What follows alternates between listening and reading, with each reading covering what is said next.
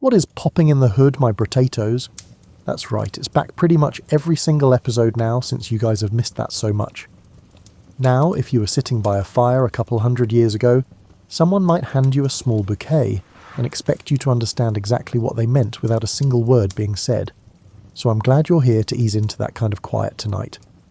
This episode is, and will always be, a carefully researched and thoughtfully shaped sleep story, built from historical accounts and period writings, designed to be both accurate and calming. Now, with the fire settling into a steady glow, we're drifting into the secret language of flowers, how florography spread across 18th and 19th century Europe, how meanings were assigned, messages arranged, and how something so simple once carried entire conversations before slowly fading away. If this calm, slightly boring reflection helps you unwind, feel free to follow, drop a like, and tell me where you're listening from and what time it is for you. Now shut those lights off, let your head rest into the pillow, turn on that fan and let's get rolling. Long before text messages and phone calls, people found creative ways to say what words could not. In the drawing rooms and gardens of 18th and 19th century Europe, flowers became a language all their own. Tonight, you will discover how a simple bouquet could convey love, rejection, warning, or hope without a single word spoken aloud. You stand in a London garden in 1716. The air smells of roses and freshly turned earth. Around you, guests in powdered wigs drift between flower beds, their silk shoes collecting dew from the grass. The evening light turns everything golden. Bees work the lavender borders with drowsy determination. This is not your garden party. You are merely observing, as one does when time itself decides to be generous with its secrets. The hostess, Lady Mary Wortley Montague, has just returned from Constantinople. She carries something more valuable than Turkish silks or exotic spices. She carries an idea. Lady Mary is 30 years old. She is brilliant, well-travelled, and completely uninterested in the conventional limitations placed on women of her era. Her journey to the Ottoman Empire came about because her husband was appointed ambassador to the Turkish court. Most English women would have stayed home. Lady Mary insisted on going along. She spent 2 years there, 2 years watching, learning, and recording everything she saw. She witnessed customs that English society would find shocking. She observed freedoms that English women did not enjoy, and she discovered something that would fascinate her for the rest of her life. The Turk spoke with flowers. Now she moves through her guests with unusual purpose. In her hands she holds a small bouquet, 3 roses, 2 sprigs of myrtle, a single stem of jasmine. To most of her guests this is simply a pretty arrangement, but Lady Mary knows better. The roses are pink, not red. This matters enormously. The myrtle has been placed at a specific angle. The jasmine wraps around the stems in a deliberate pattern. Every element of this bouquet has been chosen and positioned according to rules that nobody in this garden understands except Lady Mary herself. She has spent 2 years in the Ottoman Empire. She has watched Turkish women communicate through flowers when words were forbidden or dangerous. She has learned that a yellow rose means something entirely different from a red one. She has discovered that the way you hold a flower can change its entire meaning. She learned this necessity. In the Ottoman court, men and women occupied separate spheres. Direct communication between unmarried young people was impossible. Chaperones monitored every interaction. Letters could be intercepted. Private conversations were forbidden. But flowers moved freely through the world. A servant could carry a bouquet without suspicion. A young woman could accept flowers without scandal. And if you knew the code, those flowers could tell you everything you needed to know. Lady Mary filled her letters home with descriptions of this practice. She wrote to her sister about the elaborate system of selim. She explained how Turkish lovers conducted entire courtships through botanical arrangements. She promised that when she returned to England she would teach this secret language to anyone who wished to learn it. Tonight she plans to share this discovery with England. You watch as she approaches a young woman near the fountain. The woman has been crying. Everyone at the party knows why. Her father has arranged her marriage to a man 3 times her age. The groom is wealthy but cruel. He has buried 2 wives already. In 3 weeks she will become the wife of someone she barely knows and deeply fears. The young woman's name is Catherine. She is 19. She has no power to refuse this marriage. Her father needs the money the match will bring. Her opinions are irrelevant. Her feelings do not matter. She will marry the old man, and that is the end of discussion, except that Lady Mary is about to offer her something, not escape, not rescue, but something almost as valuable, a way to speak when speech is forbidden. Lady Mary hands her the bouquet. The young woman accepts it with confusion. Her hands shake slightly as she holds the flowers. She looks at Lady Mary with red-rimmed eyes. Lady Mary leans close and whispers something. She speaks for perhaps 30 seconds. She explains what the roses mean, what the myrtle signifies, why the jasmine has been included. She tells Catherine that these flowers say courage, hope, and the promise that even in difficult circumstances beauty can exist. The woman's expression changes. She studies the flowers with new understanding. A small smile appears on her face. Not happiness exactly, but something like relief. Someone has acknowledged her situation. Someone has offered her a way to express what she cannot say aloud. Catherine tucks the bouquet into the lace at her bodice. She will keep these flowers until they crumble to dust. And she will remember that on the night when she felt most trapped and voiceless, someone taught her that flowers could speak for her. Other guests notice the exchange. They see Lady Mary whispering. They see Catherine smile. They wonder what was said. Within the week, 3 different women will call on Lady Mary asking about the flowers. Within the month, she will have taught a dozen ladies the basics of Turkish selim. What Lady Mary has just done will ripple through Europe for the next 150 years.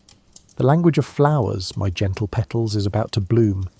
You find yourself now in an Istanbul garden in 1698. This is where it all truly begins. The Ottoman Empire has refined flower communication into an art form called selam. The word itself means greeting.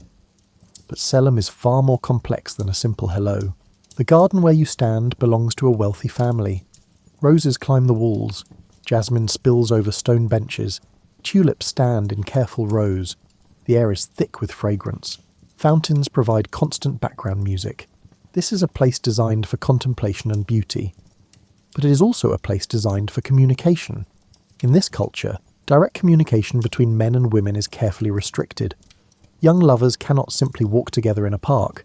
They cannot send letters that might be intercepted and read. They certainly cannot have private conversations without chaperones listening to every word. The restrictions are not arbitrary cruelty. They exist to protect reputation and maintain social order. An unmarried woman must guard her virtue carefully. Any hint of impropriety can ruin her prospects. Her family's honour depends on her behaviour. The stakes are genuinely high. So they talk with flowers instead. A man wants to tell a woman he thinks of her constantly. He sends her a sprig of rosemary. The herb has meant remembrance for centuries. It grows in gardens throughout the Mediterranean. Its scent is sharp and unmistakable. It preserves memories in its very fragrance. She receives the rosemary and understands immediately. No words, no scandal, just rosemary and the message it carries. But the system is far more sophisticated than simple flower meanings. The Turks have developed an entire grammar of flowers. How you present a flower matters as much as which flower you choose. Hold it with your right hand and the meaning is positive. Switch to your left hand and you reverse the message entirely. A red rose in the right hand says, "I love you." The same rose in the left hand says, "My feelings have changed." The flower has not changed. Your hand has. And that changes everything. The placement of flowers adds another layer of meaning. Wear a flower on your heart and you express deep emotion. Place it near your head and you signal careful thought rather than passion. Turn it upside down and you reverse its traditional meaning completely. A tulip normally means perfect love. But present a tulip upside down and you suggest that love has been poisoned by doubt or betrayal. The same beautiful flower becomes an accusation simply by orientation. Even the number of flowers carries significance. 3 roses mean something different from 4. An odd number might suggest secrecy or confidentiality. An even number could indicate openness and public acknowledgement. A man who sends 5 flowers is saying this is between us alone. A man who sends 6 flowers is saying I want the world to know. The quantity speaks as loudly as the blooms themselves. The colour of wrapping or ribbon matters too. Red intensifies romantic meanings. White suggests purity or spiritual connection. Green indicates hope for the future. Black warns of danger or mourning. The time of day when flowers arrive can modify their message. Morning delivery suggests fresh new feelings. Evening delivery indicates long-held emotions. Flowers that arrive at midnight carry urgency or desperation. The Turks have created a language with vocabulary, grammar and syntax. It simply happens to use petals instead of letters. You watch a young woman receive a small bouquet from a servant. The servant is elderly and trusted. She accepts payment and leaves without comment. This is her job. She has delivered hundreds of such messages. She never asks questions. The young woman takes the bouquet to her private chamber. She closes the door. She sits by the window where light is best. She studies the arrangement carefully. 7 flowers total. An odd number, suggesting privacy. 3 red tulips held upright. 4 white roses positioned below them. A single sprig of basil wrapped in green ribbon. The whole arrangement is presented with stems pointing toward her heart. She begins decoding the message. Red tulips mean perfect love. The fact that there are 3 of them emphasizes the sincerity. The upright position confirms positive intent. White roses indicate pure devotion. 4 of them suggest stability and commitment. Their placement below the tulips shows proper humility. The sender does not presume too much. Basil carries complex meanings. It can suggest hatred, but that makes no sense in this context. It can also mean best wishes or good luck. She decides it indicates blessing and hope for the future. The green ribbon confirms this interpretation. Green means hope. The sender is hopeful about their future together. The stems pointing toward her heart tell her this message comes from deep feeling, not casual interest. The whole bouquet translates to something like this. I love you truly and completely. My intentions are pure and honourable. I come from a good family with resources to support you. I hope for your acceptance. I will wait for your answer. She has received a marriage proposal. She knows who sent it. They have met briefly at family gatherings, always with chaperones present. They have never spoken privately, but he has watched her, and now he has asked. She considers her response carefully. She likes him. He seems kind. His family is respectable. Her father would approve the match. She could do much worse. She decides to accept, but she will also set certain terms. She values honesty above wealth. She expects fidelity and respect. She will require time to prepare for such a significant change in her life. She goes to her own garden. She selects flowers with the same care he used. She chooses pink roses for admiration and grace. She adds jasmine for amiability, indicating she finds him pleasant. She includes myrtle for marriage, giving her clear acceptance. She adds a single iris for wisdom, suggesting she values intelligence. She arranges them in groups of 4, even numbers for openness. She wants him to know she is answering honestly and without games. She wraps everything in white ribbon for purity of intent. She hands the bouquet to the same elderly servant and includes payment. Her reply will reach him by tomorrow. She has said yes to the meeting. She has also indicated that she values honesty above wealth. She has set terms for their courtship without speaking a single word.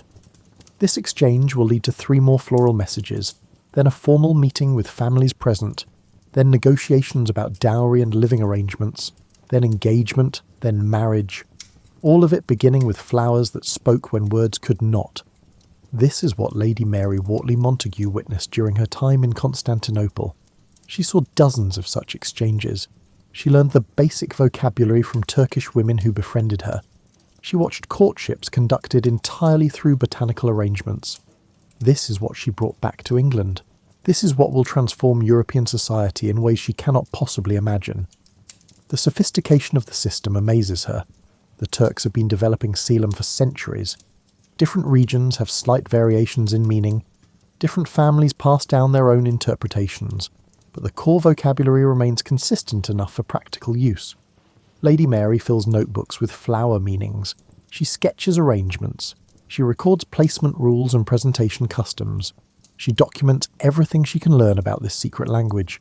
She understands that England needs this. English women face their own restrictions. They cannot speak freely about emotions.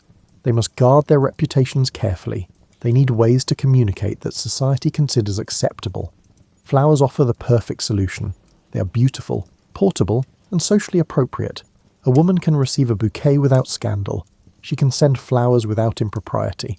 The language operates in plain sight. Lady Mary returns to England with her notebooks full of flower lore. She's ready to teach this secret language to anyone who will listen. You return to England now. The year is 1718. Lady Mary has published her Turkish embassy letters. In them she describes the coelom in detail. She explains how flowers can convey thoughts that society forbids women to speak aloud. English society, as it turns out, is extremely interested in this concept. The Georgian era loves secret languages. This is a culture obsessed with coded communication. Fans have their own elaborate system. A woman can signal interest, warning, or rejection with a flick of her wrist. Hold a fan to your right cheek and you say yes. Hold it to your left cheek and you say no. Open it slowly and you express caution. Snap it shut and you indicate impatience. Gloves can be adjusted in ways that send specific messages to those watching carefully. Drop one glove and you signal that you wish to be followed. Drop both gloves and you indicate love. Twist them in your hands and you express indifference. Even the way someone carries a handkerchief can communicate volumes to those who know the code. Place it to your lips and you desire a kiss. Let it fall from your hand and you suggest you want to be friends. Fold it carefully and you indicate no interest. Flowers fit perfectly into this world of unspoken conversations. Lady Mary becomes something of a celebrity after her letters are published. Women of quality seek her out at social gatherings. They want to know more about the Turkish flower language. They ask her to explain the meanings. They request instruction in proper arrangements. She obliges. She holds informal gatherings where she teaches the basics of coelom. She demonstrates how to decode a simple bouquet. She explains the grammar of hand positions and stem orientations. She shares what she learned in Constantinople. At first, only the aristocracy dabbles in flower language. It remains a parlour game for the wealthy. A marchioness might send a small bouquet to a duchess with a teasing message tucked between the petals. The duchess would reply in kind. Both women would laugh at their cleverness while drinking tea. The practice spreads slowly at first. It takes time for knowledge to circulate beyond Lady Mary's immediate social circle. But gradually more people learn the basics. A woman who attended one of Lady Mary's gatherings teaches her sister. The sister teaches her friends. The friends teach their daughters. But something shifts in the late 1700s. The practice begins to spread beyond aristocratic drawing rooms. Middle-class families start learning flower meanings. The growth of literacy helps. More people can read. More people purchase books. And books about flowers begin to appear. Young women begin pressing flowers into journals and recording their significance. They create personal references for themselves. They note which flowers mean friendship and which suggest romance. They draw sketches of arrangements and label each bloom with its symbolic value. Mothers teach daughters which flowers mean what. This becomes part of female education, like learning to embroider or play the pianoforte. A well-bred young woman should know her flower meanings just as she should know how to conduct herself at a ball. The practice becomes deeply intertwined with garden culture. English gardens in the 18th century are already elaborate affairs. Wealthy families maintain extensive flower gardens. They grow roses, lilies, tulips, jasmine, lavender, and hundreds of other species. Now these gardens gain additional purpose. They become living vocabularies. A woman who knows flower language looks at her garden and sees not just beauty but potential messages. Each flower bed represents possibilities for communication. Books appear. Small dictionaries of flower meanings start circulating. A bookseller in London publishes a slim volume titled The Language of Flowers in 1772. It is barely 80 pages long. The print is tiny, the binding is cheap, but it sells out within a month. You flip through one of these early flower dictionaries. The entries are brief but specific. Each page lists flowers alphabetically with their assigned meanings. Amaryllis means pride or splendid beauty. The book does not explain why. It simply states the association as fact. Anemone suggests forsaken or sickness. Again, no explanation. The meaning is presented as established truth. Arbutus translates to thee only do I love. This is oddly specific for a relatively uncommon plant. But the dictionary insists this is what arbutus means. Each page reveals new possibilities for silent conversation. Bachelor buttons mean celibacy. Balm indicates sympathy. Balsam means impatience. Bay leaves suggest glory. Begonia warns beware. The definitions are not always consistent between different books. This becomes a persistent problem. Different authors assign different meanings to the same flowers. A white lily might mean purity in one dictionary and majesty in another. Yellow roses could indicate friendship or jealousy depending on which book you consult. This inconsistency will plague florography throughout its existence, but for now, it simply adds to the mystery and appeal. The fact that flower meanings are not completely standardized makes the practice feel more esoteric and special. You need to know which dictionary someone is using to properly decode their message. Young women become experts in flower symbolism.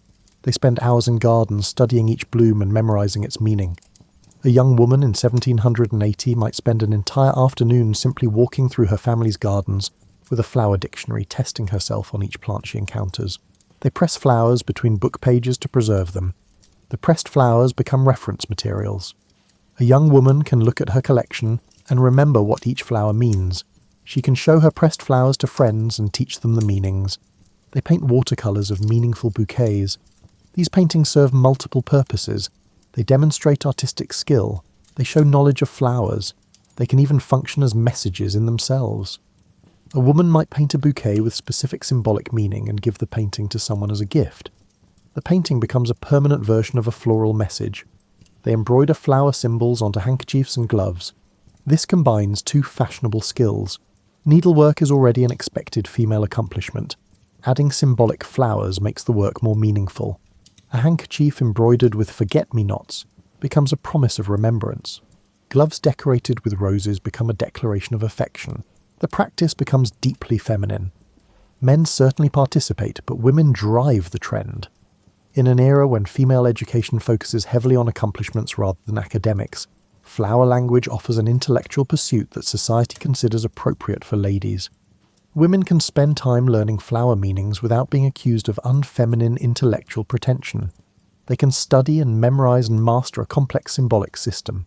They can engage in linguistic analysis and creative composition. All of this is acceptable because it involves flowers, which are suitably feminine. You watch a young woman in 1785 receive a bouquet from an admirer.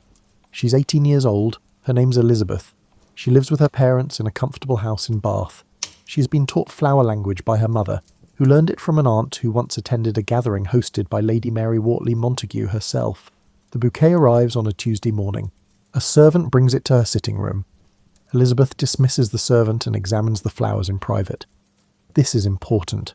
Decoding a floral message requires concentration. It is not something to do while others watch. She takes the bouquet to her room and carefully dismantles it. She lays each flower on her writing desk. She counts them, 7 flowers total. An odd number, suggesting the message is meant to be kept private. The flowers are not randomly chosen. Each one has been selected deliberately. 3 peonies. She consults her flower dictionary. Peonies mean bashfulness or shame, but in combination with other flowers, they can suggest a bashful declaration of love. The sender is shy but sincere. 2 forget-me-nots. These are unambiguous. True love and remembrance. He wants her to remember him. He suggests his love is genuine. 1 stem of honeysuckle. This means devoted affection, or generous and devoted affection, depending on which dictionary you use. Elizabeth's dictionary says devoted affection. She decides that interpretation fits the overall tone of the arrangement. 1 red rose at the centre. This is the heart of the message. Passionate love, deep romantic feeling. This is the main clause of his floral sentence. Everything is wrapped with myrtle. Myrtle is the traditional symbol of marriage. It has meant matrimony for centuries. Its inclusion here is unmistakable. He is not suggesting casual courtship. He is proposing marriage. His message is clear and specific. I love you deeply and devotedly. I know I am bashful and perhaps not bold enough. I promise to remember you always and to remain faithful. Will you marry me? Elizabeth knows who sent the flowers. There is a young man who's been attending the same social gatherings as her family. His name is Thomas. He is pleasant-looking but shy. They have spoken briefly on 3 occasions. Each time he seemed nervous and tongue-tied. Now she understands why. He has been trying to work up the courage to express his feelings. He has chosen flowers to speak for him because speaking himself is too difficult. She likes him well enough. He seems kind. He comes from a respectable family with modest means. Her father has mentioned that Thomas would be an acceptable match if Elizabeth were interested, but she's not certain she loves him. The flowers give her time to think. She does not need to answer immediately. She can consider his proposal carefully. She can consult her feelings. She can decide whether Thomas's bashful devotion is enough to build a marriage upon. She begins selecting her own flowers for a reply. This will take considerable thought. She wants to be kind but also honest. She will craft a message that acknowledges his feelings while buying herself time to decide.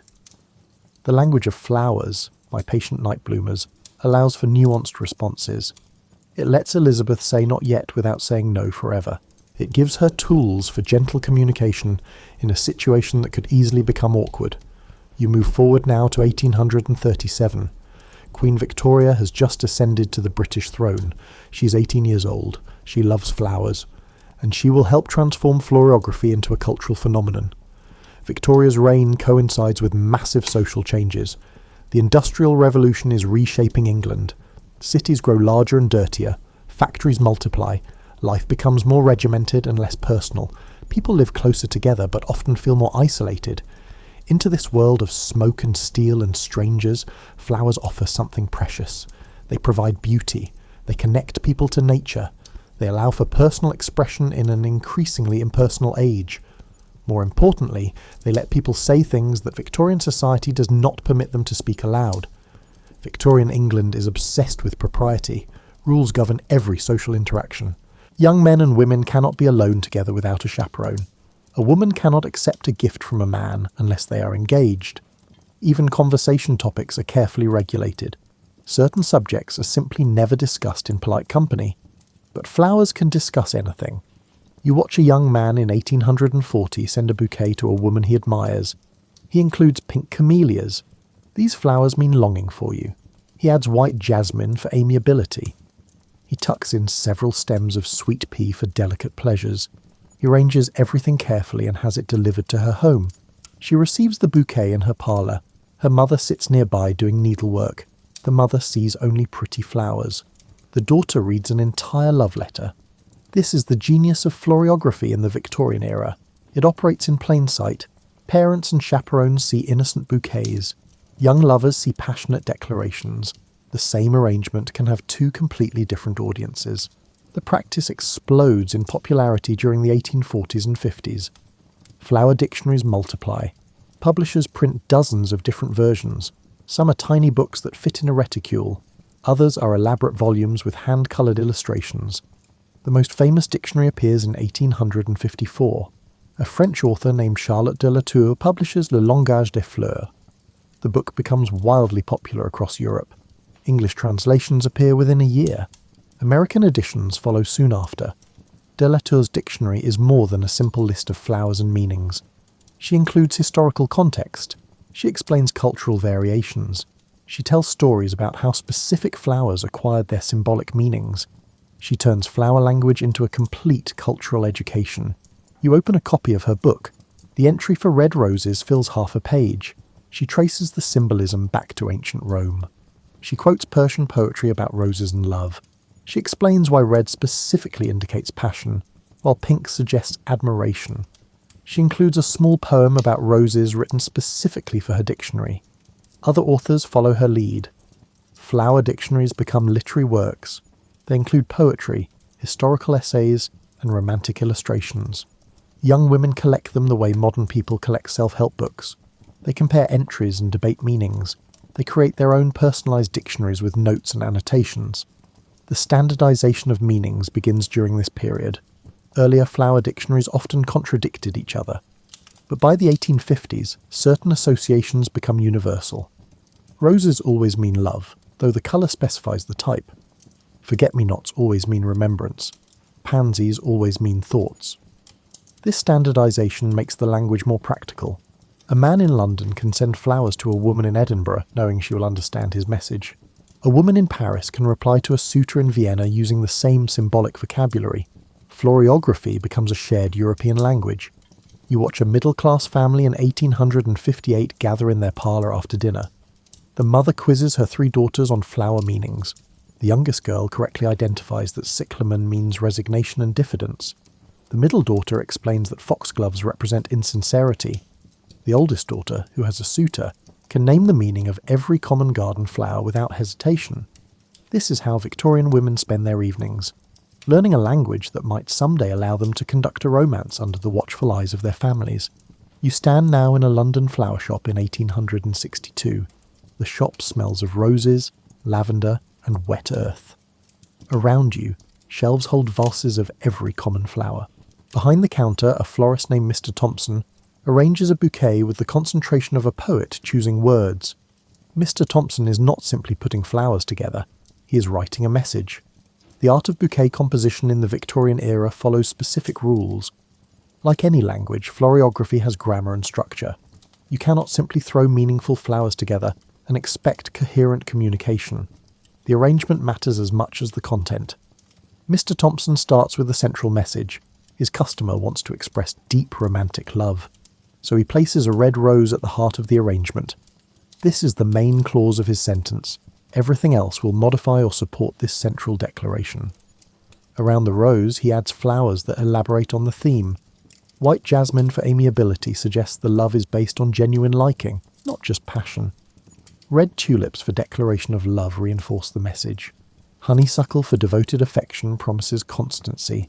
But Mr. Thompson also needs to acknowledge obstacles. The customer has mentioned that the woman's father disapproves of the match, so he includes a sprig of balsam for impatience. He adds a small cluster of yellow tulips for hopeless love. These flowers admit the difficulty while maintaining the overall message of devotion. The positioning of each flower carries meaning. The most important flowers go in the centre or top of the arrangement. Supporting flowers cluster around the edges. Flowers that modify or qualify the message appear lower in the bouquet. Mr. Thompson ties the whole arrangement with a specific type of ribbon. The colour matters. Red ribbon intensifies romantic meanings. White ribbon suggests purity. Green ribbon indicates hope. He chooses red because his customer wants no ambiguity about his intentions. He wraps the bouquet in paper and hands it to the young man. He has created a complex message in flowers. The bouquet says, "I love you deeply and devotedly. I know your father objects. I'm impatient but will wait for you. I think of you constantly. Will you marry me?" 20 flowers. 30 words. One unmistakable message. You watch similar scenes play out across Victorian England. Florists become skilled translators. Customers come in with emotions they need to express. The florists turn feelings into flowers. They master the subtle art of floral communication. Some florists become famous for their skill. A shop in Covent Garden gains a reputation for particularly eloquent sympathy arrangements. A florist in Bath becomes known for creating the most romantic proposals in bouquet form. People travel across the city to commission arrangements from the most talented flower composers. The complexity of the language increases. Experienced practitioners develop shortcuts and conventions. The placement of a single fern can change an entire bouquet's meaning from optimistic to melancholy. The angle at which flowers are presented modifies their message. A bouquet held upright means one thing. The same bouquet turned upside down means the opposite. Some rules seem almost comically specific. Present flowers with your right hand and the meaning is as stated in the dictionaries. Present with your left hand and you negate everything.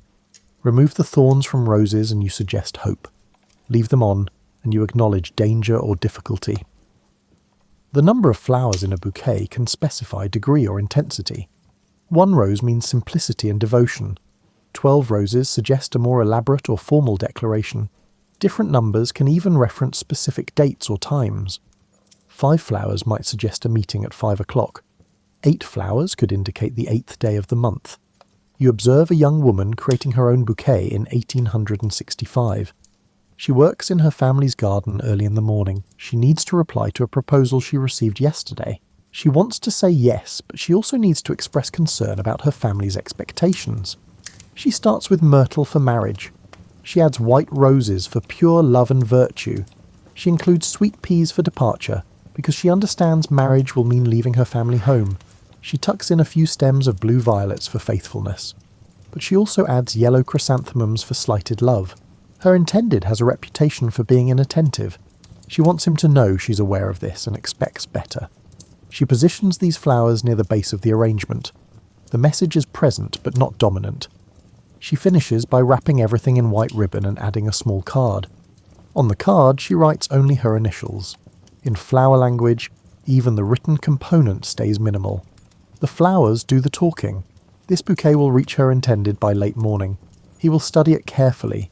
He will decode her acceptance and her warning. He will know that she loves him but expects him to change certain behaviours. He will understand that she is not naive about his flaws, and if he is wise, he will send his own carefully composed reply acknowledging her concerns and promising improvement. You move now through different moments in Victorian life. Flowers accompany every significant event. They mark transitions, celebrate achievements, offer comfort, and convey warnings. Floriography becomes the emotional infrastructure of the era. Births receive specific flower arrangements. New mothers are sent white roses for new beginnings. Pink roses celebrate baby girls. Blue delphinium announces boys. But the language goes deeper. Flowers also convey hopes for the child's future, daisies for innocence, oak leaves for strength, honeysuckle for bonds of love. You watch a grandmother in 1868 create a welcome bouquet for her first grandchild. She includes snowdrops for hope. She adds lily of the valley for return of happiness. She tucks in forget-me-nots because she wants this child to remember her always. She creates a message that spans decades, a botanical letter to someone who cannot yet understand words. Weddings become theatrical displays of flower language. Every bloom carries meaning. The church is decorated with flowers chosen for their symbolism, not just their beauty. The bride's bouquet tells a story. The groom's boutonniere responds to that story. Even the flowers worn by family members convey specific messages. Orange blossoms for eternal love and marriage. These white flowers from citrus trees have meant matrimony for centuries. Their scent is intoxicating and unmistakable. Their association with marriage is so strong that brides in the Victorian era often wear orange blossom crowns or carry entire branches of orange blossoms even when other flowers make up most of their bouquets. Myrtle for constancy and marriage itself. This evergreen plant represents fidelity and lasting commitment. Queen Victoria includes myrtle in her wedding bouquet in 1840. She starts a tradition that continues for generations. Royal brides after her include myrtle as a nod to Victoria's influence on wedding customs. Roses for love, with the colour specifying the exact type and intensity. Red roses mean passionate romantic love. White roses indicate pure and virtuous love. Pink roses suggest gentle affection mixed with admiration.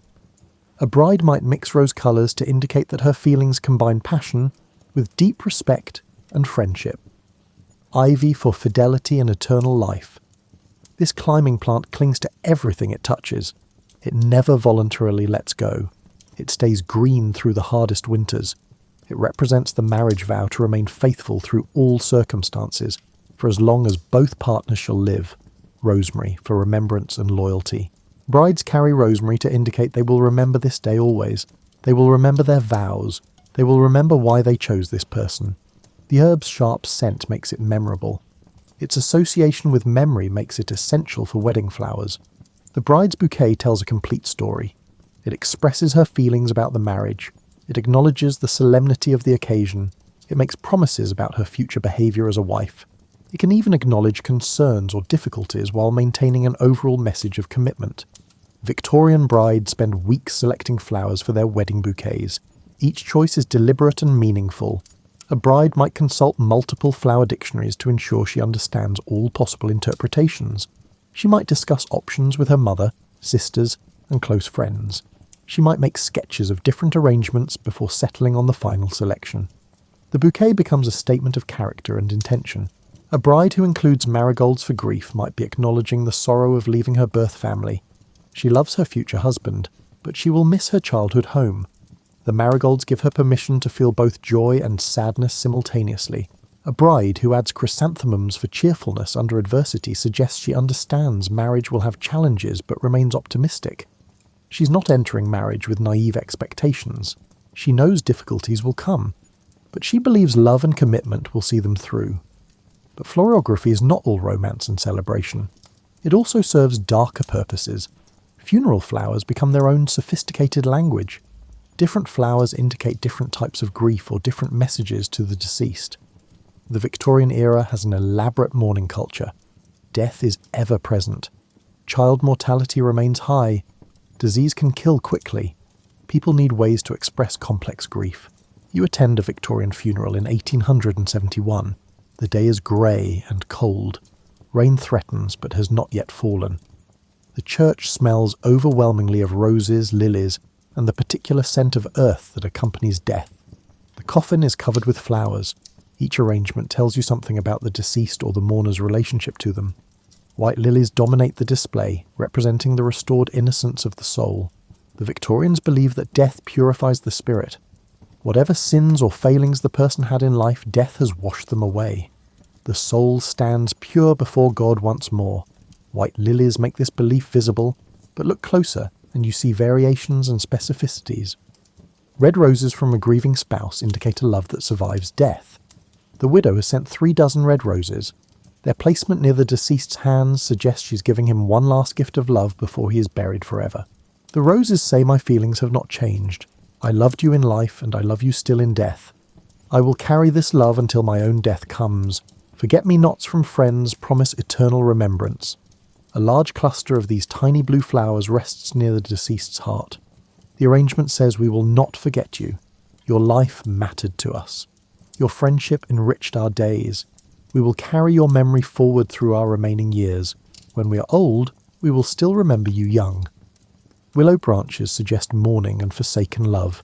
These grey-green branches droop naturally downward. They represent grief that bends you down under its weight. They acknowledge that loss is heavy and sometimes feels unbearable. A daughter has placed willow near her father because her sorrow feels too crushing to stand upright under. Cypress represents grief itself in its purest form. This dark evergreen tree has meant mourning since ancient Greek and Roman times. Victorians use cypress branches in funeral arrangements to acknowledge the reality of death and the legitimacy of grief. The cypress says it is right to mourn. This loss deserves tears. Do not apologize for your sadness.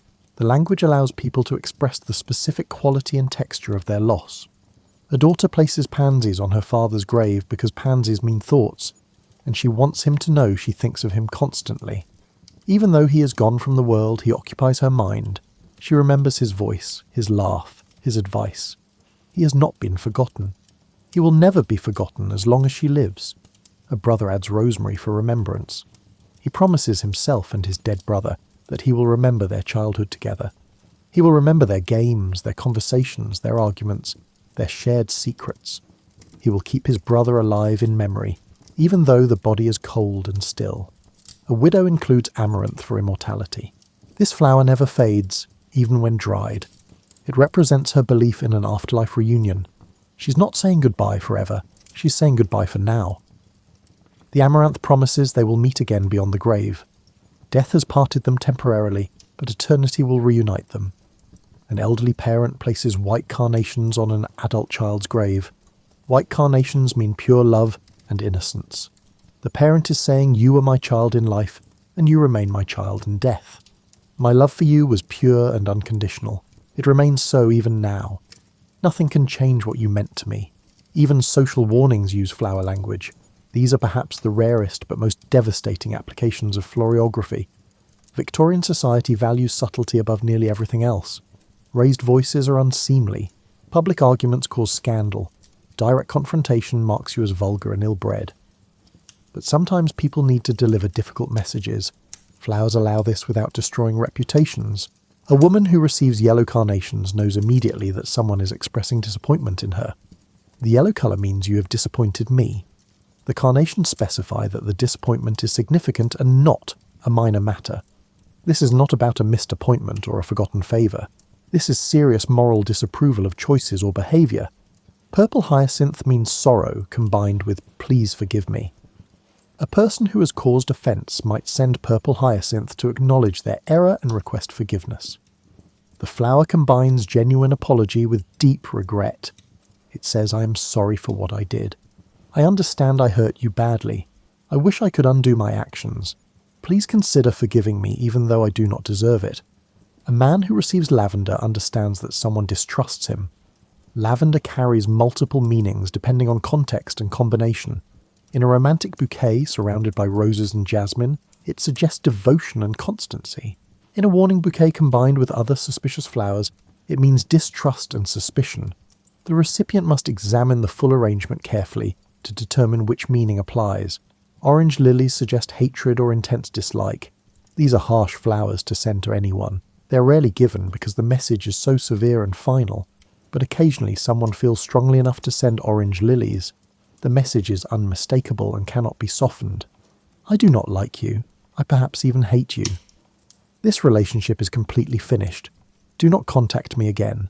These warning bouquets are rare but remarkably effective. They accomplish what direct words cannot do without scandal. They deliver devastating messages while maintaining the appearance of polite social interaction. A woman can send flowers expressing hatred while remaining technically proper. No one can accuse her of making a scene. You watch a young woman in 1873 receive a small bouquet from someone she thought was a friend. The flowers arrive on a Thursday afternoon in March. She accepts them with pleasure at first. She expects friendship flowers like violets or yellow roses. Perhaps her friend is celebrating spring or acknowledging an upcoming birthday. She carries the bouquet to her private room. She sits by the window where afternoon light is strongest. She begins to examine the flowers more closely. Her initial smile fades as she identifies each bloom and decodes its meaning. Yellow carnations for disappointment. Her friend is disappointed in her. Already the message is concerning, but it continues. Orange lilies for dislike or hatred. The friendship is not merely strained, it is destroyed. Her friend actively dislikes her now. Basil, which can mean hatred in certain contexts. The repetition of this theme confirms it. Her friend is not being subtle. The hatred is real and intense. Lavender for distrust. Her friend no longer trusts her. Whatever confidence they once shared is completely broken. The arrangement is wrapped in black ribbon. Black means warning or mourning. In this case, it indicates the death of their friendship. This is a funeral bouquet for a relationship. The flowers tell her everything. Her friend has discovered a secret. Her friend is angry beyond repair. Her friend considers the betrayal serious enough to end years of closeness. No reconciliation is desired or will be accepted. The young woman sits on her bed holding the flowers. She feels physically sick. Her hands shake slightly. She knows exactly what her friend has discovered. She knows why this bouquet has arrived today. She has no defense for what she did. She made a choice. She thought it would remain secret. Her friend found out anyway. This bouquet represents the consequence and the verdict. She considers writing a letter of apology. She considers attempting to explain her reasoning. But she understands that these flowers represent a final judgment already rendered. Her friend has already decided. The friendship is over completely. No appeal is possible. She will eventually write that apology letter anyway. She will attempt some explanation, but she knows it will change nothing. These flowers have spoken with finality. What is done cannot be undone. What is broken cannot be repaired. No shouting occurred. No public scenes happened. No one's reputation was damaged by improper behaviour. Just flowers that carry the weight of betrayal, and the message that some actions destroy relationships beyond any hope of repair. But floriography also offers reconciliation. A person who is offended can send white roses for "I am worthy of you." They can include balsam for impatience, acknowledging they acted hastily. They can add chamomile for patience in adversity, suggesting they have learned from their mistake.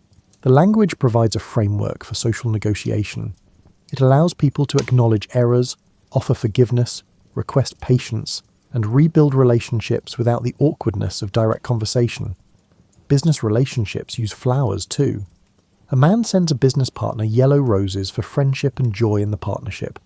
He includes oak leaves for strength, suggesting confidence in their venture. He adds holly for foresight, indicating careful planning. Teachers receive flowers from students at term's end.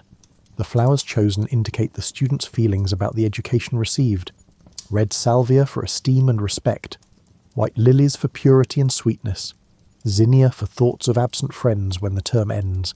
Every social occasion has its appropriate flowers: coming of age, retirement, achievement, travel, return from travel. Each moment in life can be marked with carefully chosen blooms that say what words cannot or should not express directly. You arrive now at the peak of Victorian flower obsession. The year is 1876. Floriography has gone from elegant communication to absolute mania. People are getting ridiculous about it. A woman in Brighton has just published a flower dictionary that includes over 800 different plants, each with its own specific meaning. She has assigned symbolism to flowers that most people have never seen and cannot even pronounce. She includes Latin names and detailed botanical descriptions. She takes herself very seriously. Her book is 200 pages long. It is absurd. You watch a young man attempt to use this dictionary to compose a simple, "I miss you" bouquet. He spends 3 hours trying to find the perfect combination of flowers. He cross-references multiple entries.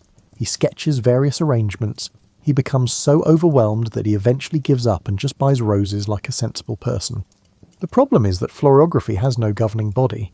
No Academy of Flower Language sets official definitions. Anyone can publish a dictionary, and many people do. By the 1870s, dozens of competing flower dictionaries circulate through England and Europe. They disagree with each other constantly. One dictionary says yellow roses mean friendship. Another insists they indicate jealousy. A third claims they suggest infidelity. A fourth argues they mean joy and gladness. A man trying to send a friendly bouquet to his sister might accidentally tell her he suspects her of cheating on her husband. The inconsistencies create genuine problems. A woman receives a bouquet containing geraniums. She consults her flower dictionary. Geraniums mean comfort or consolation. She assumes the sender knows she's going through a difficult time and wants to support her. She feels touched by the gesture. Later, she discovers that in his flower dictionary, geraniums mean stupidity and folly. He has just insulted her intelligence. She's not touched. She is furious. Etiquette books try to address the confusion. They publish standardized lists of flower meanings. They plead with people to use only common flowers with universally agreed meanings. They suggest that senders include notes clarifying which dictionary they are using. But this defeats the entire purpose of silent communication. The whole point of flower language is that it operates without words. Adding a note saying please decode this using the Johnson Dictionary of 1873 rather undermines the romantic mystery. You observe a dinner party in London where flower language becomes a parlour game. The host challenges guests to identify flower meanings. Chaos ensues. Each guest has memorised different definitions. Arguments break out. A normally cheerful gathering nearly ends in offence when someone insists that peonies mean bashfulness and shame, while another guest is absolutely certain they represent prosperity and honour. The host eventually bans flower language discussion from her future parties. Some practitioners become insufferable. They show off their knowledge of obscure flower meanings. They correct others constantly. They write long letters to newspapers debating whether monkshood means beware or knight errantry. They take a charming practice and turn it into competitive academics. A magazine publishes a satirical article in 1878 titled The Complete and Absolute Language of Flowers, including every plant known to man and several yet to be discovered. It lists absurd meanings for ridiculous plants. Garden weeds mean philosophical doubt. Moss indicates a tendency toward melancholy combined with excellent posture. Dead leaves represent the futility of human ambition. The article is meant as mockery. But several people write to the magazine asking where they can purchase seeds for some of the listed plants. The commercial aspects get out of hand as well. Florists charge premium prices for fashionable flowers. A woman who wants to send a message using flowers mentioned in the latest popular dictionary might pay triple the normal rate because demand has outstripped supply. Some entrepreneurs start growing flowers specifically for their symbolic value rather than their beauty. Gardens fill with plants chosen entirely for their meaning in flower dictionaries. The result is often botanically correct but visually unappealing. A garden might contain plants that collectively mean hope, fidelity, eternal devotion, and domestic happiness while looking like a weedy mess. You visit such a symbolic garden in 1879. Every plant has been chosen for meaning rather than aesthetics. The owner proudly explains the message of each bed. This corner represents marital happiness. That section indicates maternal devotion. The area near the fountain suggests intellectual pursuits. The garden looks terrible, plants clash. Colours war with each other. Nothing is placed with any consideration for how gardens actually work. But the owner insists it is the most meaningful garden in England. It is definitely the ugliest. The obsession with flower language begins to attract criticism. Some writers call it frivolous.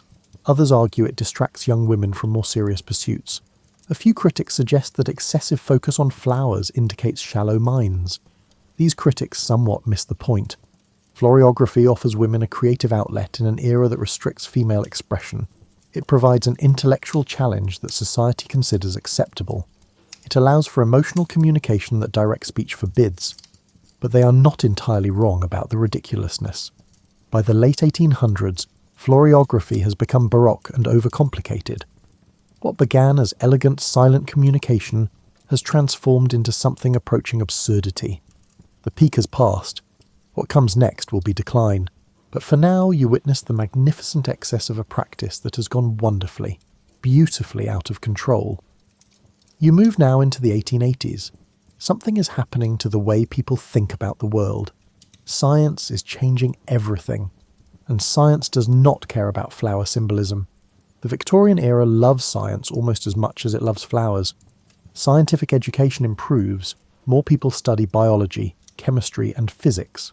Scientific methods and rational thinking spread through society. This creates a problem for florography. Botanical science classifies plants by their actual characteristics rather than symbolic meanings. It organizes flowers into families based on structure, reproduction, and genetic relationships. It studies plants as living organisms rather than metaphorical devices. A botanical scientist looks at a rose and sees sepals, petals, stamens, and pistils. They notice the arrangement of thorns. They study the chemical compounds that produce scent and colour. They categorize roses within the family Rosaceae based on shared physical traits. Nowhere in this scientific analysis does love, passion, or romantic devotion appear. You attend a lecture in 1883 given by a botanist at a London scientific society. She explains plant reproduction in precise detail. She discusses pollen transfer.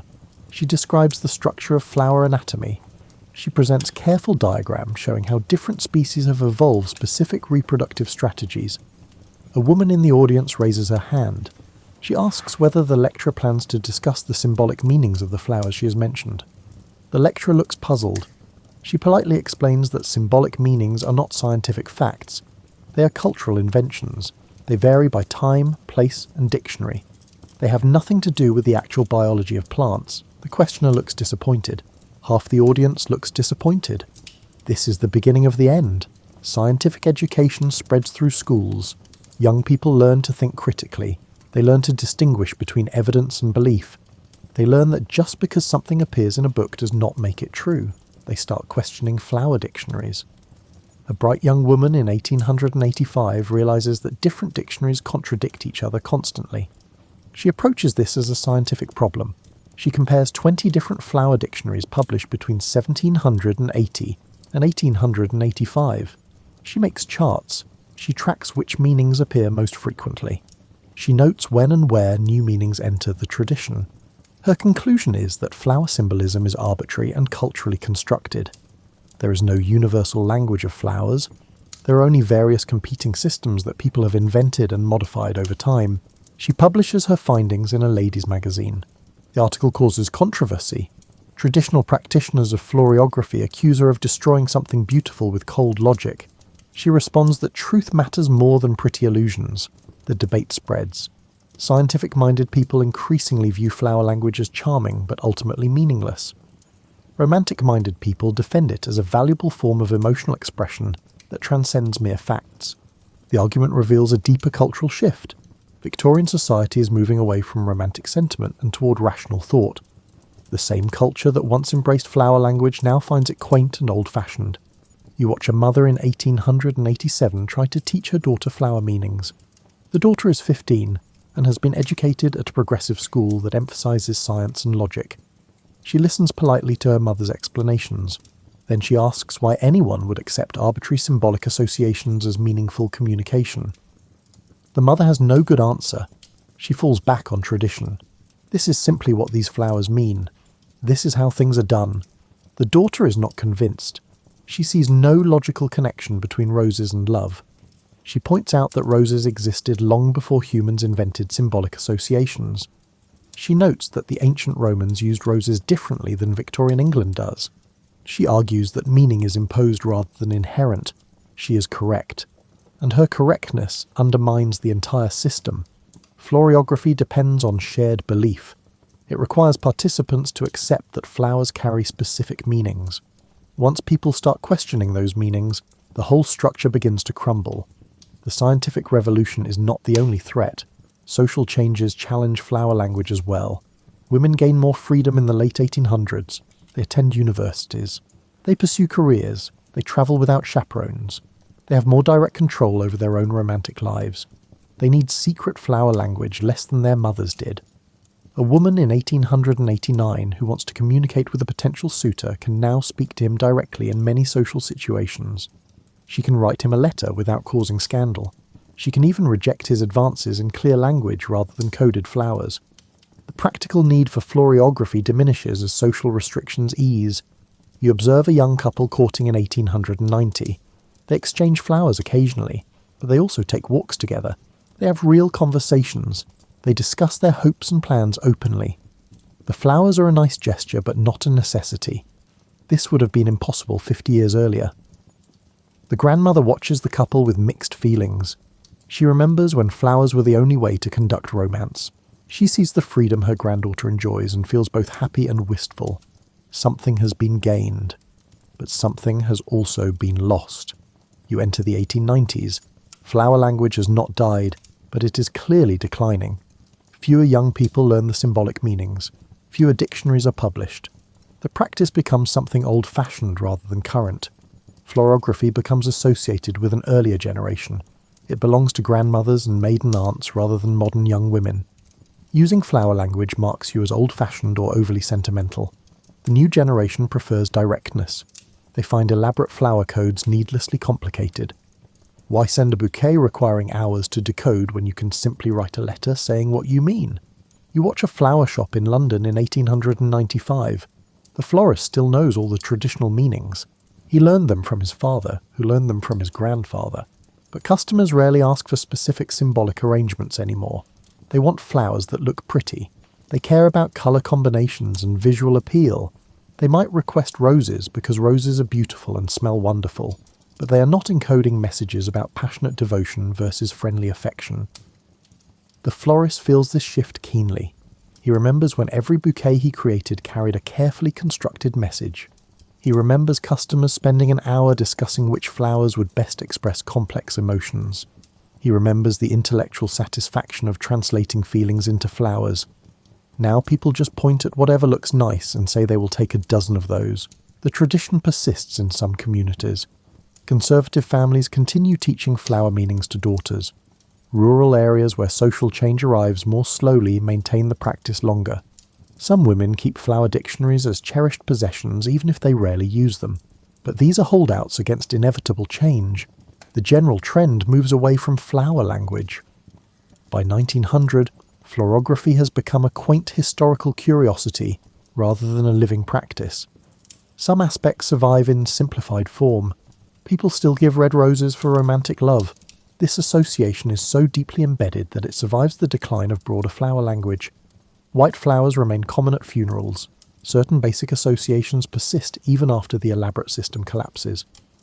But the nuanced communication that florography once allowed disappears. The ability to send complex messages through carefully arranged bouquets fades. The grammar and syntax of flower language are forgotten. You find a flower dictionary in a used bookshop in 1905. It was published in 1860. It shows signs of heavy use. Pages are dog-eared. Certain entries have notes in the margins. Someone clearly consulted this book frequently. Now it sits on a dusty shelf marked antiquarian books. It costs less than a new novel. No one has touched it in months. The shopkeeper notices your interest. He explains that such books are no longer popular. People buy them occasionally for historical curiosity, but nobody actually uses them to compose messages anymore. He sounds sad about this. He is old enough to remember when flower language mattered, when knowing that mignonette meant your qualities surpass your charms could make a real difference in someone's life. The early 20th century brings new forms of communication. Telephones become more common. People can talk to each other across distances. Written letters grow more casual and direct. Social restrictions continue easing. The need for coded communication decreases. Technology kills flower language more effectively than science or social change could. Why spend hours composing a floral message when you can simply pick up a telephone? World War I deals another blow. The war disrupts normal social patterns completely. Millions of young people die. Those who survive return to a changed world. The elaborate social customs of the Victorian era seem absurd after the brutality of trench warfare. Flowers remain important for remembrance and mourning. Poppies become associated with war dead.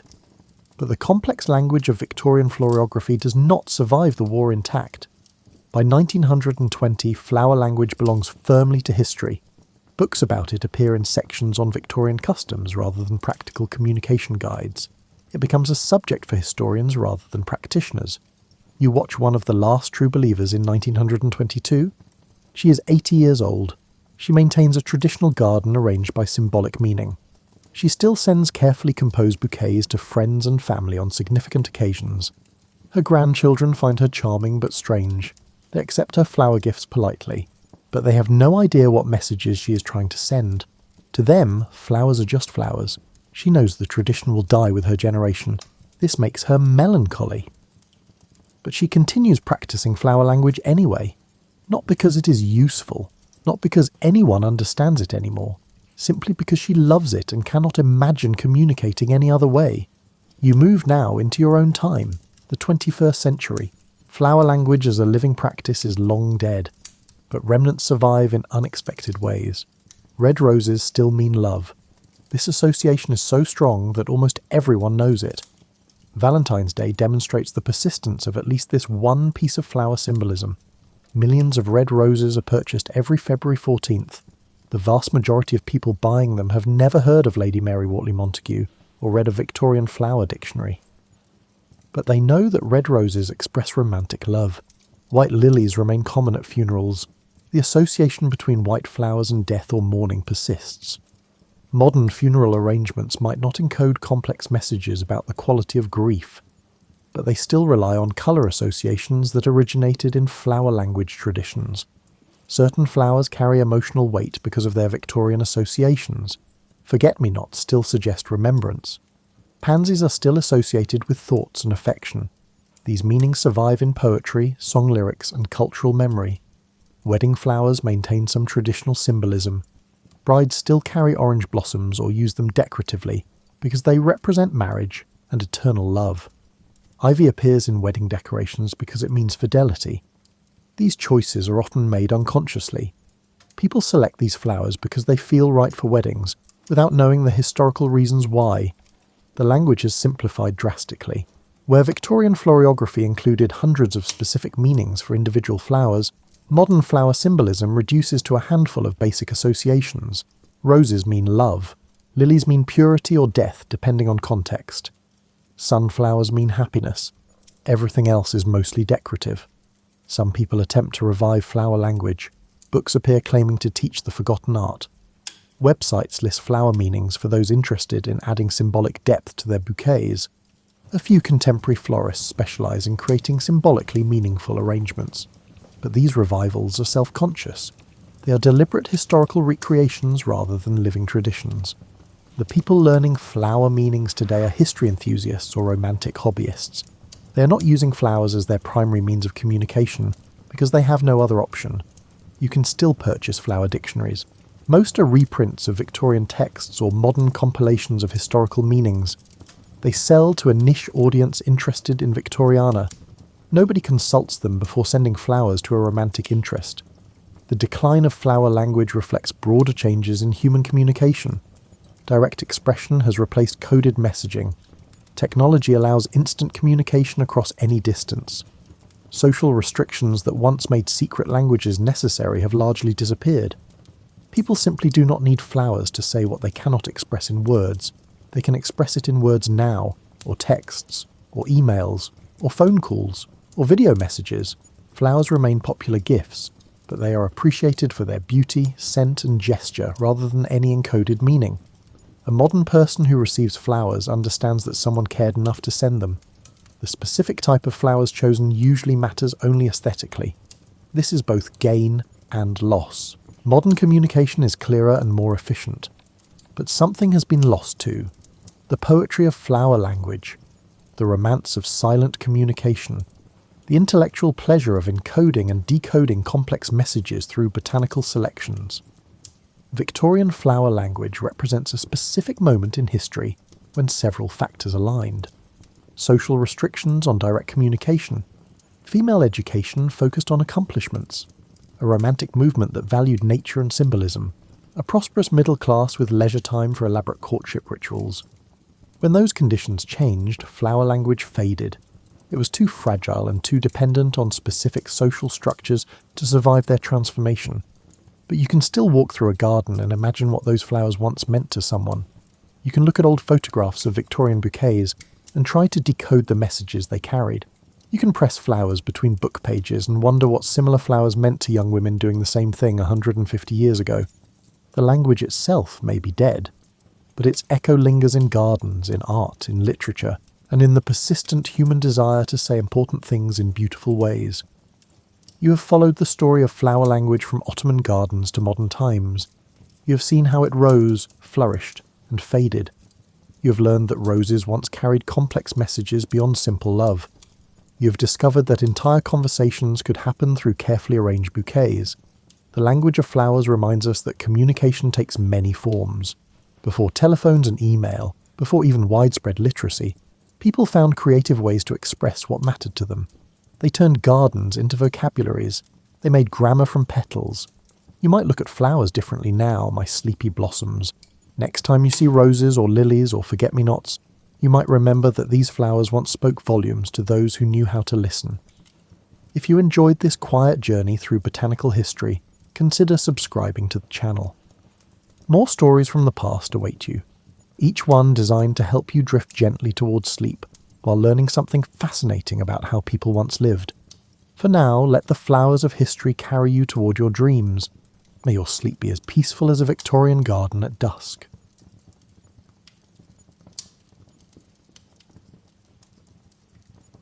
You are stepping into the world of 1831, when a young naturalist named Charles Darwin joined a small British surveying ship called HMS Beagle.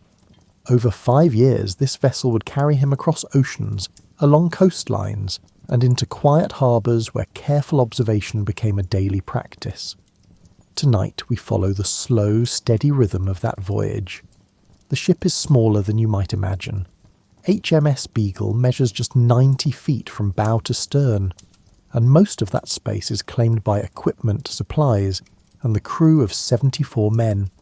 You wake in a narrow cabin that you share with charts, instruments, and collections of specimens stored in bottles and boxes. The ceiling is low enough that you cannot stand fully upright. Light enters through small portholes, and the air smells of wood, canvas, and salt. Morning begins with a bell. It rings at regular intervals, marking the watches that organise shipboard time. You rise from your hammock, dress in layers suitable for the weather, and make your way to the upper deck. The motion of the ship is constant. Even in calm seas, the Beagle shifts and rolls with the water beneath its hull. You learn to move with this rhythm, bracing yourself as you walk, adjusting your balance without thinking. Breakfast is simple: ship's biscuit, salted meat, and tea. You eat at a small table in the cramped poop cabin, sometimes alone, sometimes with Captain Fitzroy or the ship's officers. Conversation is practical: weather conditions, the day's planned route, notes about provisions. There is little ceremony, only the steady continuation of shipboard routine. After breakfast, you step out onto the deck. The crew is already at work. Ropes are checked and adjusted. Sails are trimmed according to the wind. Decks are scrubbed with seawater and stiff brushes. The work is repetitive, a cycle that repeats itself day after day. You watch the crew move with practiced efficiency, each man knowing his task without needing instruction. Your own work begins quietly. You carry a notebook, a few glass jars and tools for collecting.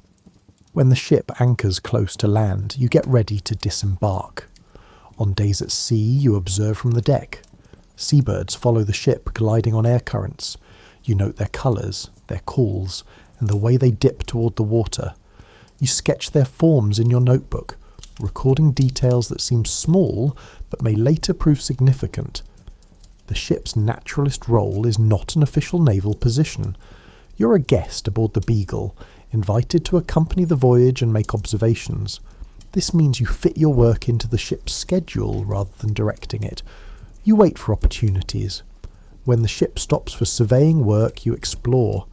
When it sails, you organise your notes and specimens. Midday brings another meal. Often it is similar to breakfast: salted pork or beef, dried peas, Ship's biscuit again. The food is plain and becomes familiar quickly. You eat what is provided, grateful for the sustenance. On days when fresh provisions are available, there might be eggs or fruit, purchased from coastal settlements. These are welcomed but not expected. Afternoons vary. Sometimes you work in your cabin, arranging specimens collected during recent shore visits. Rocks are labelled and wrapped. Plants are pressed between sheets of paper. Small creatures are preserved in spirits. Each item requires careful handling and notation. You record where it was found, the date, and any observations about the environment. This work is slow and requires concentration. Other afternoons you simply watch. The ocean changes with the light. Morning seas are one colour, afternoon seas another. Clouds shift across the sky. The horizon remains constant, a line that never approaches. You lean against the rail and let your mind settle into the rhythm of observation. There is no urgency, only attention. The ship's carpenter works nearby, mending a section of rail. The sailmaker sits cross-legged on deck, stitching canvas. The cook prepares the evening meal below. Life aboard the Beagle is a collection of individual tasks performed side by side. Everyone works at a steady pace. The work simply continues. As afternoon turns toward evening, you return to your cabin. The light through the porthole shifts to a warmer tone. You review your notes from the day, adding details you remember and correcting errors. Your handwriting is small and precise, filling page after page of bound journals. These records will outlast the voyage itself, but for now, they are simply part of the daily routine. Evening comes gradually. The crew changes watches. Those who have worked through the afternoon descend below deck to rest. Others take their places, maintaining the ship through the night. You eat your evening meal, which is much like the others. The sameness is comforting. You know what to expect. Before full darkness, you spend a few more minutes on deck. The air cools. Stars begin to appear, first a few, then many. The ship's lanterns are lit, casting small pools of light. You listen to the sounds, canvas snapping in the wind, ropes creaking and water moving along the hull. These sounds become a kind of music, a backdrop to thought. You return to your cabin and prepare for sleep. The hammock sways with the ship's motion, a gentle rocking that makes rest easier. Tomorrow will bring another day much like this one. The routine is dependable. The voyage continues steady and slow, across weeks that blend into months. A ship at sea requires constant care. The Beagle is a working vessel, and its maintenance shapes the rhythm of each day. You watch the crew perform tasks that seem small but are essential. Wood swells and shrinks with moisture. Ropes fray. Sails weaken. Nothing aboard the ship can be neglected. The carpenter is one of the busiest men. He inspects the hull regularly, looking for signs of wear or damage. When he finds a loose plank, he secures it. When a joint weakens, he reinforces it. His work is preventive, catching problems before they grow. You see him at his bench, planing wood, fitting pieces together with careful precision. The smell of fresh-cut timber mixes with the salt air. The sailmaker's work is equally important. Canvas sails endure tremendous strain. Wind fills them, stretching the fabric tight. Rain soaks them. Sun bleaches and weakens them. The sailmaker examines every sail regularly, running his hands over the surface, feeling for thin spots. When he finds damage, he cuts a patch and stitches it into place. His needle moves in a steady rhythm, pulling heavy thread through layers of canvas. Ropes require attention too. The rigging that controls the sails is a complex network of lines, each with a specific purpose.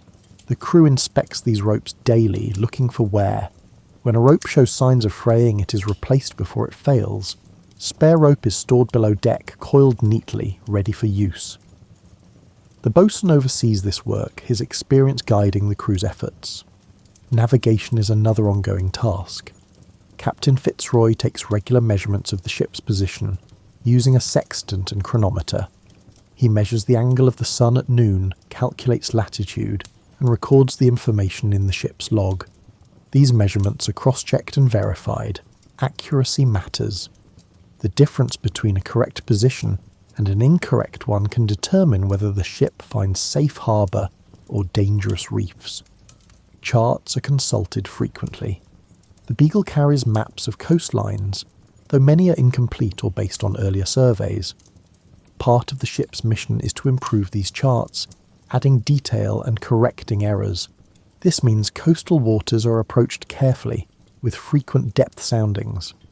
A weighted line is dropped over the side, measuring the distance to the seafloor. The crew calls out the depth, and the information is recorded. You assist with some of this work when asked. You learn to read the instruments and to understand how position is calculated. The mathematics involved are straightforward but require care. A small error in measurement can compound over time. You appreciate the discipline required and the patience to double-check and verify before trusting a number. Below deck, the ship's stores require management. Barrels of salted meat are stacked in the hold. Sacks of dried peas, flour and ship's biscuit are arranged to maximise space. Water casks are secured against shifting. The purser keeps detailed records of what is consumed, calculating how long supplies will last. Rationing is standard practice, not because supplies are scarce, but because the next resupply point may be weeks away. Fresh water is precious. The crew uses it sparingly. Washing is done with seawater when possible. Drinking water is measured out carefully. Rain is collected when it falls, channeled from the sails into barrels. You grow accustomed to using water with intention, never wasting what cannot easily be replaced.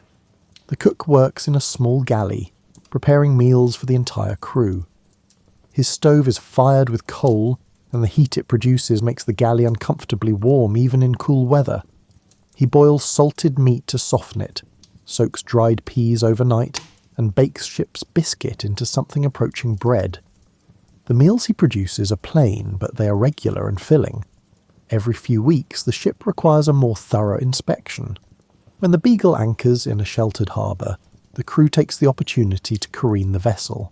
This means tipping it onto its side to expose the underwater hull. Barnacles are scraped away, the hull is checked for damage. If needed, repairs are made. This work takes several days and involves the entire crew. It is labour-intensive but necessary. You help where you can, though your contributions are modest. You pass tools, carry supplies, and assist with measurements. The work is repetitive but satisfying. There is a sense of shared purpose, of maintaining something larger than any individual. The ship depends on this collective effort. Discipline structures the work. Orders are given clearly and followed promptly. The crew knows the consequences of neglect. A poorly maintained ship is a dangerous one, but the discipline is not harsh. It is simply the framework that allows 74 men to live and work together in close quarters for months at a time. At night, you sometimes hear the officer of the watch making his rounds, checking that all is secure, hatches are fastened, lanterns are positioned safely, the helm is manned, the ship is never left unattended. This vigilance continues regardless of weather or fatigue. It is part of the rhythm, one more element of the routine that keeps the voyage moving forward. The Beagle is not a swift ship, but it is a sturdy one. It was built for coastal surveying and designed to handle shallow waters and variable conditions. Its reliability comes from careful construction and diligent maintenance. You come to trust the ship, to feel secure in its solid timbers and well-tended rigging. The voyage depends on this trust. Your days are filled with looks. You're not searching or hunting for something specific, but simply observing what appears before you. The practice becomes habitual. You wake with the intention to notice, and that intention shapes how you move through each day. When the Beagle approaches land, you prepare your tools, a small hammer for breaking rocks, glass vials for specimens, paper for pressing plants, a notebook always at hand. These objects become extensions of your purpose. You carry them ashore when the ship's boats ferry crew and supplies to the beach. The shoreline offers endless variety. Rocky coasts differ from sandy beaches. Tidal pools contain creatures that disappear when the water recedes. You kneel beside these pools, watching small crabs navigate between stones, observing the patterns on shells, and noting which plants grow just above the waterline and which tolerate submersion. Your notes accumulate slowly. Each entry is dated and located. You describe what you see in plain language, avoiding assumptions, a shell's colour, a bird's size relative to familiar species, the texture of a leaf. These details may seem trivial, but you have learned that patterns emerge from accumulated observations. What appears random in a single instance may reveal structure when examined across many examples. Rocks interest you particularly. You break open samples, examining the layers within. Some show clear stratification, alternating bands of different materials. Others are uniform throughout. You collect samples of each type, wrapping them carefully and labelling them with the location where they were found. Later, aboard the ship, you will compare these samples to others collected from different sites. The comparison reveals something. Rocks from distant locations sometimes resemble each other closely. This suggests common origins or similar processes of formation. You begin to wonder about the forces that shape landscapes over time. Water, wind, heat, and pressure. These forces work slowly, but their effects accumulate. A coastline that appears permanent is perhaps slowly changing, wearing away grain by grain. Plants show equal complexity. You collect leaves, flowers, and seeds. You press them carefully between sheets of paper, applying weight to flatten them without crushing. Once dried, these specimens can be studied indefinitely. You note where each plant grew. Was it near water? Did it grow in shade or full sun, among other plants or isolated? These details help you understand what conditions each species requires. Animals are harder to observe. Many move quickly or hide when you approach. You watch from a distance when possible, using patience rather than pursuit. Seabirds nesting on cliffs ignore your presence once they become accustomed to it. You sit quietly and watch them feed their young, noting the frequency of feeding, the types of food brought, and the behaviour of the chicks. Insects are everywhere, even on remote islands. You collect them carefully, preserving them in small vials. Their diversity is astonishing. Different species occupy different niches. Some feed on particular plants, others prey on other insects.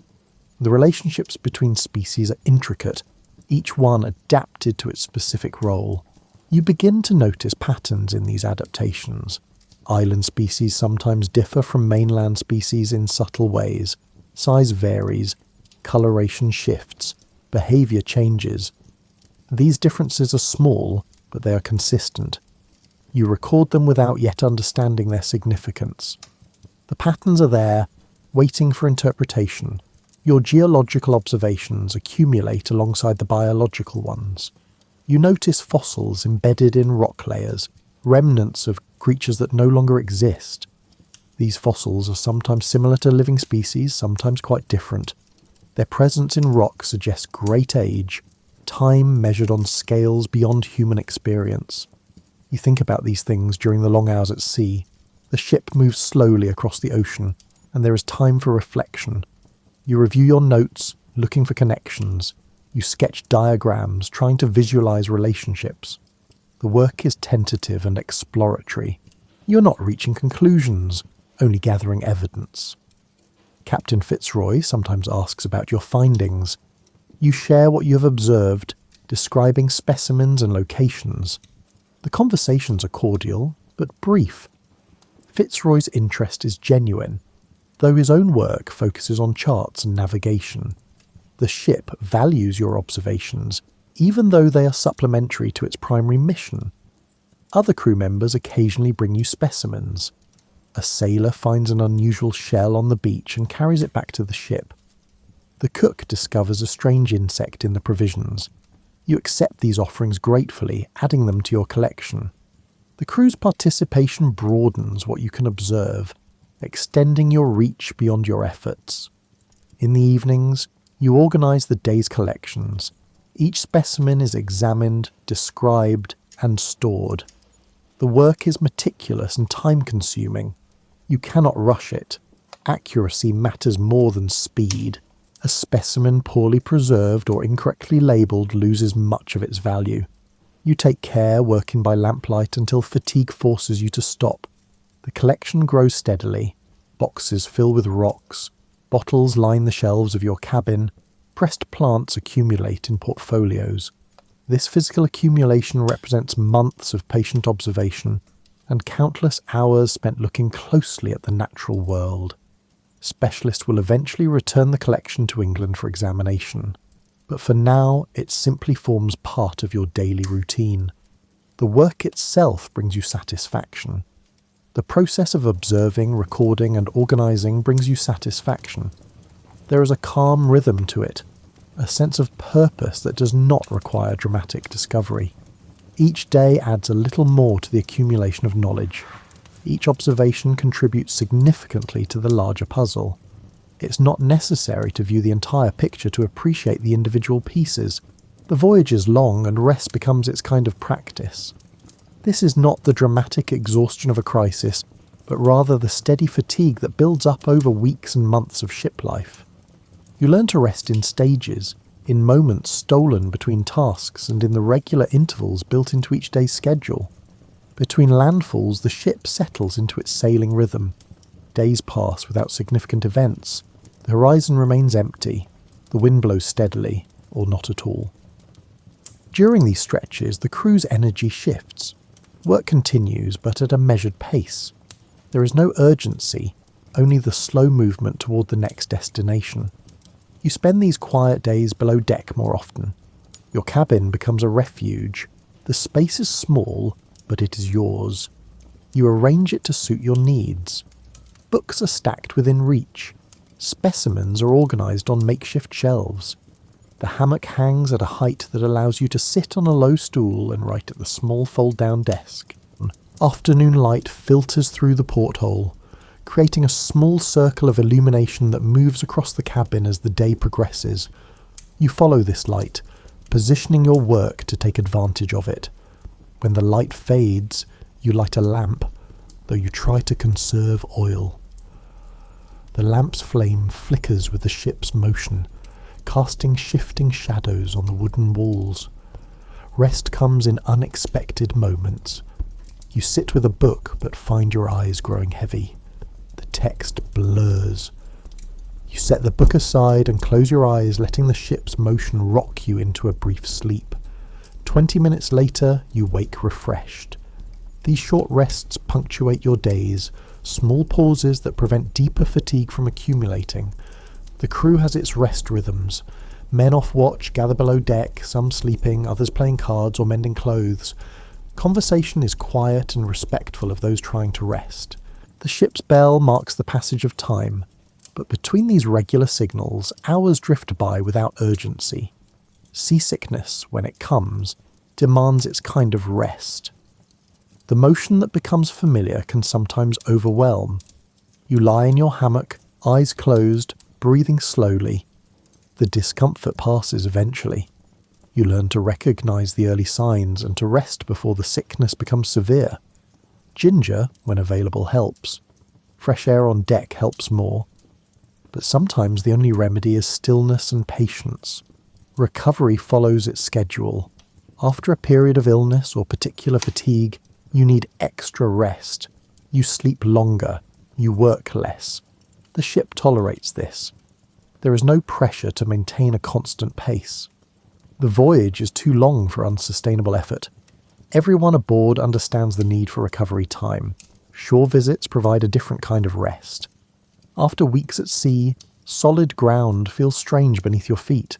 The earth does not move, and your body, accustomed to compensating for the ship's motion, initially struggles with stability. You walk on land with careful steps, your balance slowly readjusting. On shore, you sometimes find places to sit and simply be still. You may find a flat rock that provides a stunning view of the water. A grassy area nestled beneath a tree can also serve as a peaceful spot to relax. These moments of stillness on land are precious. The sounds are different here. Birdsong instead of rigging, wind through leaves instead of through canvas. You close your eyes and listen, storing the memory for the next stretch at sea. Returning to the ship after days ashore requires another adjustment. The first night back in your hammock, the motion seems pronounced again. You sway with the ship, your body relearning the rhythm. By the second night, it feels normal once more. This cycle of adjustment and readjustment becomes familiar. Sleep at sea is usually interrupted. The watch bell rings every 4 hours, footsteps sound on the deck above. The ship's motion changes with shifting winds. You learn to sleep through most disturbances, waking only when something truly unusual occurs. This light sleep is restorative enough. Your body adapts. Some nights are calmer than others. When the sea is smooth and the wind steady, the ship barely rocks. These nights allow deeper rest. You wake feeling genuinely refreshed, ready for whatever the day brings. You treasure these nights, knowing they are not guaranteed. On rougher nights, rest comes in fragments. You doze, wake, and doze again. The hammock sways more dramatically. Objects shift in the cabin. You hear the crew working above, adjusting sails to manage the conditions. You do not worry. The ship is well handled, and rough seas are part of the voyage. You simply rest as best you can. Midday often brings a quiet period. After the noon meal, when the sun is high and the day's work has settled into routine, you find yourself growing drowsy. Sometimes you surrender to this feeling, returning to your cabin for a short rest. Other times you fight it, preferring to use the daylight for observation. Both choices are acceptable. The voyage is long enough to accommodate either approach. You notice that rest and observation are not opposites but companions. When you are well rested, your observations are sharper. You notice details you might otherwise miss. Conversely, after intense periods of observation and collection, rest becomes necessary. Your mind needs time to process what you have seen, to consolidate memories and insights. The rhythm of rest aboard the Beagle is not dramatic. It does not involve collapse and recovery, but rather gentle waves of energy and fatigue that alternate throughout each day and week. You ride these waves, working when energy is available and resting when it is not. The pattern is sustainable, designed for the long duration of the voyage. Eating aboard the Beagle follows a strict schedule. 3 meals per day, served at consistent times. The predictability is comforting. You know when to expect food, and your body adjusts to the rhythm. Hunger arrives on schedule, and meals satisfy it reliably. Ship's biscuit forms the foundation of the diet. These hard, dry crackers are baked before the voyage begins and designed to last for months without spoiling. They are plain, nearly tasteless, but substantial. You learn to soften them in tea or coffee, making them easier to chew. Sometimes they contain weevils, small insects that have burrowed into the flour before baking. You learn to tap the biscuit against the table, dislodging the weevils before eating.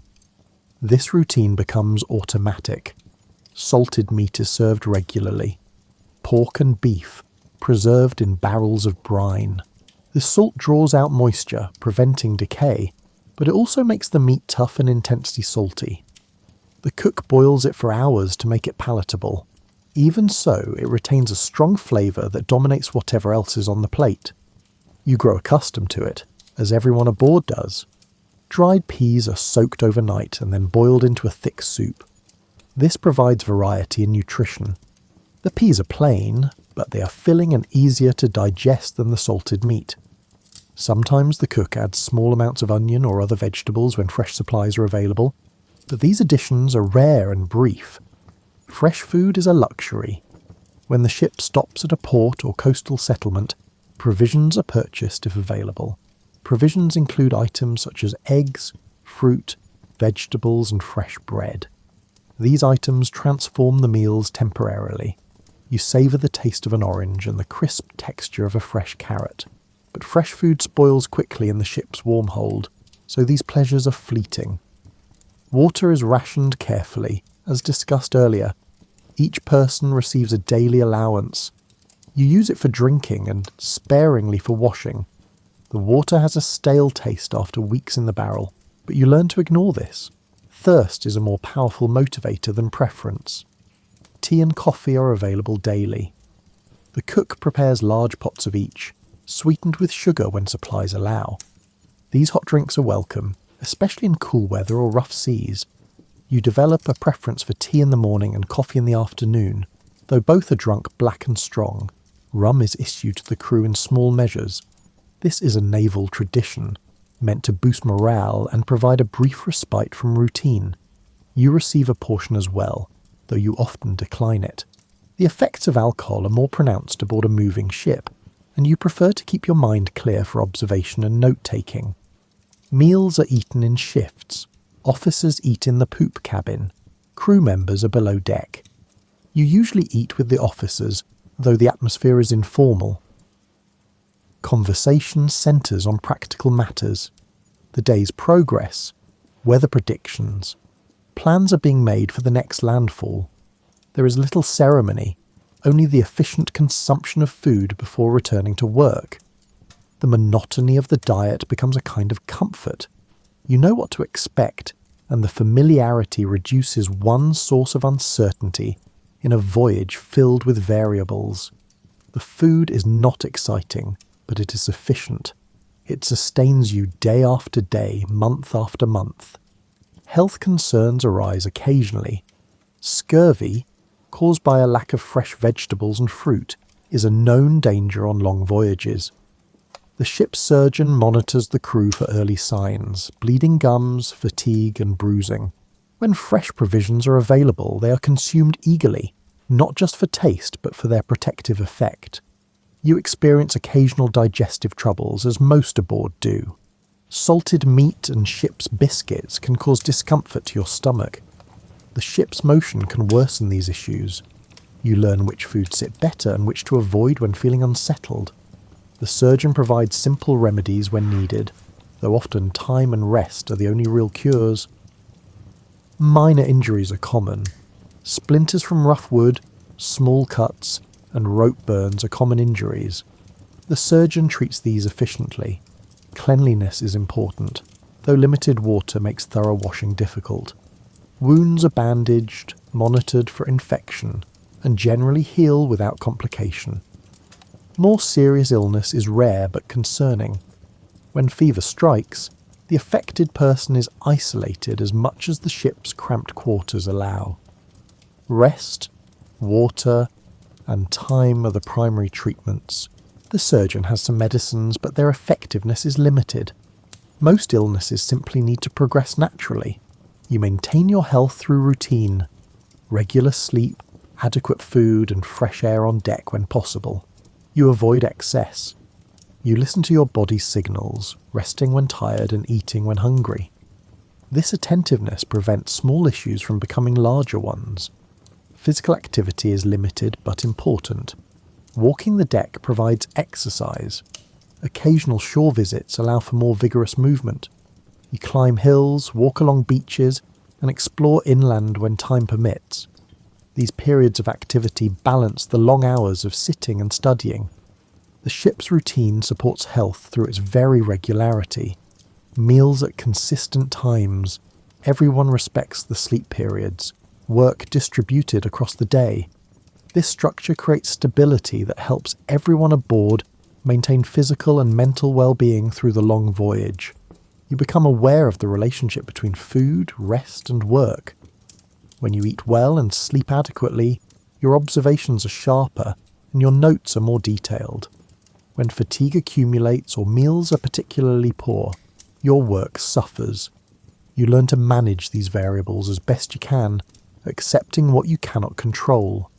You become accustomed to the rhythm of eating, resting, and working. You wake, eat, work, rest, work, eat, and sleep. The pattern repeats with variations, but maintains its basic structure.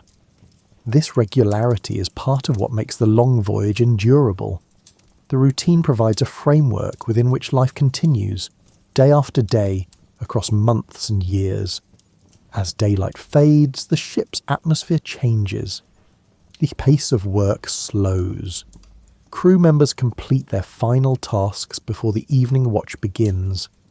You feel this shift as a subtle relaxation, a collective exhale as another day at sea draws toward its close. You descend to your cabin while a little light still enters through the porthole. The space is familiar now, every object in its place. Your notebooks are stacked on the small desk.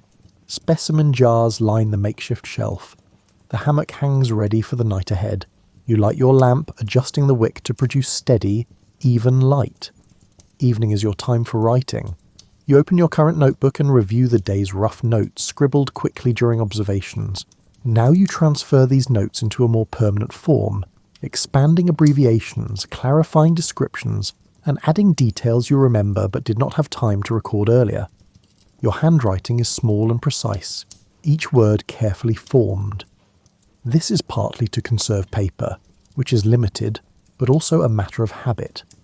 Clear writing aids clear thinking. You describe what you saw, where you saw it, and what conditions surrounded it.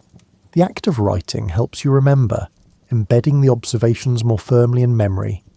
Some evenings you work on sketches. Your artistic skill is modest, but drawings capture information that words cannot. You capture the shape of a shell, the pattern on a leaf, and the structure of a rock formation through your drawings. You draw with simple tools, pencil, occasionally ink, and sometimes coloured pencils when you need to record specific hues. The drawings are functional rather than beautiful, but they serve their purpose. Other evenings you organise specimens. Rocks are sorted by type and origin. Plant samples are checked to ensure they are drying properly. Preserved creatures in jars are examined for any signs of deterioration. This maintenance work is essential. A collection is only valuable if it is properly curated. You sometimes read during these evening hours. The ship carries a small library, books shared among the officers. You borrow volumes on geology, natural history, and travel narratives. Reading expands your understanding, providing context for what you observe. You take notes as you read, marking passages that seem particularly relevant. The cabin is quiet except for small sounds. Water moving along the hull just beyond the wooden planks. Footsteps on the deck above. The ship creaks as it flexes with the waves. These sounds are constant, a backdrop to your evening work. They do not disturb you. They are simply part of the environment. Occasionally you hear voices from the crew's quarters nearby. Low conversation, sometimes laughter.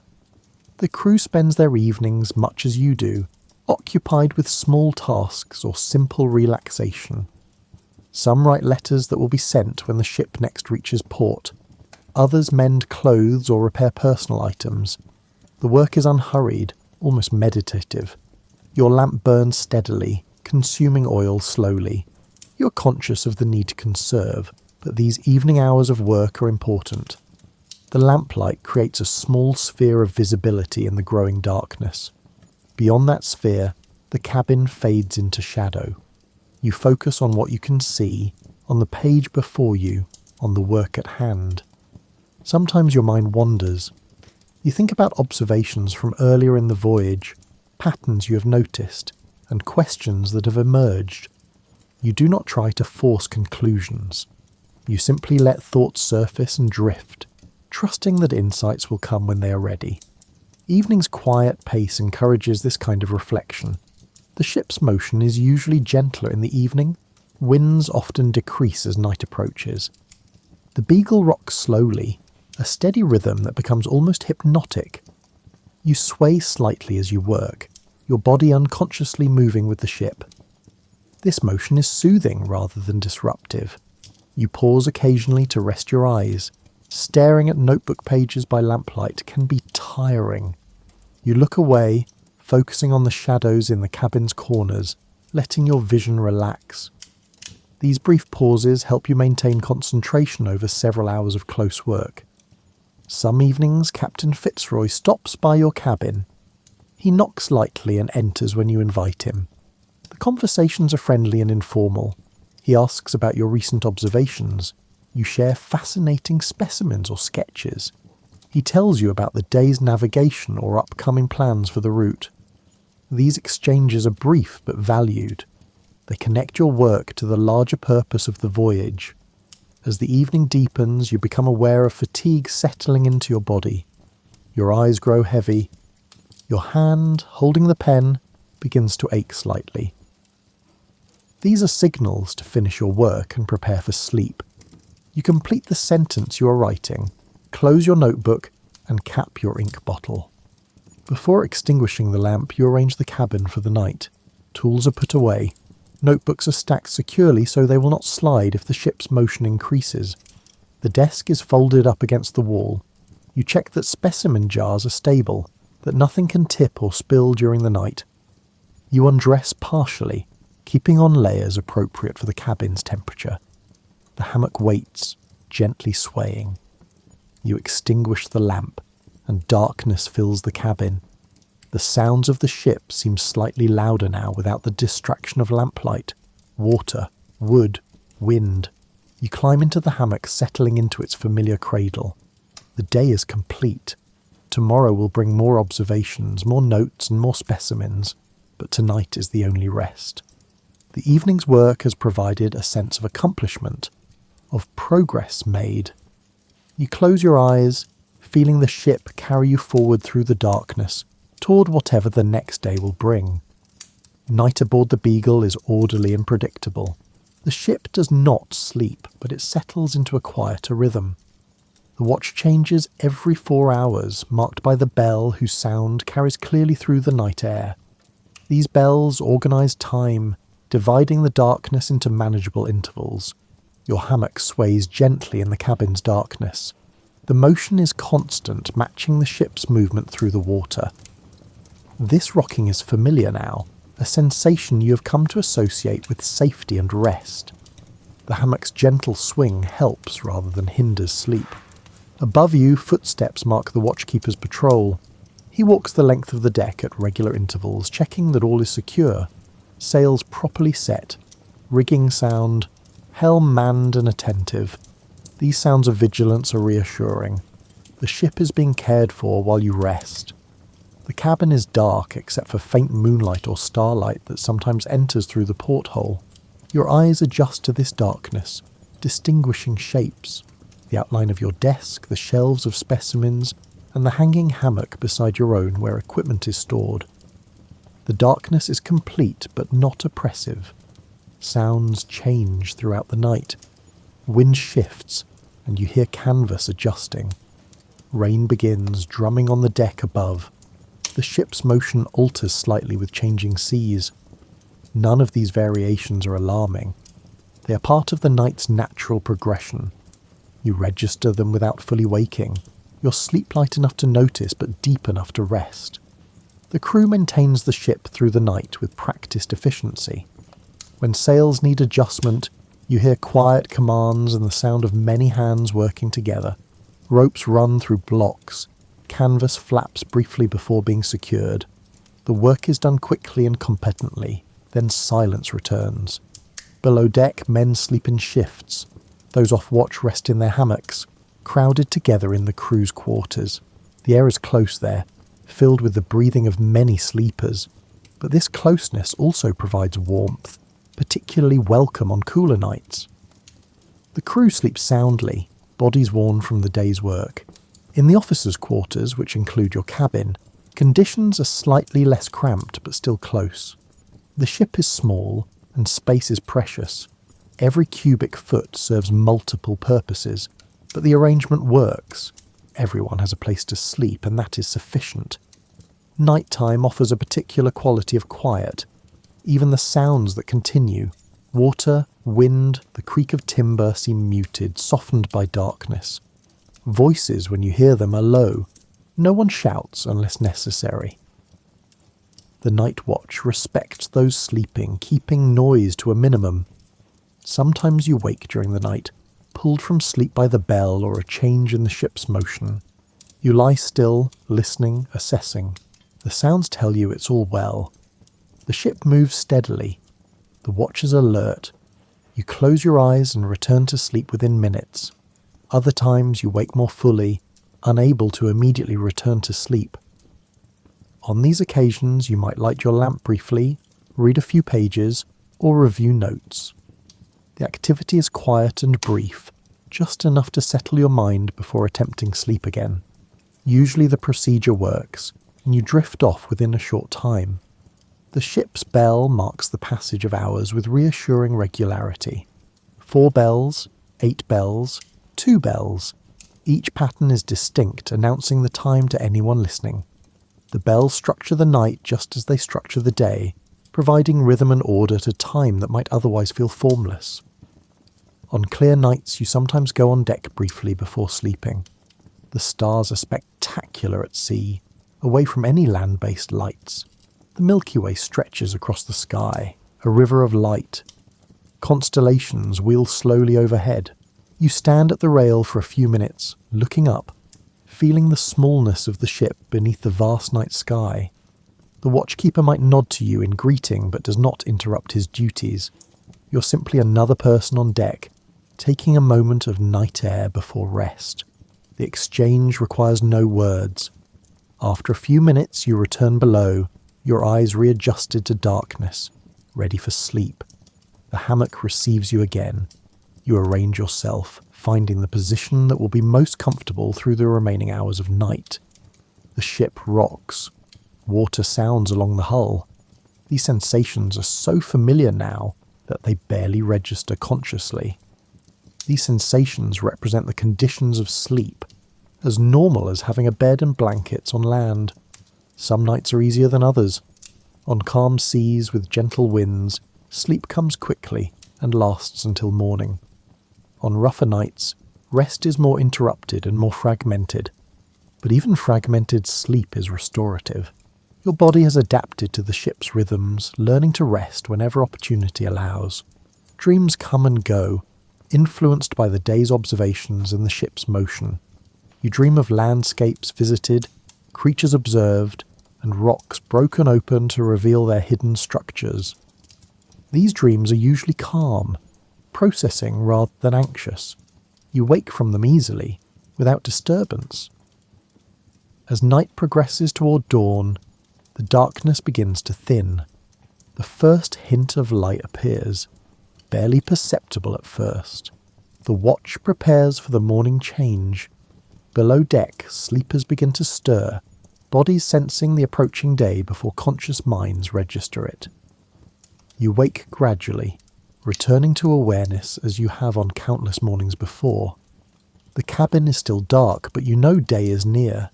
You lie still for a moment, gathering yourself, preparing mentally for another day at sea. The night has passed safely. The ship has carried you forward while you slept, adding miles to the voyage. Outside, the watchkeeper calls the time, the bell sounds, a new watch assembles on deck. The cycle continues reliable and steady. Night gives way to dawn, and the pattern of another day aboard the Beagle begins to unfold once more. The voyage of the Beagle stretches across 5 years, a span of time that transforms through its very length. Days blend into weeks, and weeks into months. The calendar progresses, but aboard the ship time feels different. The pace is not particularly slow, but rather patient. Not rushed, but steady. You notice changes in yourself that accumulate gradually. Your hands become more skilled at preserving specimens. Your eye grows sharper at distinguishing species. Your understanding of geological processes deepens through repeated observation. These changes happen so slowly that you barely perceive them day to day. Only looking back across months can you see how much has shifted. The collection you maintain grows steadily. Boxes fill with geological samples from dozens of locations. Portfolios overflow with pressed plants. Bottles line every available shelf space, each containing a preserved creature. This physical accumulation represents something larger, the patient gathering of evidence, the slow building of understanding. You do not yet see the full pattern, the observations you have made, the specimens you have collected, and the notes you have written. All of this remains somewhat fragmentary. Individual pieces, not yet assembled into a coherent whole. but you trust the process. You believe that patterns will emerge when enough pieces are gathered, when enough time has passed for reflection. The ship continues its work, surveying coastlines, correcting charts, and mapping harbours. This mission proceeds independently of your natural history observations, yet the two efforts share a common character: patient, methodical, careful. Both require attention to detail and a willingness to work slowly toward distant goals. You think often about what you have seen: islands where creatures exist that are found nowhere else, rock layers revealing vast spans of time. There are fossils from extinct species that bear a striking resemblance to their living counterparts. These observations suggest something, though exactly what remains unclear. The implications linger on the brink of comprehension, yet they remain elusive. The routine of shipboard life continues to anchor you. Wake, eat, observe, record, rest. The pattern repeats with variations but maintains its essential structure. This consistency allows the work to continue without interruption. The routine becomes a kind of foundation on which everything else rests. Seasons change, though at sea the shifts are subtle. Temperatures vary, weather patterns alter, the angle of the sun shifts. You track these changes in your notes, marking seasonal variations in the creatures and plants you observe. These meticulous observations document the passage of time. The crew changes too, though slowly. Men leave the ship at ports, replaced by new recruits. Faces become familiar, then disappear, and then new faces take their places. But the ship's essential character remains constant. The work continues regardless of individual changes. The Beagle persists.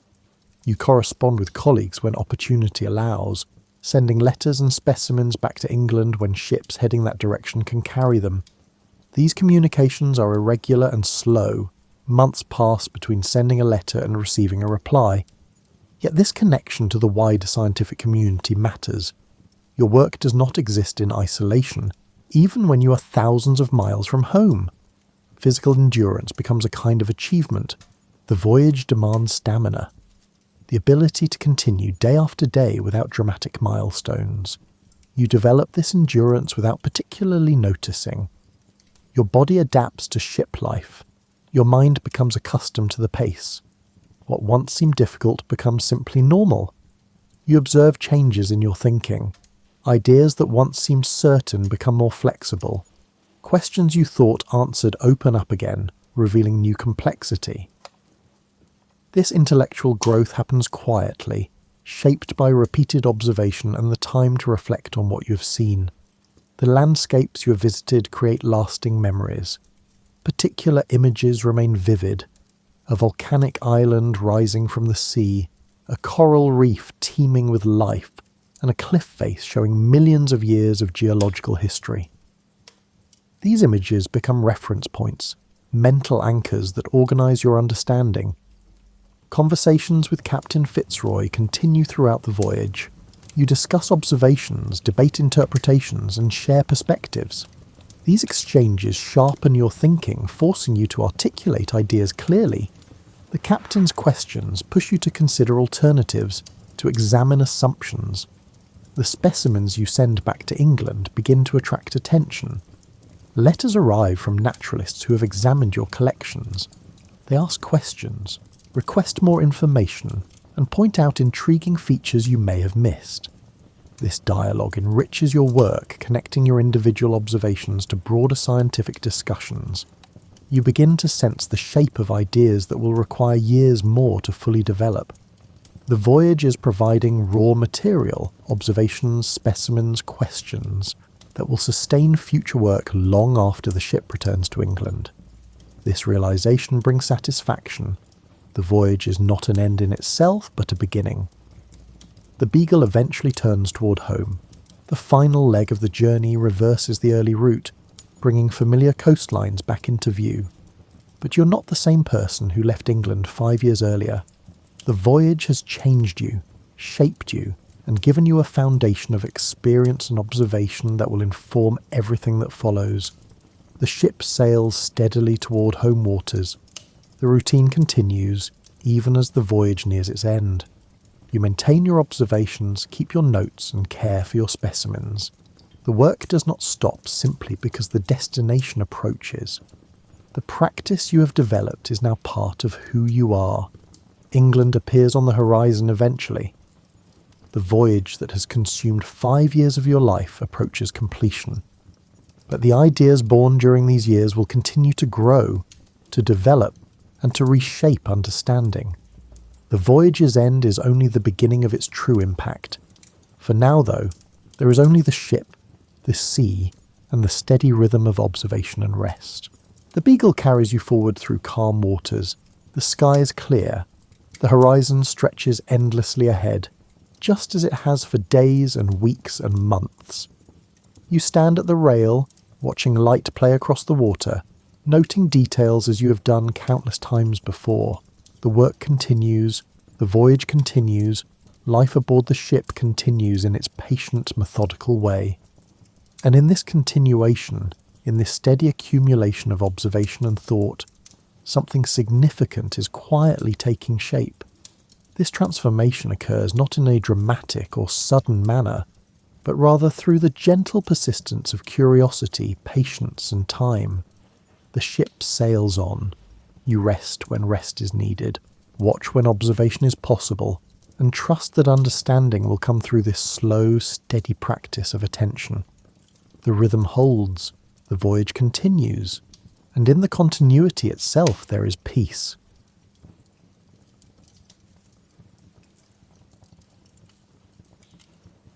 Before we meet our remarkable lady, you need to understand the world she rode into. Medieval Wales wasn't just rolling green hills and dramatic coastlines, though it certainly had those. It was a place where stories mattered as much as food, where poets held social rank just below kings, and where the past and present existed in a kind of permanent conversation with each other. The stories about Rhiannon come from a collection called The Mabinogion, which is essentially Wales's greatest hits of medieval tales. These weren't written down until somewhere around the 11th to 13th centuries, but the stories themselves are far older. They'd been passed down orally for so long that their origins disappeared into the mists of prehistory, like watching someone walk into fog until you can't tell if they're still there or have become part of the weather. Think of the Mabinogion as a medieval playlist that someone finally got around to transcribing. Bards had been performing these tales at feasts and festivals for generations, each storyteller adding their own flourishes while keeping the essential melodies intact. By the time scribes wrote them down in manuscripts like the White Book of Riddoch and the Red Book of Hergest, these stories had been refined by countless retellings into something approaching perfection. Rhiannon's tale appears in the first branch of the Mabinogi, and it opens in a place called Dyfed, which was a real kingdom in southwest Wales. The ruler was a man named Pwyll, whose name means sense or wisdom, though as you'll see, he didn't always live up to his name. He was what medieval Welsh society considered an ideal lord. Generous with his warriors, brave in battle, and reasonably fair in his judgments. Not perfect, but decent enough that people didn't actively plot his overthrow, which in medieval terms counted as a success. Now, medieval Welsh society had some interesting quirks that are worth knowing before we continue. Unlike many medieval cultures where women were essentially property with fewer rights than livestock, Welsh law gave women surprising autonomy. They could own property, initiate divorce, and receive compensation if wronged. This legal framework helps explain why Rhiannon's story, while certainly dramatic, never treats her as a passive object to be moved around by male characters. The Welsh also had a complex relationship with the otherworld, which they called Andabwen.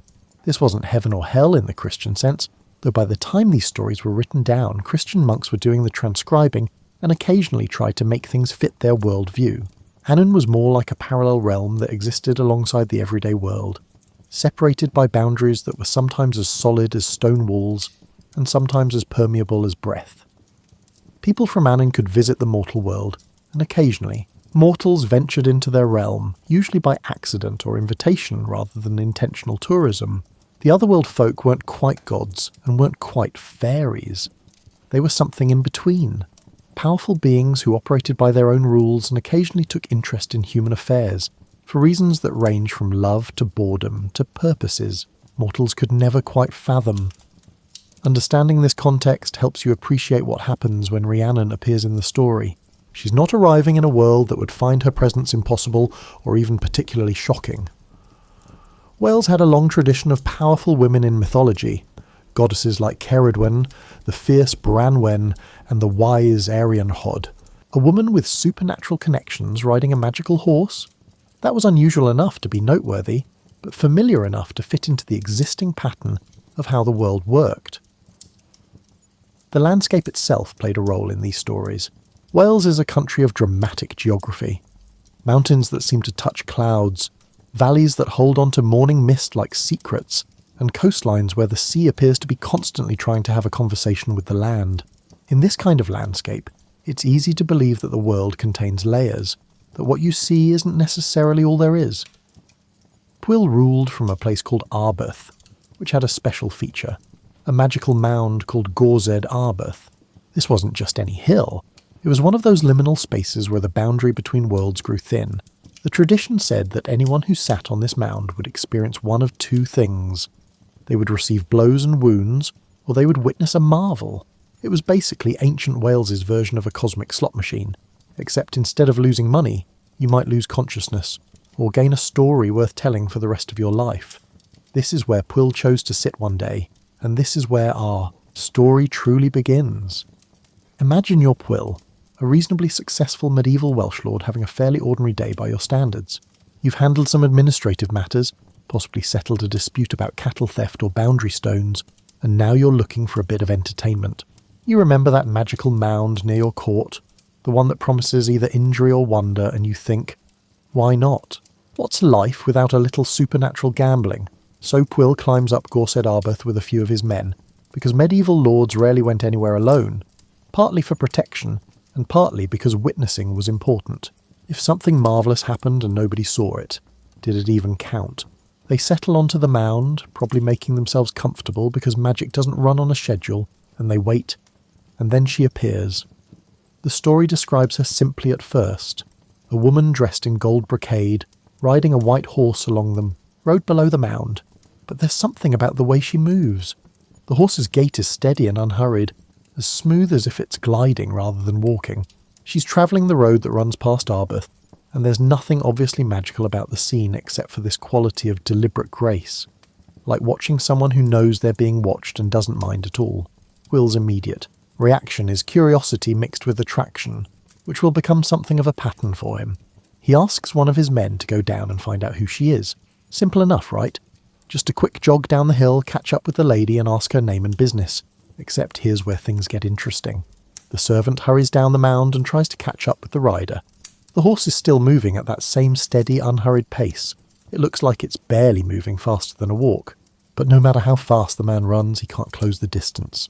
It's like one of those dreams where you're trying to reach something and your legs work fine, but you're somehow not getting any closer.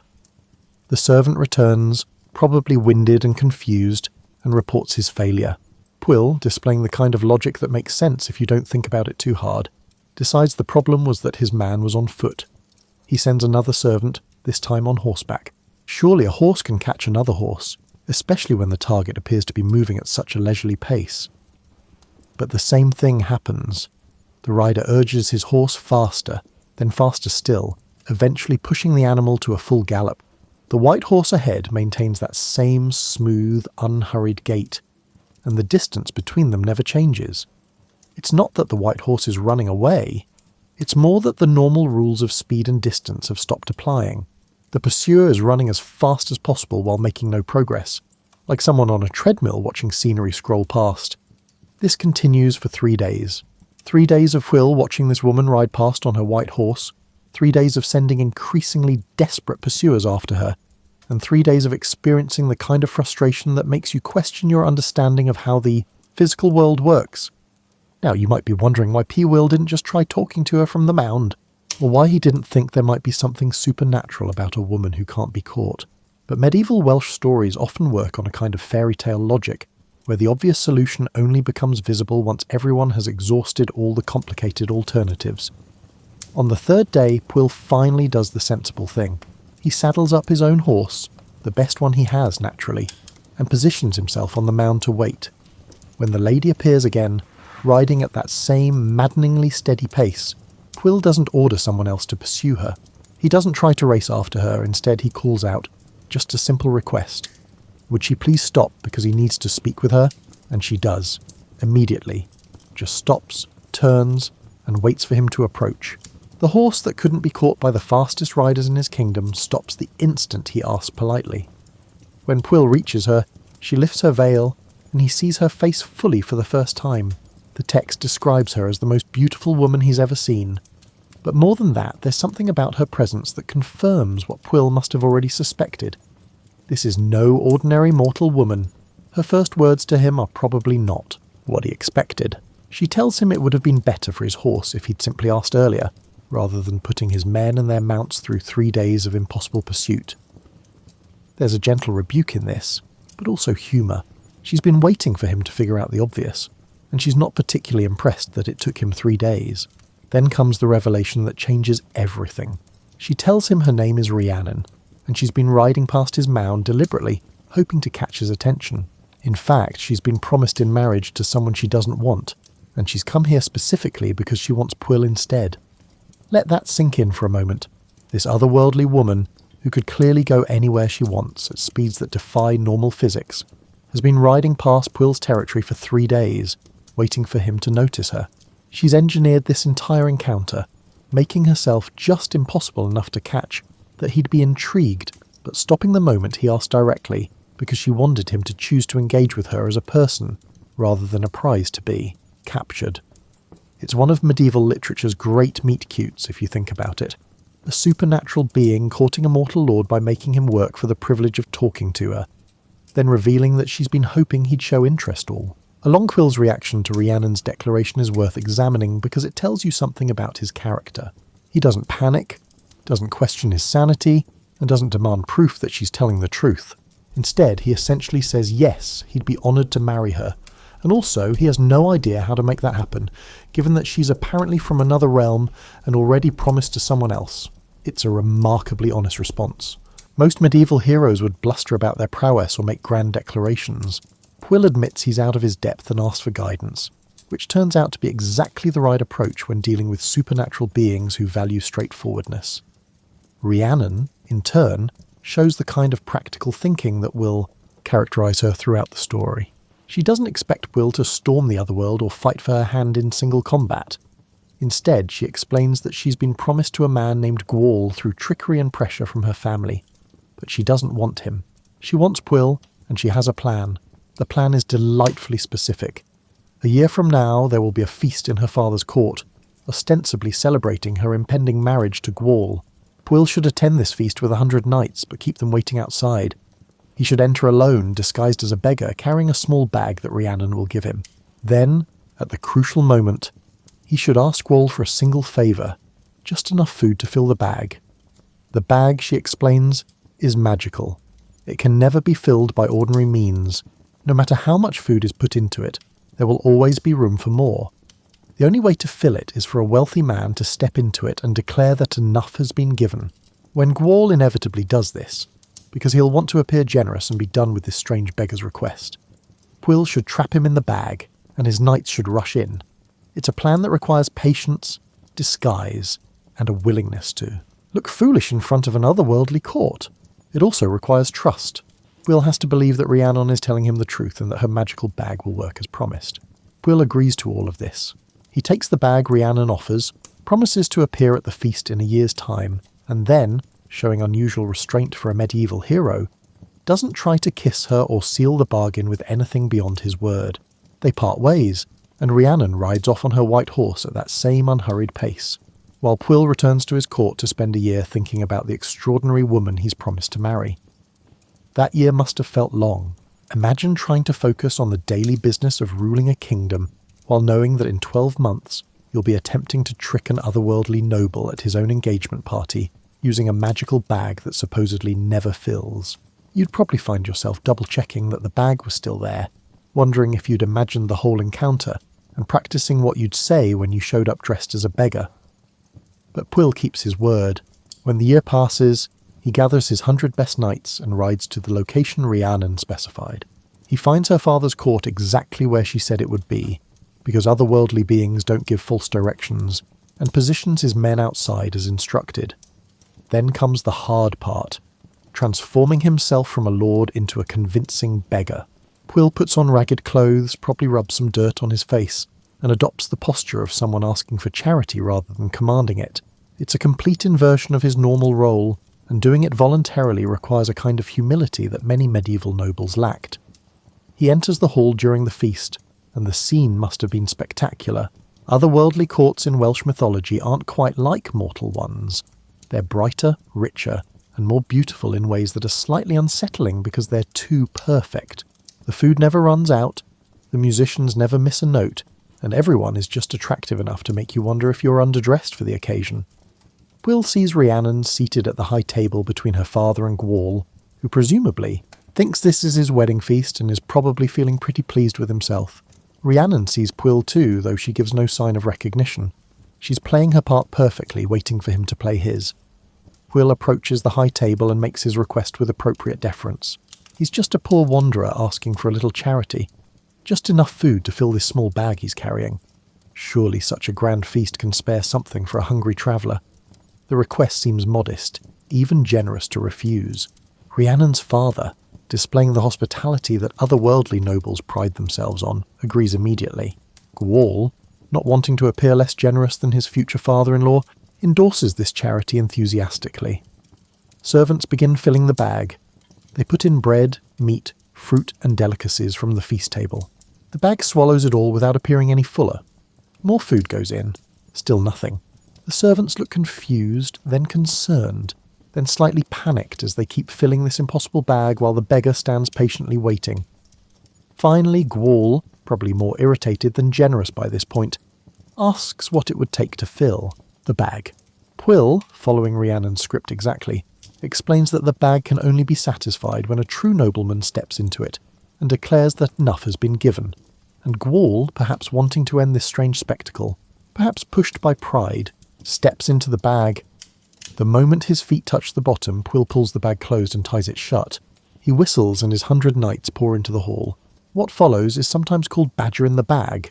The knights take turns hitting the bag with sticks while Gwal, trapped inside, protests vigorously. It's violence with a cartoonish quality, more humiliation than actual harm, and it serves its purpose. Gwal eventually agrees to give up his claim on Rhiannon in exchange for being released, swearing oaths that he won't seek revenge. Rhiannon's father, faced with a situation that has clearly moved beyond his control, accepts the new arrangement.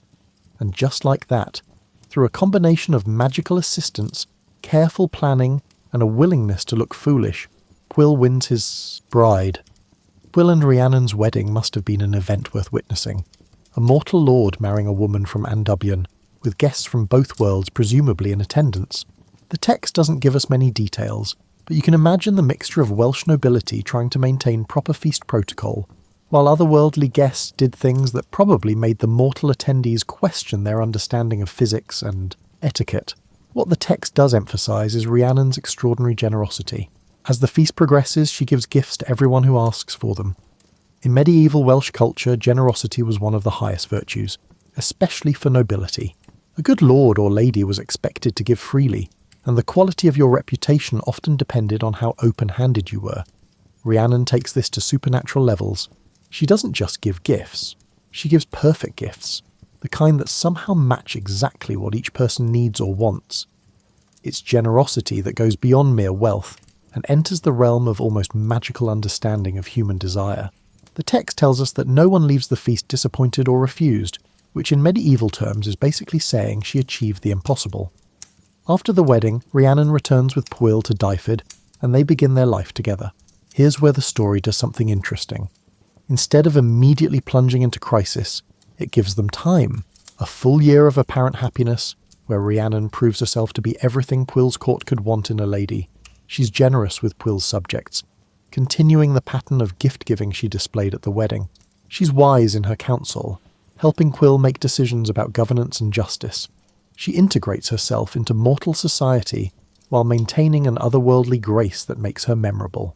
The text suggests that people genuinely love her, not out of fear or obligation, but because she treats them with a combination of dignity and kindness that transcends her supernatural origins. This is important to understand because of what comes next. When disaster strikes, It won't be because Rhiannon was a poor wife or lady. It won't be because she failed to earn her place in Pwyll's court. The tragedy that's coming isn't a result of her inadequacy. It's a result of forces beyond her control and accusations that say more about human nature than about her character. But for now, for 1 year, everything is perfect. Pwyll has his otherworldly bride, Rhiannon has escaped an unwanted marriage, and Dyfed has a lady whose generosity and wisdom benefit everyone. It's a brief shining moment before the story takes its darker turn. You might find yourself wishing the story could stay in this space. Just let them be happy. Let the magical woman and her mortal husband live out their days in peace. But stories like life rarely work that way. The peace we're experiencing is the calm that makes the coming storm meaningful. As you settle deeper into your blanket, remember this year of happiness. Hold it in your mind like a pleasant dream, because Rhiannon will need you to remember it.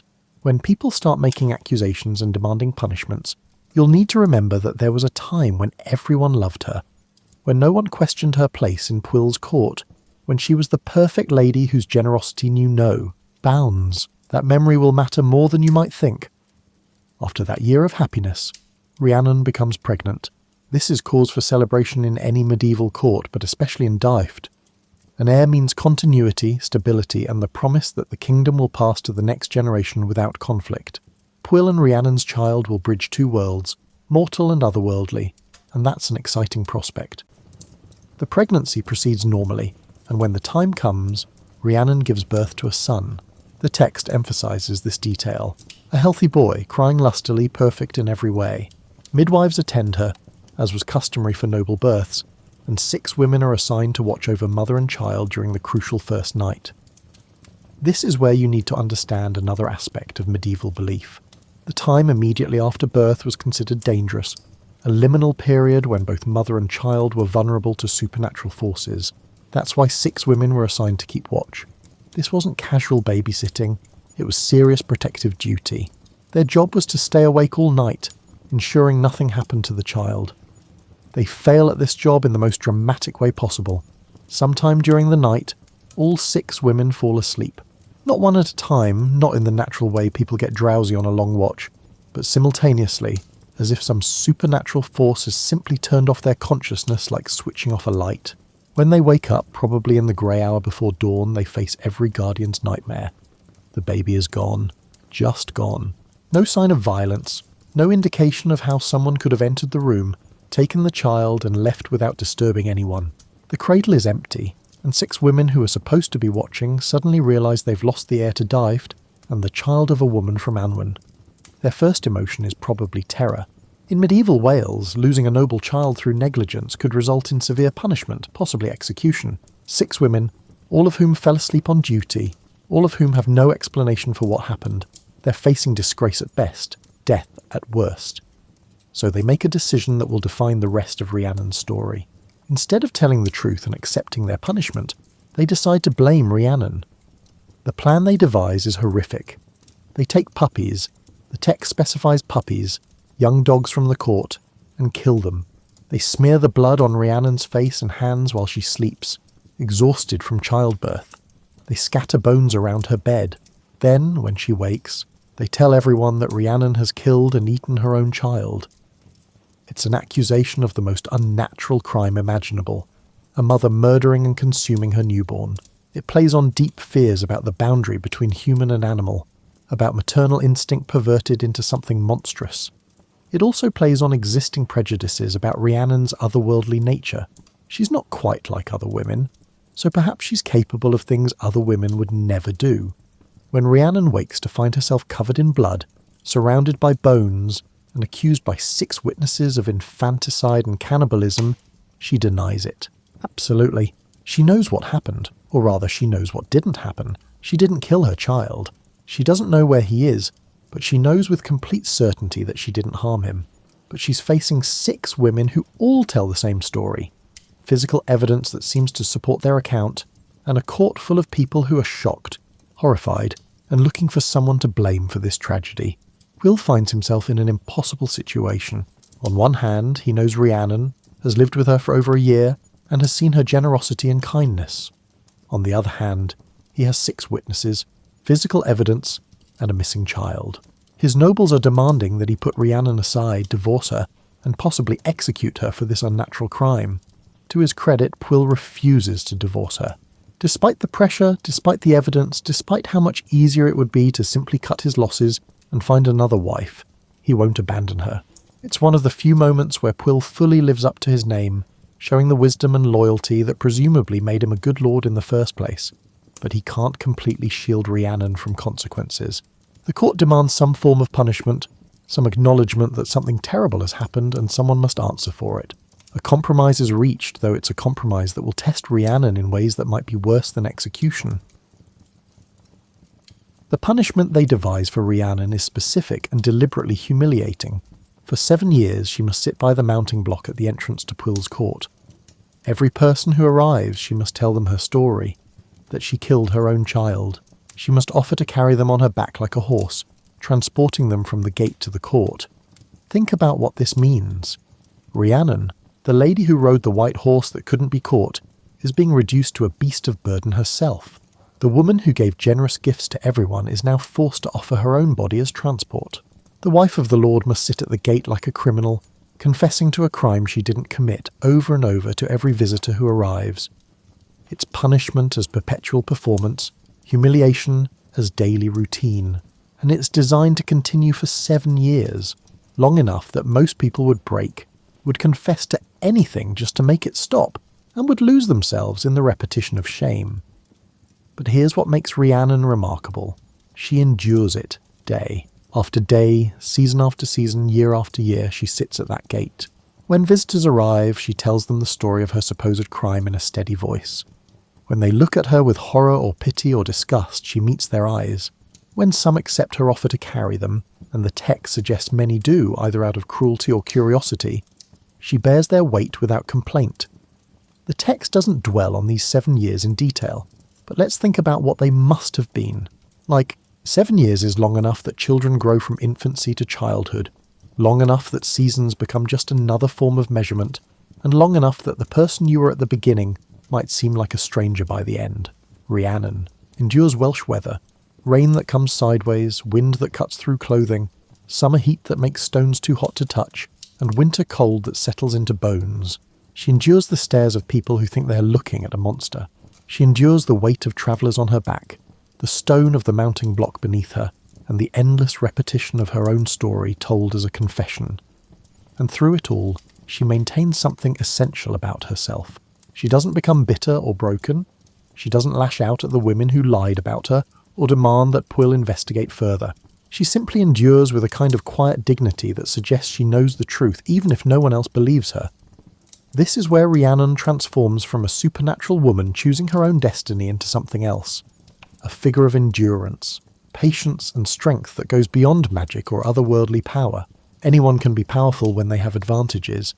Rhiannon is showing what remains when all advantages are stripped away. Medieval audiences would have recognised what was happening here. The patient wife wrongly accused was a common motif in their literature, but Rhiannon's version has a particular quality. She's not waiting passively to be rescued. She's actively surviving, choosing each day to continue, to maintain her dignity in circumstances designed to destroy it. The 7 years are also biblically significant. A complete cycle, a time of trial and testing. Jacob worked 7 years for Rachel. The Israelites circled Jericho for 7 days. 7 years suggests both endurance and eventual completion, suffering, and the promise of change. But the text doesn't ask us to simply skip over these years to get to the resolution.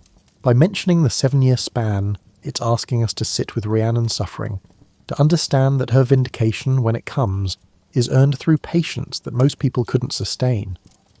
As you lie in the comfort of your bed, warm and safe, think about sitting at a gate for 7 years. Think about telling the same humiliating story to strangers day after day. Think about maintaining your sense of self when everything around you insists you're something monstrous. Rhiannon does this. She survives her punishment with her essential self intact. And while she sits at that gate, in another part of the kingdom, her son is growing up. On the same night that Rhiannon's child disappeared, something strange happened at the home of a nobleman named Tiernan Twrfliant. Tiernan had a beautiful mare that gave birth every May Eve, but mysteriously the foal always vanished before morning. Year after year the mare would deliver a perfect foal, and year after year it would disappear without a trace. This particular May Eve, the same night Rhiannon gave birth, Tiernan decided he'd had enough of this pattern. He determined to stay awake all night in the stable, armed and ready, to discover what was taking his foals. So while 6 women were falling into supernatural sleep in Pwll's court, Tiernan was forcing himself to stay awake in his stable, watching his mare labour. The foal was born, a magnificent colt, even by the mare's high standards. Tiernan admired it for a moment, probably feeling protective and determined that this time, finally, he'd save one of these foals. Then, exactly at midnight, something reached through the window. The text describes it as a claw or arm of enormous size. Grabbing for the newborn foal, Tiernan, without hesitation, drew his sword and struck at it, severing the arm at the elbow. Whatever creature it belonged to screamed and vanished into the night. Tiernan rushed outside to pursue it, sword ready, prepared to fight whatever monster had been stealing his foals for years. But he found nothing, just darkness and the sound of something fleeing into the distance. When he returned to the stable, frustrated at losing his quarry, he discovered something that stopped him in his tracks. On his doorstep, wrapped in fine cloth, was a baby boy. Now Tiernan was a practical man, not given to flights of fancy, but even he could put together the timeline. The same night, a mysterious creature and a missing child wrapped in noble cloth appeared at exactly the moment he was fighting off something supernatural.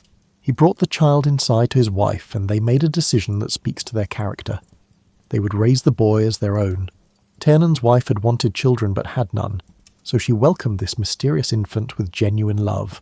They named him Gree-Walt Urine, Gree of the golden hair because his hair was as bright as polished metal. They told people he was hers, a late blessing, and no one questioned it because medieval record-keeping wasn't exactly stringent, especially in rural nobility.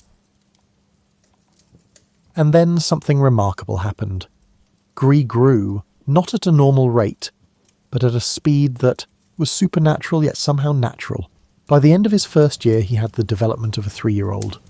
By the end of his second year he was like a child of 6. He was bright, healthy, strong, and remarkably good with horses, especially with the colt that had been born the same night he appeared. Tiernan and his wife raised Gree with love, teaching him the skills appropriate to a young nobleman: riding, hunting, courtesy, and the management of a household. The boy thrived in their care, growing not just in size but also in capability and character. He was everything parents could hope for: kind, brave, intelligent, and loyal. But as Gree grew older, his resemblance to someone became impossible to ignore. Visitors to Tiernan's court started remarking on it. The boy looked remarkably like Pwyll, the Lord of Dyfed. Not just a passing resemblance, but the kind of similarity that suggests a blood relationship. Tiernan began hearing stories about Pwyll's court, how the Lady Rhiannon had supposedly killed her child, and how she'd been sitting at the gate for years, now confessing to the crime and offering to carry visitors like a horse. The timeline matched, the appearance matched, and that mysterious creature that had tried to steal the foal the same night, a noble child, disappeared. Tiernan faced a difficult choice. He and his wife loved Gree as their own son. The boy called them mother and father and had known no other family. They'd raised him through infancy and childhood, celebrated his accomplishments, and cared for him when he was sick. In every way that mattered emotionally, he was their child.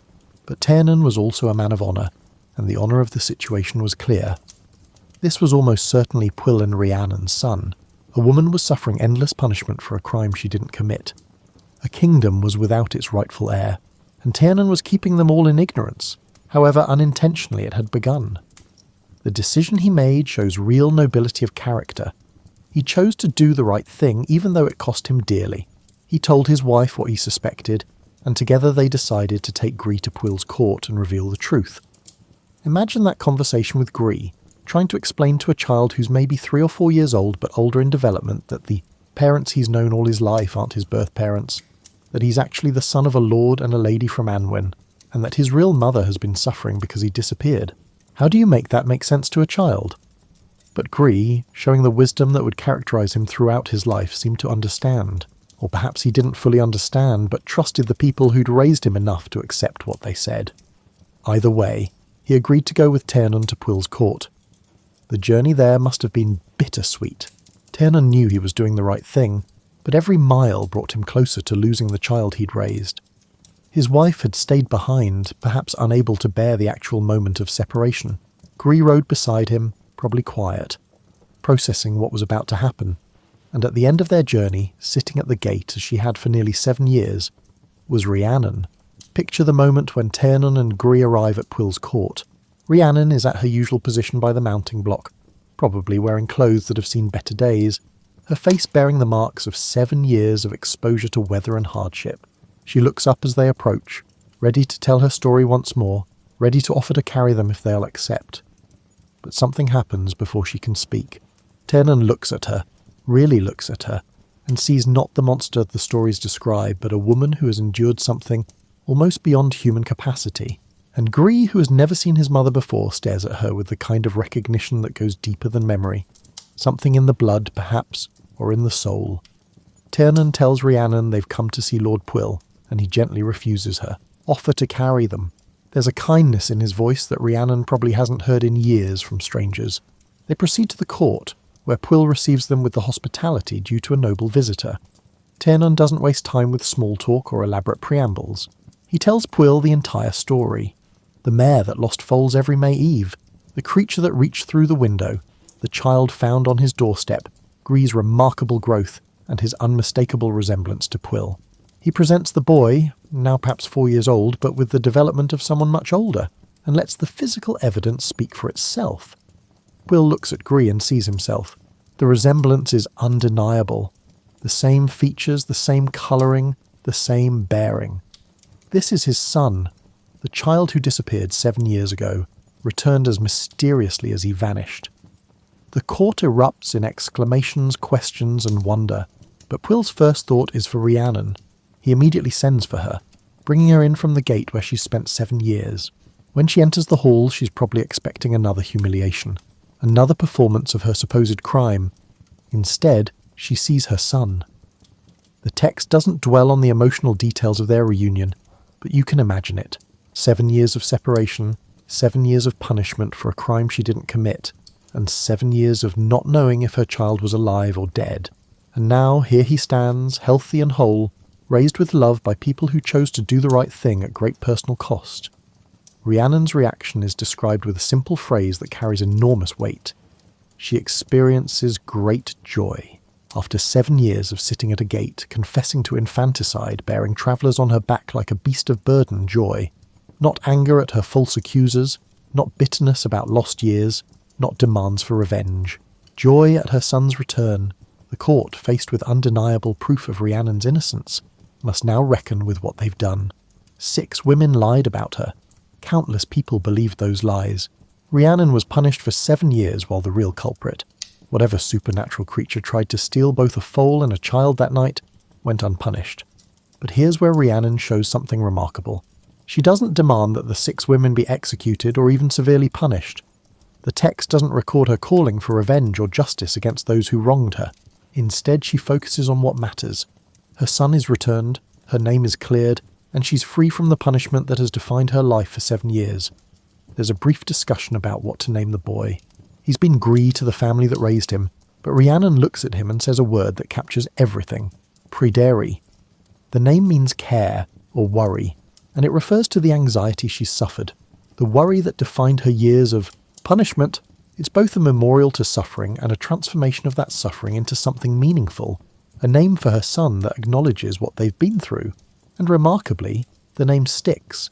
The boy who is Gree becomes Pryderi, carrying in his very name the story of his mother's ordeal and survival. Tiernan and his wife could have kept Pryderi. They could have stayed silent, let the boy remain theirs, and allowed Rhiannon to continue her punishment. No one would have known, but they chose truth and honour over comfort and love, which is one of the hardest choices anyone can make. Pwyll, recognising this extraordinary sacrifice, doesn't simply thank Tiernan and send him home. He offers Tiernan and his wife a place in his court, grants them lands and honours, and establishes a relationship where Pryderi can maintain connection with the people who raised him. It's a solution that honours everyone's role in the child's survival. The fostering relationship between Tiernan's family and Pwyll's court becomes one of deep mutual respect. Pryderi grows up knowing his birth parents and his foster parents, loved by both, benefiting from the wisdom and care of multiple families. In this way, the trauma of his disappearance transforms into something rich and complex, a web of relationships that might never have existed without the initial tragedy. Rhiannon's vindication should have meant the end of her story in the first branch, but there's more to unpack about what happens after the truth comes out. Medieval Welsh stories rarely waste time on lengthy emotional processing. They move from one event to the next with the efficiency of people who understood that listeners wanted action and resolution. But we can pause here and think about what the aftermath must have been like. For 7 years, Rhiannon sat at that gate.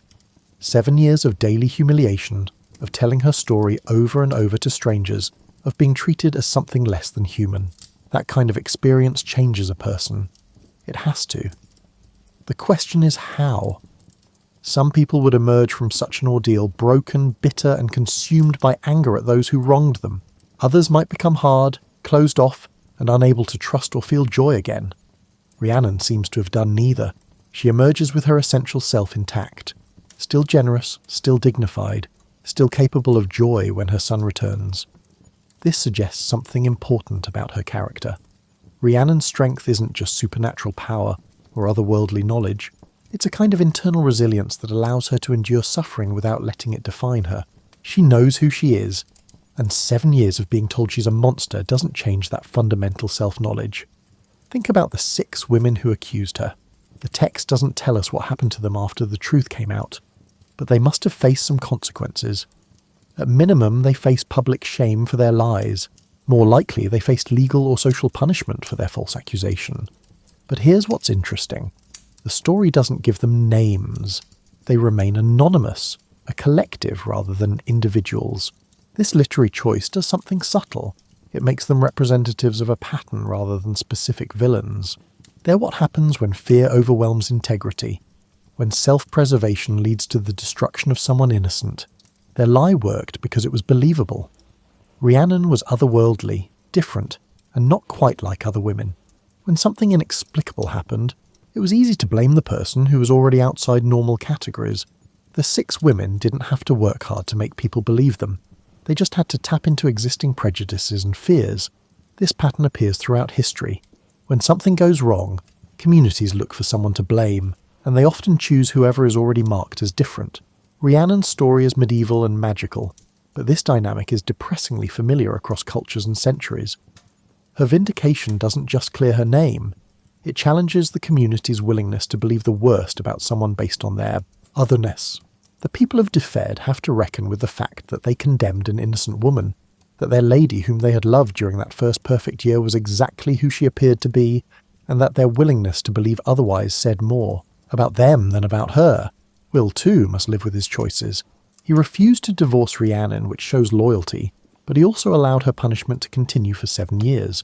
He could have investigated more thoroughly, could have questioned the 6 women more aggressively, and could have considered whether the evidence really supported their story.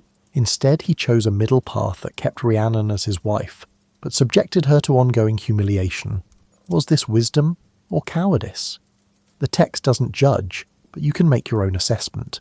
Pwyll was caught between his personal knowledge of Rhiannon's character and the political pressure from his nobles, between loyalty to his wife and duty to his kingdom.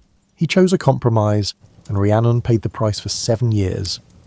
Their relationship after her vindication must have been complex. They're reunited, their son is returned, but 7 years of injustice stand between them. The text suggests they continue as husband and wife, ruling Dyfed together, but it doesn't claim everything returns to exactly how it was before. How could it? You can't go through something like Rhiannon's ordeal and return unchanged. You can't watch your wife suffer for 7 years and not carry some guilt. The question is whether they find a way to build something new from what remains, or whether the past always stands between them like a ghost. Pryderi, meanwhile, grows up with the knowledge of what his mother endured for him. He knows that his birth caused her suffering, that his disappearance led to her punishment, and that 6 women lied about her because of him. This is a heavy burden for a child to carry, even a child who grows at a supernatural rate and has wisdom beyond his years. But perhaps the knowledge also gives him something valuable, an understanding of his mother's strength, a model of how to endure. Injustice with dignity and a lesson in the importance of truth even when lies are more convenient. These are the kinds of lessons that shape a person's character in fundamental ways.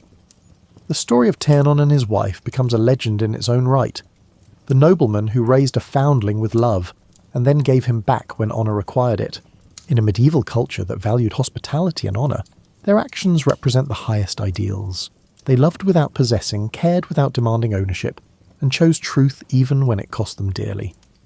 As you lie there in the darkness, think about what it means to be vindicated after years of false accusation. The relief certainly, but also the strange adjustment of being believed again, of having your truth acknowledged after years of having it denied. Rhiannon has her name, her son, and her position restored, but she also has 7 years of memory that no vindication can erase.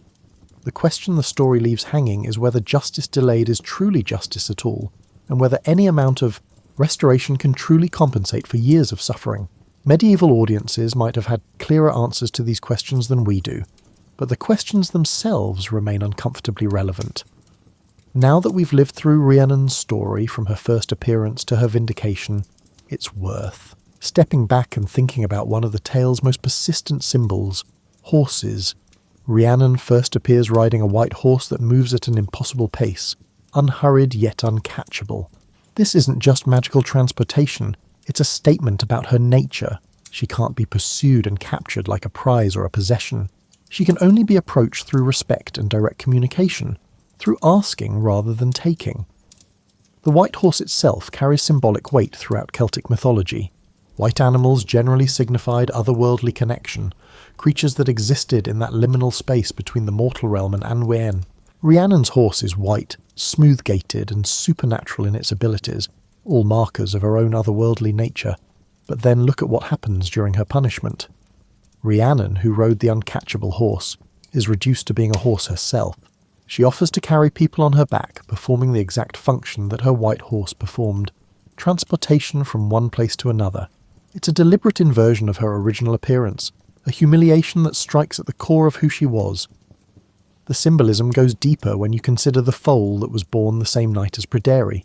Rhiannon's mare had been losing foals every May Eve to a supernatural creature. The night Pryderi disappeared, Rhiannon saved the foal by cutting off the creature's arm and found the baby on his doorstep. The connection between child and foal is explicit. They appear together, they grow up together, and Pryderi develops an exceptional bond with the horse. In some way, they're linked, both stolen by the same creature, both saved by Rhiannon's intervention. The foal that should have been taken becomes Pryderi's special companion, a living reminder of the night they both survived. This pairing of human child and horse has roots deep in Celtic culture. Horses were sacred animals in many Celtic societies, associated with sovereignty, the land, and divine power. The bond between Pryderi and his horse suggests he carries both human and equine blessings, both mortal and otherworldly power. There's also something worth noting about the name Rhiannon itself. Scholars have connected it to an earlier Celtic goddess figure called Rigantona, meaning Great Queen or Divine Queen. This goddess was associated with horses, sovereignty, and the land itself. While the medieval Rhiannon is presented as a character in a story rather than a goddess in a myth, echoes of divine power remain. In Celtic tradition, queens and goddesses were often connected to the land they ruled. Their fertility, health, and justice affected the kingdom itself. Rhiannon's unjust punishment and suffering might represent not just personal tragedy, but a kind of cosmic disorder. The land's queen wrongly accused and humiliated while the kingdom's heir is missing. Her vindication, then, becomes more than just clearing her name. It's a restoration of proper order. The queen returned to her rightful position, the heir was revealed and acknowledged, and balance was restored between the otherworldly and mortal realms. The punishment of carrying people like a horse also inverts traditional power dynamics in interesting ways. In Celtic culture, horses were associated with nobility and sovereignty. To ride a horse was to demonstrate status and power. By being reduced to a horse herself, Rhiannon experiences a complete reversal of sovereignty, from queen to beast of burden. But here's what's remarkable. Even in this degraded position, Rhiannon maintains her dignity. She performs her punishment without resistance, but also without being broken by it. In some way, she proves that sovereignty isn't just about position or status. It's about an internal quality that can't be taken away even when everything external is stripped down. When she's vindicated and restored, she doesn't just return to her former position. She's transformed by her experience, carrying knowledge that only suffering can teach. She's been both the rider and the horse, both the queen and the humiliated prisoner. This complete experience of both extremes might actually make her more complete, more capable of understanding the full range of human experience. The white horse that couldn't be caught becomes a metaphor for Rhiannon herself. She couldn't be truly caught by Pwyll until she chose to stop. She couldn't be broken by 7 years of punishment because her essential self remained free, and she couldn't be defined by either her supernatural origins or her mortal suffering because she existed beyond simple categories. Pryderi's bond with the foal suggests he inherits this horse nature from his mother. He's comfortable moving between worlds, capable of supernatural growth but also very human in his attachments and loyalties. The child of a woman associated with horses naturally bonds with horses, carrying forward his mother's connection to these powerful symbols. As you drift towards sleep, imagine Rhiannon on that white horse, moving at her own pace, uncatchable by force, but responsive to respect. Imagine the years at the gate, carrying the weight of others while maintaining herself. Imagine the vindication, the return to her true nature, but carrying the memory of everything she endured. The horse connection isn't just decorative symbolism. It's the heart of who Rhiannon is. Free-moving, powerful, dignified, and ultimately ungovernable by anything except her own choices. The first branch of the Mabinogi ends with Rhiannon vindicated and Pryderi acknowledged, but that's not the end of her story in the larger cycle. Rhiannon appears again in the third branch, and what happens to her there adds another layer to our understanding of her character. By the time of the third branch, Pwyll has died, and Pryderi has inherited the lordship of Dyfed. Rhiannon is now a widow, no longer the otherworldly bride, but a mature woman who has lived through marriage, motherhood, false accusation, suffering, vindication, and loss. She's seen most of what life can offer, both wonderful and terrible. Pryderi decides his mother should remarry, and he arranges a marriage between Rhiannon and Manawydan, son of Lir. Manawydan is himself a figure of considerable importance, a man who has lost his own kingdom and is essentially an exile. He and Rhiannon are both people who have experienced displacement and who know what it means to fall from high status and endure suffering. Their marriage is described as harmonious and based on mutual respect. Two people who have both suffered, both endured, and both survived. They understand each other in ways that people who have only known comfort never could. It's a second-act romance, quieter than the dramatic courtship with Pwyll, but perhaps deeper for being rooted in shared experience rather than supernatural attraction. But peace doesn't last. While Rhiannon and Manawydan are with Pryderi and his wife, a magical mist descends on Dyfed. When it clears, everything living has vanished except for the four of them. The entire kingdom is empty. No people, no animals, just empty buildings and silent fields. They endure this desolation for a time, living off the land, hunting what wild game they can find. But eventually, Pryderi sees a mysterious fortress that wasn't there before. Against advice, he enters it and finds a beautiful golden bowl attached to chains. When he touches it, he becomes frozen, unable to speak or move. Rhiannon, hearing that her son is trapped, doesn't hesitate. She goes after him despite the warnings, despite knowing this is obviously a trap. When she finds Pryderi frozen and unable to speak, she touches him, and immediately becomes trapped as well. Then the fortress and both of them vanish, leaving Manawydan alone. This is Rhiannon's second great trial. Once again, she's trapped through no fault of her own. Once again, she's suffering because of circumstances beyond her control. But this time it's different. She's not falsely accused of a crime. She's actually enchanted, held prisoner in the otherworld. The text tells us that Rhiannon and Pryderi are taken to the otherworld, where they're forced to wear magical collars and perform degrading labour. Rhiannon, who was once forced to carry people like a horse, is now yoked like an ox, compelled to perform menial work in the realm she once came from freely. It's worth noting the pattern here. Rhiannon's trials consistently involve humiliation and degradation, being reduced from queen to beast of burden, being trapped and forced into labour. It's as if she's being tested to see if anything can break her essential dignity, can reduce her to something less than she is, and consistently she endures. The text doesn't dwell on her suffering in the otherworld, but it acknowledges that she and Pryderi are held there until Manawydan, through cleverness and persistence, wins their release. When she's finally freed, Rhiannon returns to the mortal world. Changed again? She's been a bride from Andion, a queen of Dyft, a woman falsely accused, a vindicated mother, a widow, a remarried woman, and now a prisoner who has survived captivity in her own homeland. Each experience adds layers to who she is, building a character of remarkable complexity and depth. The third branch doesn't give us Rhiannon's emotional interiority during her captivity. Medieval Welsh storytelling wasn't particularly interested in detailed psychological exploration, but we can imagine what it meant for her to return to Annwn as a prisoner, rather than as a free woman choosing to leave, to be collared and yoked in the realm where she once rode that white horse with such grace and power. Humiliation as a pattern in Rhiannon's story seems almost deliberate, as if the universe is repeatedly testing her to see if she can be broken, reduced or made into something less than she is, and repeatedly, she proves that her essential self remains intact regardless of external circumstances. This is perhaps Rhiannon's greatest quality, the ability to endure degradation without being degraded, to suffer humiliation without being humiliated in her own eyes. She knows who she is, and no amount of unjust punishment or magical captivity changes that fundamental self-knowledge. Her final appearance in the Mabinogi shows her restored once again, living with Manawydan and Pryderi, her trials behind her. The text gives her a happy ending, or at least a peaceful one, the reward for surviving everything that was thrown at her with dignity and tact. As we approach the end of our time with Rhiannon, it's worth considering why her story has endured for over 1,000 years. What is it about this woman from Welsh mythology that continues to speak to people across centuries and cultures? Part of it is simply that Rhiannon is an exceptionally well-drawn character. Even in a medieval text that doesn't spend much time on psychological depth, she comes through as a complete person, someone with agency, dignity, complexity, and remarkable strength. She makes her own choices, endures suffering without being destroyed by it, and maintains herself through trials that would break most people. But I think there's something more specific about what Rhiannon represents.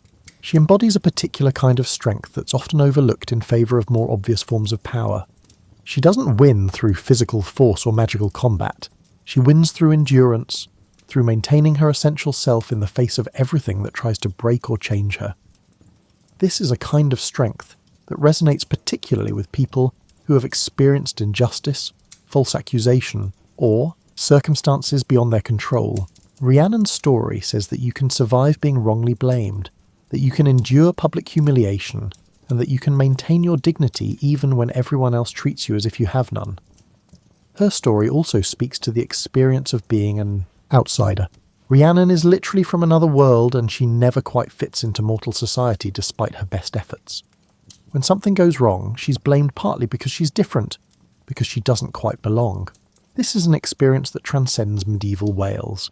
It's the experience of anyone who has been marked as other, who doesn't fit neatly into the categories their society has established. The vindication that eventually comes provides hope that truth can prevail even after long delays, that being wrongly accused doesn't have to mean permanent disgrace. But the 7 years of suffering before that vindication also acknowledge that justice is often slow, that being right doesn't protect you from punishment, and that endurance is sometimes all you have. Modern retellings and adaptations of Rhiannon's story tend to emphasise different aspects depending on what resonates with their particular moment. Some focus on her as a goddess figure, reclaiming the divine power that medieval Christianity tried to diminish. Others emphasise her strength as a woman surviving in a patriarchal society. Still others focus on her as a symbol of patience and endurance through unjust suffering. The folk rock band Fleetwood Mac famously wrote a song called Rhiannon that introduced her to millions of people who had never heard of the Mabinogi. Stevie Nicks' mystical lyrics transformed the medieval Welsh character into a symbol of feminine power and mystery for the 1970s, which then inspired countless women to name their daughters Rhiannon, creating a chain of influence that spans from medieval Wales to modern maternity wards. Modern paganism and neo-Celtic spirituality have claimed Rhiannon as a goddess, building practices and devotions around her that would probably puzzle medieval Welsh storytellers. But this reimagining speaks to something real. People continue to find in Rhiannon a figure who represents qualities they value and aspire to. Academic scholars study her as a window into pre-Christian Celtic religion, trying to reconstruct the goddess. figure she might have descended from. Feminist scholars examine her story for what it reveals about women's lives and experiences in medieval Wales. Literary scholars analyse the narrative structure and symbolic patterns in her tale. All of these interpretations have validity because Rhiannon is rich enough as a character to support multiple readings. She's not a simple figure with one obvious meaning. She's complex, contradictory in some ways, and capable of being understood from multiple angles. But perhaps what makes Rhiannon most enduring is simply that she's memorable. That image of the woman on the white horse moving at her own pace, uncatchable by force, it sticks in your imagination once you encounter it. The patience of sitting at a gate for 7 years, the joy of vindication, the strength to endure multiple trials without losing yourself. These are images and ideas that lodge in your mind and stay there. In a world that often celebrates flashy heroism and dramatic victories, Rhiannon offers something different. The quiet heroism of endurance, the victory of maintaining yourself when everything tries to break you down. That's a kind of strength that never goes out of style. Because every generation has people who need to hear that they can survive injustice, that being wronged doesn't mean being broken. As your breathing deepens and sleep comes closer, let's think about what we can take from Rhiannon's story into our own lives. What does this medieval Welsh tale about a woman from the other world have to teach us in our very different world? First, there's the lesson about patience. Rhiannon's trials weren't resolved quickly. She sat at that gate for 7 years before truth caught up with lies. In our world of instant communication and rapid news cycles, 7 years feels like an eternity. We expect justice quickly, vindication immediately, and truth to triumph in the next news cycle. Rhiannon's story reminds us that sometimes justice takes time. Truth doesn't always prevail immediately. Being in the right doesn't protect you from suffering in the short term. The question is whether you can maintain yourself during the waiting, whether you can endure without becoming what your accusers claim you are. This doesn't mean accepting injustice passively. Rhiannon endured her punishment, but she never admitted to the crime she didn't commit. She performed what was required of her while maintaining her own internal knowledge of the truth. There's a difference between endurance and capitulation, between patience and passive acceptance. Second, there's something important in Rhiannon's relationship with her otherworldly nature. She comes from Annwn, but she chooses to live in the mortal world. She has supernatural power, but she endures very human suffering. She could presumably have used magic to escape her punishment or to prove her innocence, but she doesn't. Instead, she experiences the consequences of living in the mortal world according to mortal rules. This suggests something about integration, about choosing to fully inhabit whatever world you find yourself in, rather than constantly retreating to the safety of being different or special. Rhiannon doesn't use her otherworldly status as an escape hatch from human consequences. She lives fully in the world she's chosen, even when that world treats her terribly. For those of us who sometimes feel like outsiders, who don't quite fit into the categories our society establishes, there's both challenge and comfort in this. The challenge is to fully engage with the world as it is, rather than retreating into the fantasy of being too special for ordinary problems. The comfort is that you can maintain your essential differentness while still participating fully in the world around you. Third, there's the lesson in how Rhiannon handles vindication. When the truth comes out, she doesn't demand revenge on the 6 women who lied about her. She doesn't rage about the 7 years she lost. She focuses on what matters. Her son is returned, the truth is known, and life can continue. This isn't about being weak or accepting injustice. It's about understanding what actually serves you once vindication comes. Sometimes the desire for revenge keeps you trapped in the past, tied to your suffering even after the external circumstances have changed. Rhiannon's ability to focus on joy rather than retribution suggests a kind of wisdom that knows the difference between justice and revenge. In our cancel culture moment, where public accusations and counter-accusations fly constantly, where everyone seems focused on punishing wrongdoing and demanding accountability, Rhiannon offers a different model. Not accountability-free, the truth does come out, she's vindicated, but focused on moving forward rather than dwelling in justified anger. Fourth, there's something in Rhiannon's multiple trials. She faces false accusation and imprisonment, she loses and regains her son, she's widowed and remarries, and out, and she's captured by the otherworld and freed again. Life keeps throwing things at her, and she keeps surviving, keeps maintaining herself, and keeps finding ways forward. This feels particularly relevant for those of us in middle age, the target audience for this bedtime story. By your 40s and 50s, you've likely been through some things. Maybe not magical imprisonment in the other world, but perhaps divorce, job loss, health crises, grief, betrayal, or any of the other trials that come with living a full life. Rhiannon's story suggests that surviving one trial doesn't exempt you from future ones. Life isn't a video game where you beat one level and move on to permanent safety, but it also shows that surviving each trial builds strength for the next one, that endurance is a skill that improves with practice, and that you can be tested multiple times and still maintain your essential self. Finally, there's the lesson in Rhiannon's choices. She chooses Pwyll over Gwall. She chooses to endure her punishment rather than abandon Dioed or use supernatural means to escape. She chooses to enter the mysterious fortress to save her son, even knowing it's a trap. She's not a passive victim of fate. She's someone who makes active choices and lives with their consequences. This agency is important. Even in circumstances that seem completely beyond her control, Rhiannon finds spaces where choice exists. She can't control being falsely accused, but she can control how she responds to punishment. She can't control the magical trap, but she can choose whether to enter it. In our own lives, we often face situations where we feel powerless. Rhiannon reminds us that even in the worst circumstances, small spaces of choice remain. How we inhabit those spaces and how we make the choices available to us shapes who we become. The moon is riding high over ancient Wales, casting silver light across the landscape where Rhiannon's story has been told for over 1,000 years. Somewhere in that landscape, in the space between what was and what might have been, a white horse moves at its own pace, unhurried and uncatchable. Rhiannon's story is complete, but in another sense, it continues. Every time someone tells it, she rides again. Every time someone finds strength in her example, she endures again. Every time someone chooses truth over convenience, maintains dignity in the face of humiliation, or survives injustice without being broken by it, her legacy lives on. You've spent this hour with a woman from another world who chose to live in this. One who faced trials that would have destroyed most people, and who maintained herself through everything life and legend could throw at her. You've walked with her from her first appearance on that white horse to her final vindication and beyond. As you drift towards sleep, let Rhiannon's strength be with you. Not the flashy strength of magic or power, but the deeper strength of endurance, of maintaining your essential self regardless of circumstances, of knowing who you are when everyone else is telling you you're something different.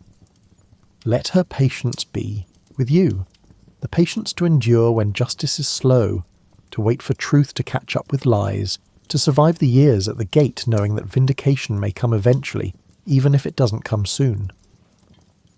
Let her dignity be with you, the ability to perform humiliating tasks without being humiliated in your own eyes, to endure degradation without being degraded internally, and to know that what others say about you doesn't change the truth of who you are. Let her joy be with you, the capacity to celebrate when good things finally happen, to focus on what's found rather than what was lost, and to experience genuine happiness even after years of suffering. And let her agency be with you, the knowledge that even in the worst circumstances, choices remain available, that you can make decisions about how to respond if not about what happens to you, and that being trapped in external circumstances doesn't mean being trapped in your own mind. The white horse is still moving somewhere, between worlds, and Rhiannon is still riding it, patient and dignified and free. She's been riding for over 1,000 years, and she'll continue to ride as long as people tell her story, finding in it something that speaks to their own struggles and triumphs. Tomorrow, when you wake, you'll return to your ordinary world with its ordinary challenges, but you'll carry with you the memory of a woman who moved between worlds, who endured the unendurable, who maintained herself through trials that should have broken her, and who emerged with her essential self intact. That's not a bad companion to have as you navigate whatever trials your own life presents.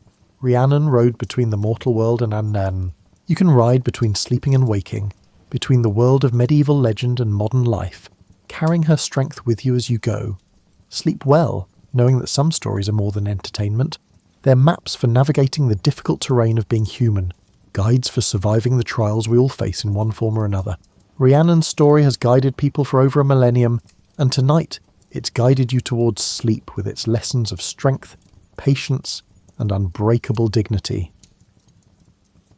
The white horse moves on, unhurried and uncatchable, carrying the Lady of the White, horse through the centuries and into your dreams.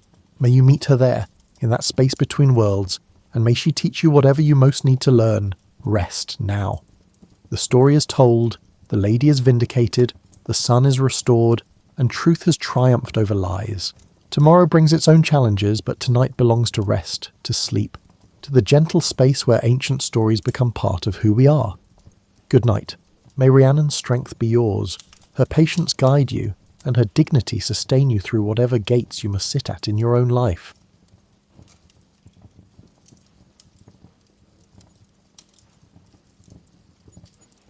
You're stepping into the everyday life of ancient Egypt, far from the grand temples and royal processions.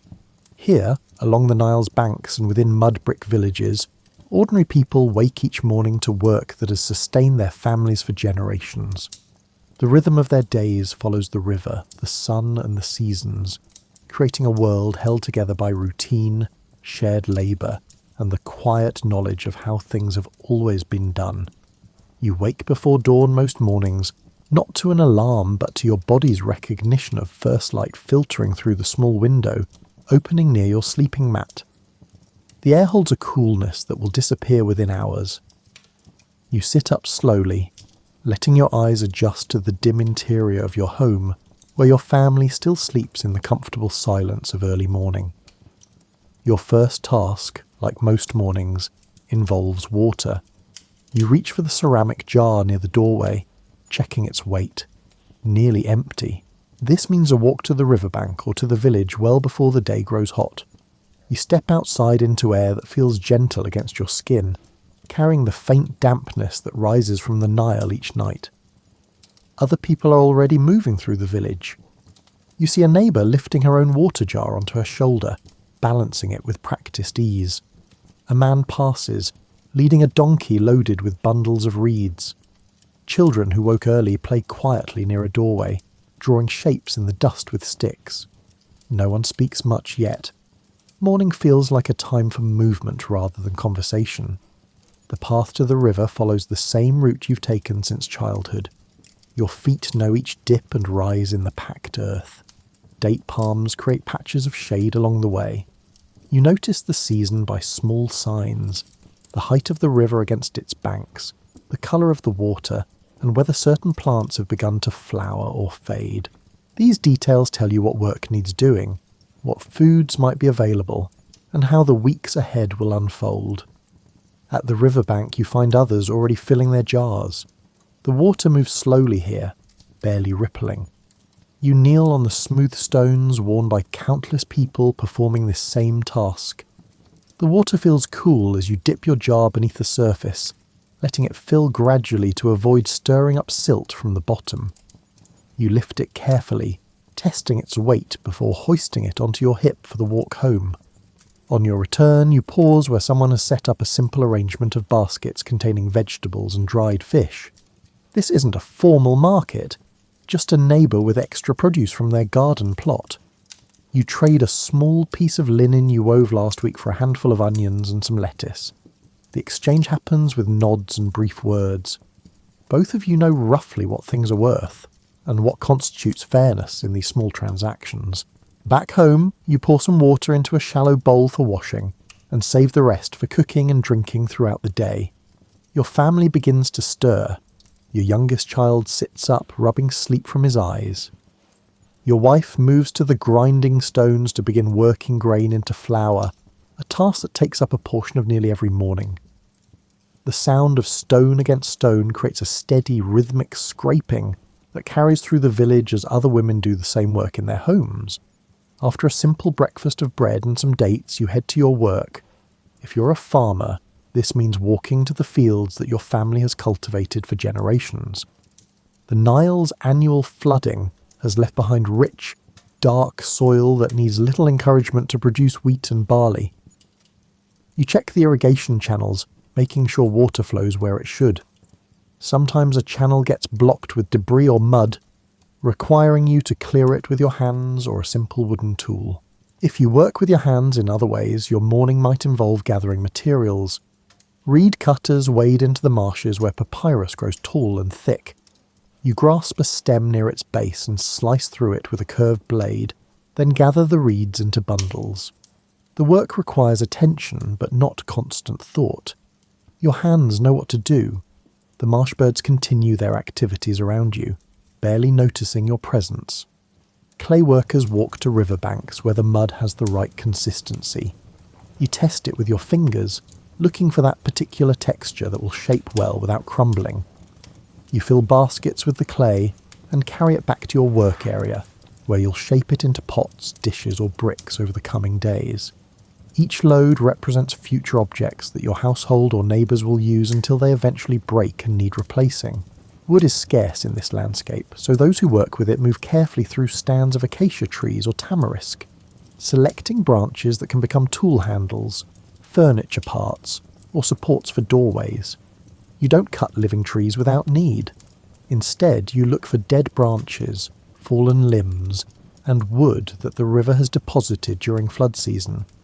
You recognise which woods will split easily, which will hold up under weight, and which work best for different purposes. Gathering fuel for cooking fires involves collecting dried dung from livestock pens and fields where animals graze. This isn't unpleasant work, just practical. The dried material burns steadily and provides the heat needed for baking bread and cooking stews. Children often help with this task, filling baskets and carrying them home. They learn early that nothing gets wasted, that every material has its use in keeping daily life running smoothly. Women and girls gather wild plants that supplement cultivated foods. You know which marsh grasses have edible roots, which desert plants produce seeds worth collecting, and when different plants reach their peak. This knowledge passes from mothers to daughters through years of walking the same paths, pointing out plants and teaching when to harvest and what to avoid. You fill the fold of your linen dress with your findings, carrying them home to sort and prepare. The village well serves as another gathering point. If your home isn't close to the river, you come here instead, taking your turn at the rope and bucket. While waiting, you hear bits of news. Someone's daughter is marrying into a family from the next village, someone's goat gave birth to twins, and someone needs help replastering their roof. Information flows naturally in these spaces where people pause in their work. Basketry materials require regular collecting. You need palm fronds, reeds and tough grasses to weave the containers that hold everything in your household. You gather these materials in quantity when you find them, storing them in a dry place until needed. The work of gathering never really ends. As soon as you've collected enough of one material, another runs low and needs replenishing. By mid-morning, most people have completed their first round of gathering and returned home or to work areas. The temperature has risen noticeably. You see people seeking shade as they continue their tasks, moving their work under trees or beneath simple reed shelters. The urgency of early morning has passed. Now comes the steadier rhythm of the main workday, where tasks begun this morning will continue through the afternoon. You sit in the shade of your home's outer wall, examining a basket that has developed a split along one side. This basket has carried vegetables from the garden and grain from storage for several years. You don't discard it. Instead, you soak some reed strips in water until they become pliable, then weave them through the damaged section, reinforcing the weak spot. Your fingers move almost without conscious direction, following patterns you've repeated countless times. Within a short while, the basket is whole again, ready for more years of use. Repair work fills a significant portion of daily life. Objects break, materials wear down, and structures need attention. You address these needs as they arise, usually before they become serious problems. This morning's maintenance keeps everything functioning without requiring dramatic interventions or expensive replacements. Your neighbour sits nearby, working on a cracked grinding stone. He examines where the stone has split, determining if it can still be used or needs replacing. The crack isn't severe. He'll continue using it for now, but he's already thinking about where to obtain a new stone when this one finally gives out completely. That might not happen for months or even years, but awareness of eventual need guides his planning. Clothing requires constant attention. Linen fabric, while durable, develops tears and worn spots with regular use. Women spend parts of most days mending garments, using bone needles and linen thread to close seams and reinforce areas that receive the most stress. A man's loincloth that tears at the waist gets a new tie. A child's dress that has grown too short receives an added band of fabric at the hem. Nothing gets thrown away while it can still serve a purpose. You watch your wife work on a piece of weaving, creating new linen from thread she spun herself. The loom stands upright, leaning against the house wall. She works the shuttle back and forth, building the fabric row by row. This slow, methodical process eventually produces the material your family uses for clothing, bedding, and trading. She can work while also keeping an eye on the children and participating in conversations with neighbours who pass by. Pottery repair happens regularly. Clay vessels crack or chip. For small damage, you make a paste from mud and use it to seal the crack. For larger breaks, you might drill small holes on either side of the break and tie the pieces together with cord.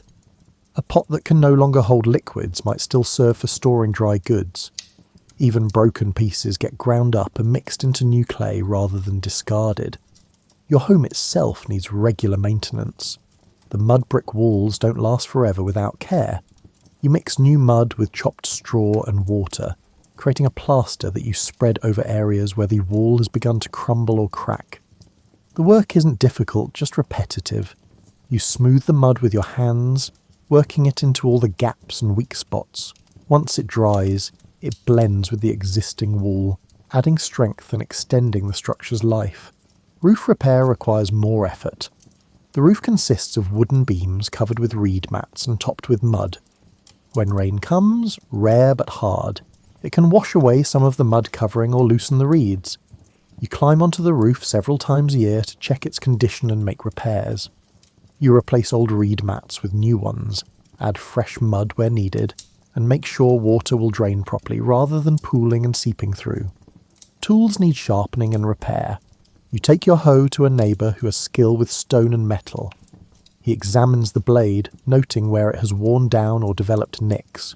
Using careful strikes with a harder stone, he reshapes the edge, making it effective again. You'll return his help later when he needs assistance with a task that requires more than one person.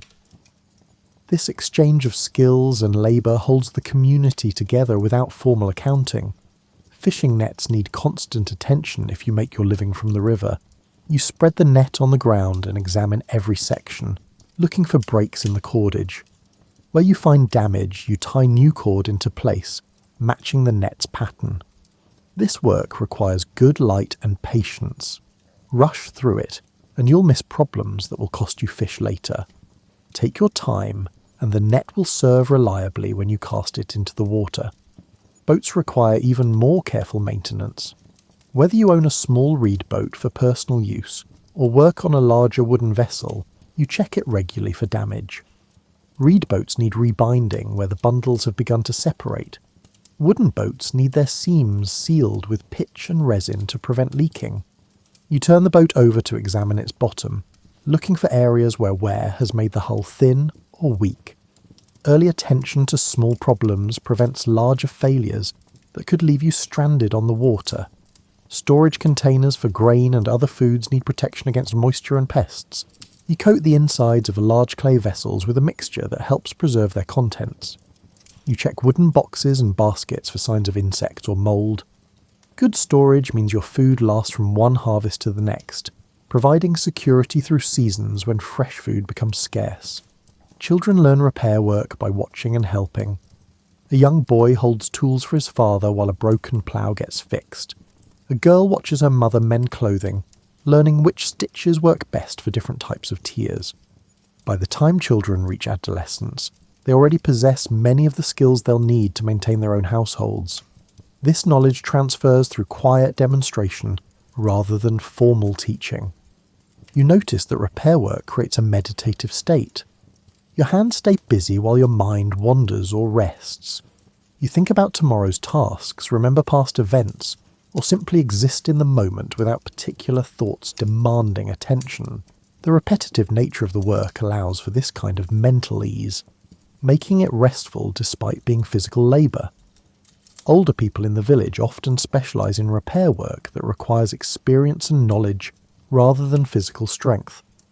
An elderly woman might spend her days repairing baskets while sitting in the shade, her skilled fingers working quickly through problems that would stump younger people. An older man might shape replacement tool handles, drawing on decades of knowledge about which woods work best and how to shape them for comfortable use and long life. Seasonal changes affect repair work.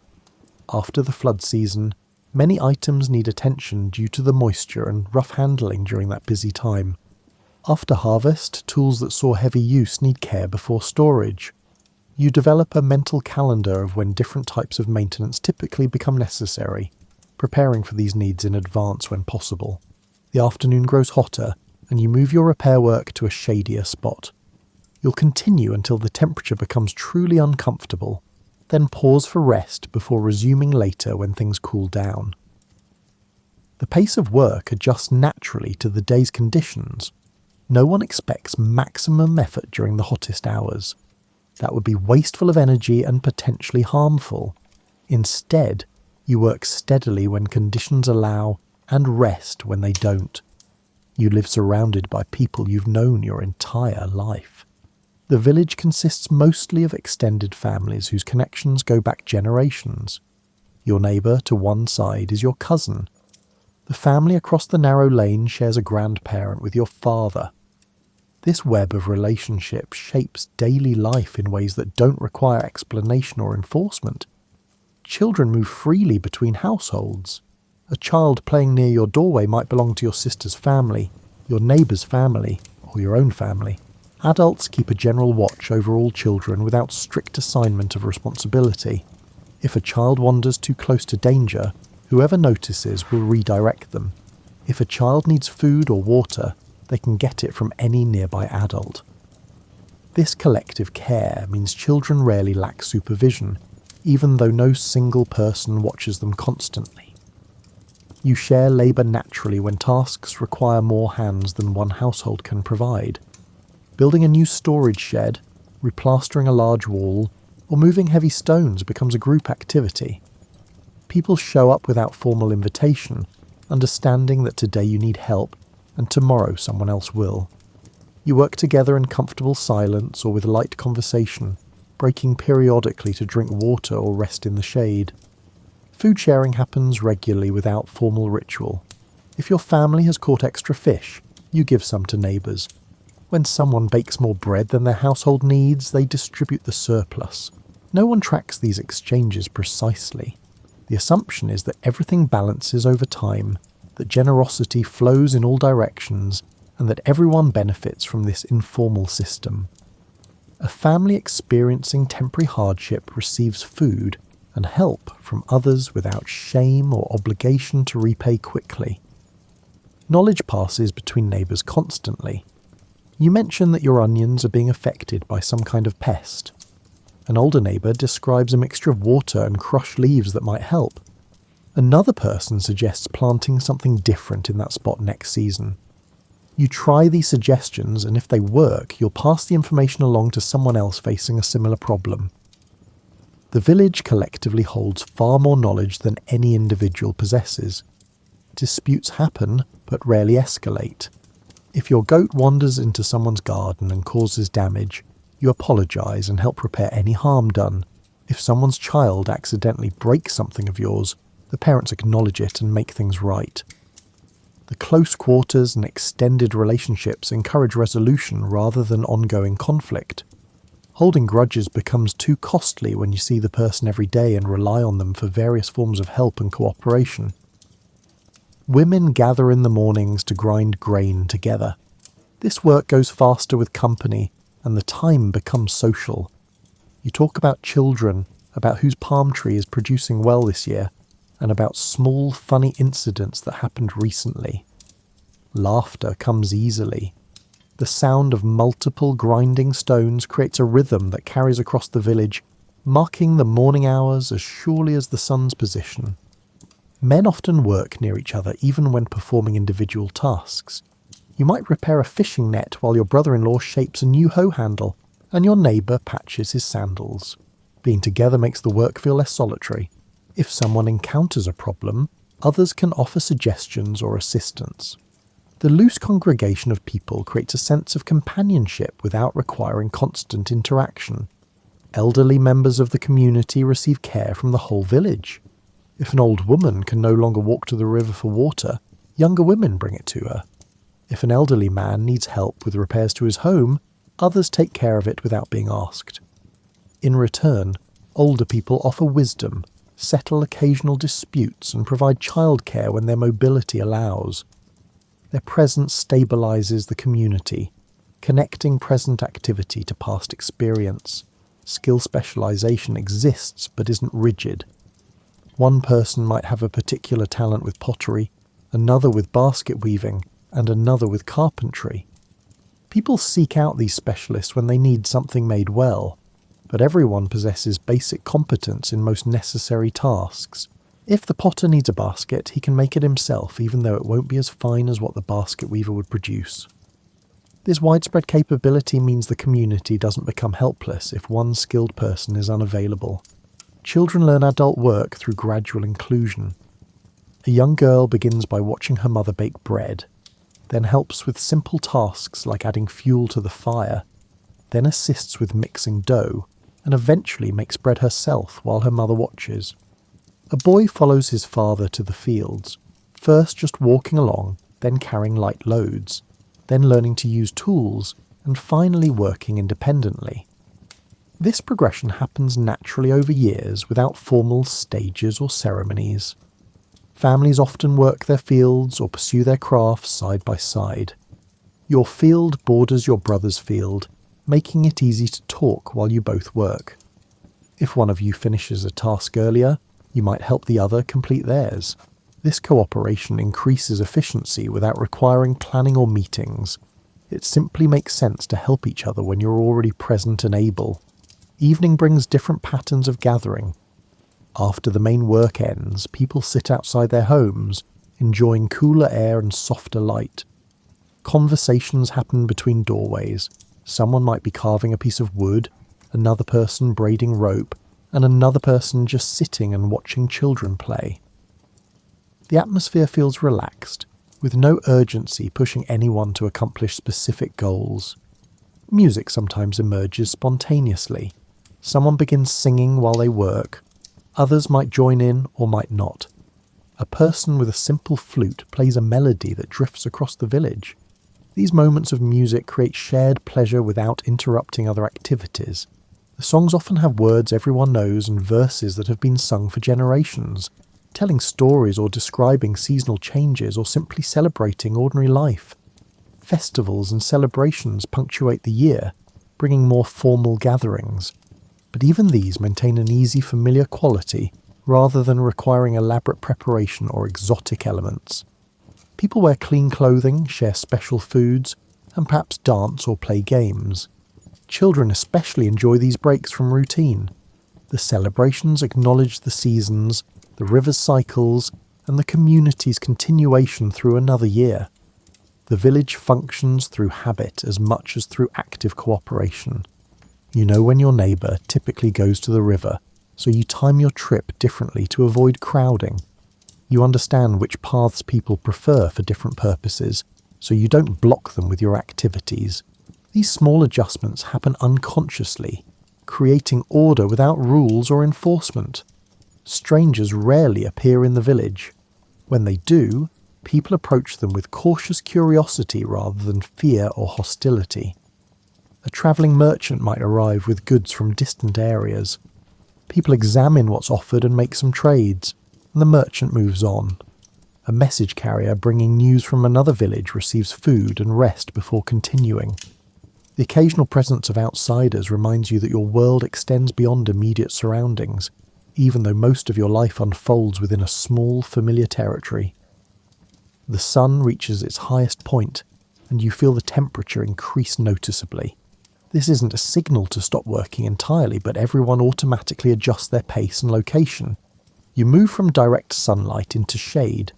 If you've been performing strenuous physical labour, you switch to lighter tasks or simply pause. Your body has learned over years to recognise when pushing forward would be unwise. You sit with your back against the cool mud brick wall of your home, feeling the contrast between the wall's temperature and the heated air. Others in your family and throughout the village make similar adjustments. The streets become quieter.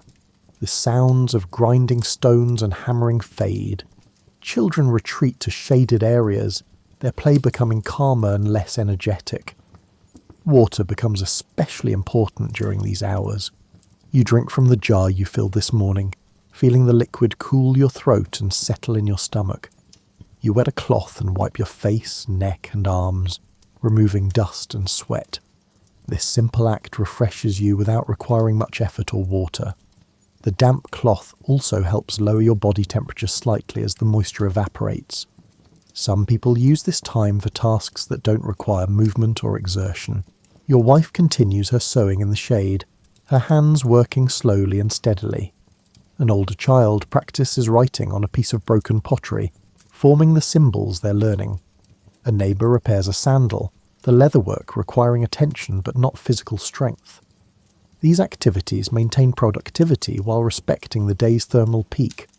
Sleep isn't uncommon during these hours. You might lie down on a mat inside your home, where the walls block direct sunlight and provide relative coolness. Your eyes close, your breathing deepens. This rest isn't full nighttime sleep, just a brief surrender to the body's preference for stillness when conditions become uncomfortable. You wake naturally after a short time, feeling somewhat restored and ready to resume work. Babies and young children almost always sleep during these hours. The heat affects them more strongly than adults, and their bodies demand more frequent rest anyway. Mothers nurse their infants, then lay them down in the coolest part of the home. Older toddlers curl up on sleeping mats, sometimes several children together, seeking each other's company even in sleep. The household becomes very quiet, most voices dropping to whispers to avoid disturbing these resting children. Animals also seek rest during peak heat. Donkeys stand in whatever shade they can find, heads lowered, appearing almost to doze. Dogs sprawl in dust beneath trees, barely moving. Even birds reduce their activity, calling less frequently and staying within foliage rather than flying between trees.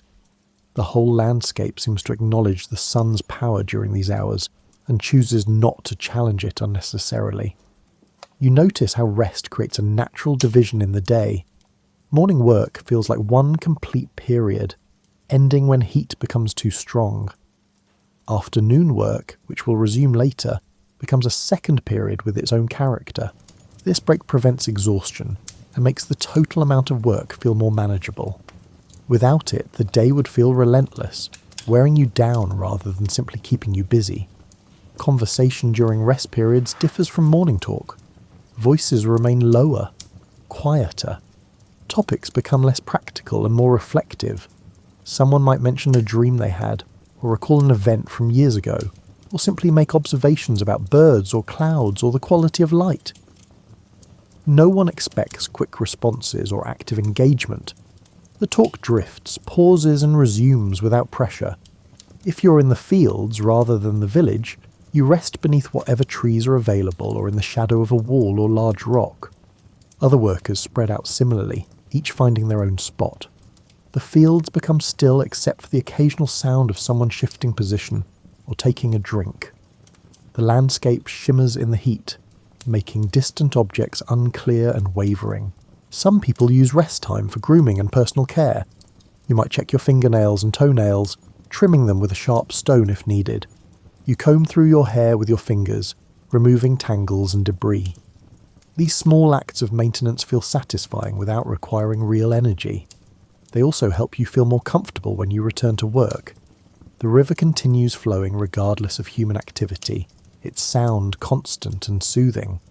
If you're resting near the water, you listen to its gentle movement, the way it laps against the banks and swirls around reeds. This sound has accompanied every moment of your life, becoming so familiar you barely notice it consciously. Yet its absence, if you travelled far from the river, would feel strange and unsettling. As the afternoon progresses, the worst heat gradually passes. You sense this shift before you could name any specific change. Perhaps the air feels slightly less heavy. Perhaps shadows have lengthened just a bit. Perhaps your body simply knows it has rested enough. You stand, stretch, and prepare to return to work. Others throughout the village make similar movements. The sounds of activity resume gradually rather than all at once. A grinding stone starts up. Someone calls out to a neighbour. Children emerge from their sleeping spots and begin playing again, their energy renewed. The day's second phase begins naturally, without any signal or announcement. You return to the task you left earlier, or begin a new one if the previous work finished before rest became necessary. Your body feels capable again, ready for several more hours of effort. The rest has served its purpose, not just restoring physical energy, but also providing mental relief from sustained focus. The afternoon stretches ahead, long enough for meaningful accomplishment, but not so long that you can't envision its end. You begin preparing the evening meal while afternoon light still provides good visibility for the detailed work involved. First, you check your supplies, inventorying what's available. The household stores barley and emmer wheat in large clay vessels. You also have onions, garlic, and some dried fish from recent trading. A basket holds dates that are beginning to wrinkle but remain good. Some fresh lettuce and cucumbers came from the garden this morning. Making bread forms the foundation of the meal, as it does most days. You measure out grain and carry it to the grinding stones. These stones, one flat and one curved, have worn smooth hollows from years of use. You pour grain into the hollow of the lower stone, then use the upper stone to grind it with repeated circular motions. The grain gradually breaks down into flour, though it remains coarser than what you could achieve with more time and effort. The grinding produces a rhythmic scraping sound that other women in neighbouring houses also create. You can hear 3 or 4 other families performing the same task at roughly the same time. Your arms develop a steady rhythm that you can maintain for the extended period needed to produce enough flour for your family's bread. The motion becomes almost meditative, requiring attention but not intense concentration. Once you have sufficient flour, you mix it with water in a ceramic bowl. Your hands work the mixture, adding water gradually until the dough reaches the right consistency. Too dry and it won't hold together. Too wet and it will stick to everything. You've made bread countless times, and your hands know the feel you're seeking. You knead the dough briefly, then shape it into flat, round loaves. The fire pit sits outside your home, a circle of stones containing ashes and partially burned wood. You add dried dung and some small sticks to the existing coals, blowing gently to encourage flames.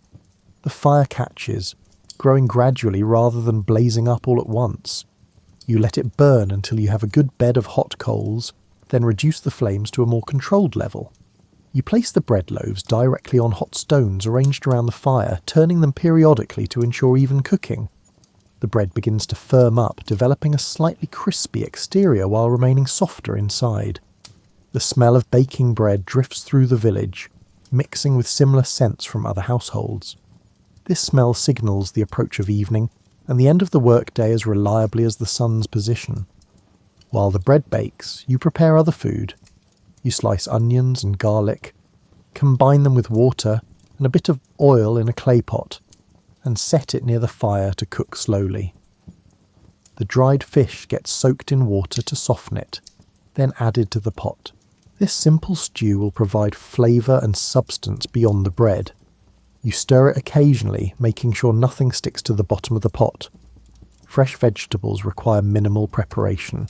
You rinse the lettuce and cucumbers in water, then slice them into pieces that can be easily eaten. These will be served raw, providing a crisp texture and fresh taste that contrasts with the cooked elements of the meal. You arrange them on a flat ceramic dish that has survived years of daily use despite several repaired cracks. Dates need only to be checked for any that have spoiled or attracted insects. You sort through them, discarding a few that have gone bad and arranging the rest in a bowl. Dates provide sweetness that most other foods lack. Children especially look forward to them, often eating them as a treat separate from the main meal. You have some beer that you prepared several days ago. The process involves sprouting grain, drying it, grinding it, mixing it with water, and allowing it to ferment. The result is thick, nutritious, and mildly alcoholic. You strain it through a basket to remove solid particles, then pour it into jars for serving. Beer provides hydration, nutrition, and a pleasant mild buzz that helps everyone relax in the evening. The bread finishes baking. You remove each loaf from the hot stones using a folded cloth to protect your hands. The bread has risen slightly and developed brown spots where it contacted the stones. You stack the loaves in a basket, covering them with a cloth to keep them warm and protect them from dust. The stew has simmered long enough for the flavours to blend and the fish to break down into small tender pieces. You taste it, judging whether it needs anything else. Perhaps a bit more water to thin it slightly. You stir in the addition and let it cook a few moments longer. Your children gather as the cooking nears completion, drawn by the smell and by the knowledge that mealtime approaches. They know not to ask for food until you're ready to serve, but they stay close, anticipating. Your husband arrives from the fields, setting down his tools and washing his hands and face before joining the family.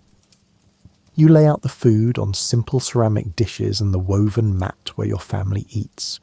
Everyone sits, reaching for bread first, tearing pieces from the loaves. You ladle stew into bowls, passing them around. The vegetables get shared from the common dish, each person taking what they want. The dates remain in their bowl, available throughout the meal. Eating doesn't require much conversation. Hungry people focus on food. The tastes are familiar, comforting rather than exciting. This meal closely resembles yesterday's meal and tomorrow's meal. The consistency provides security rather than boredom. You know what to expect. You know you'll have enough. You know your body will feel satisfied when you finish.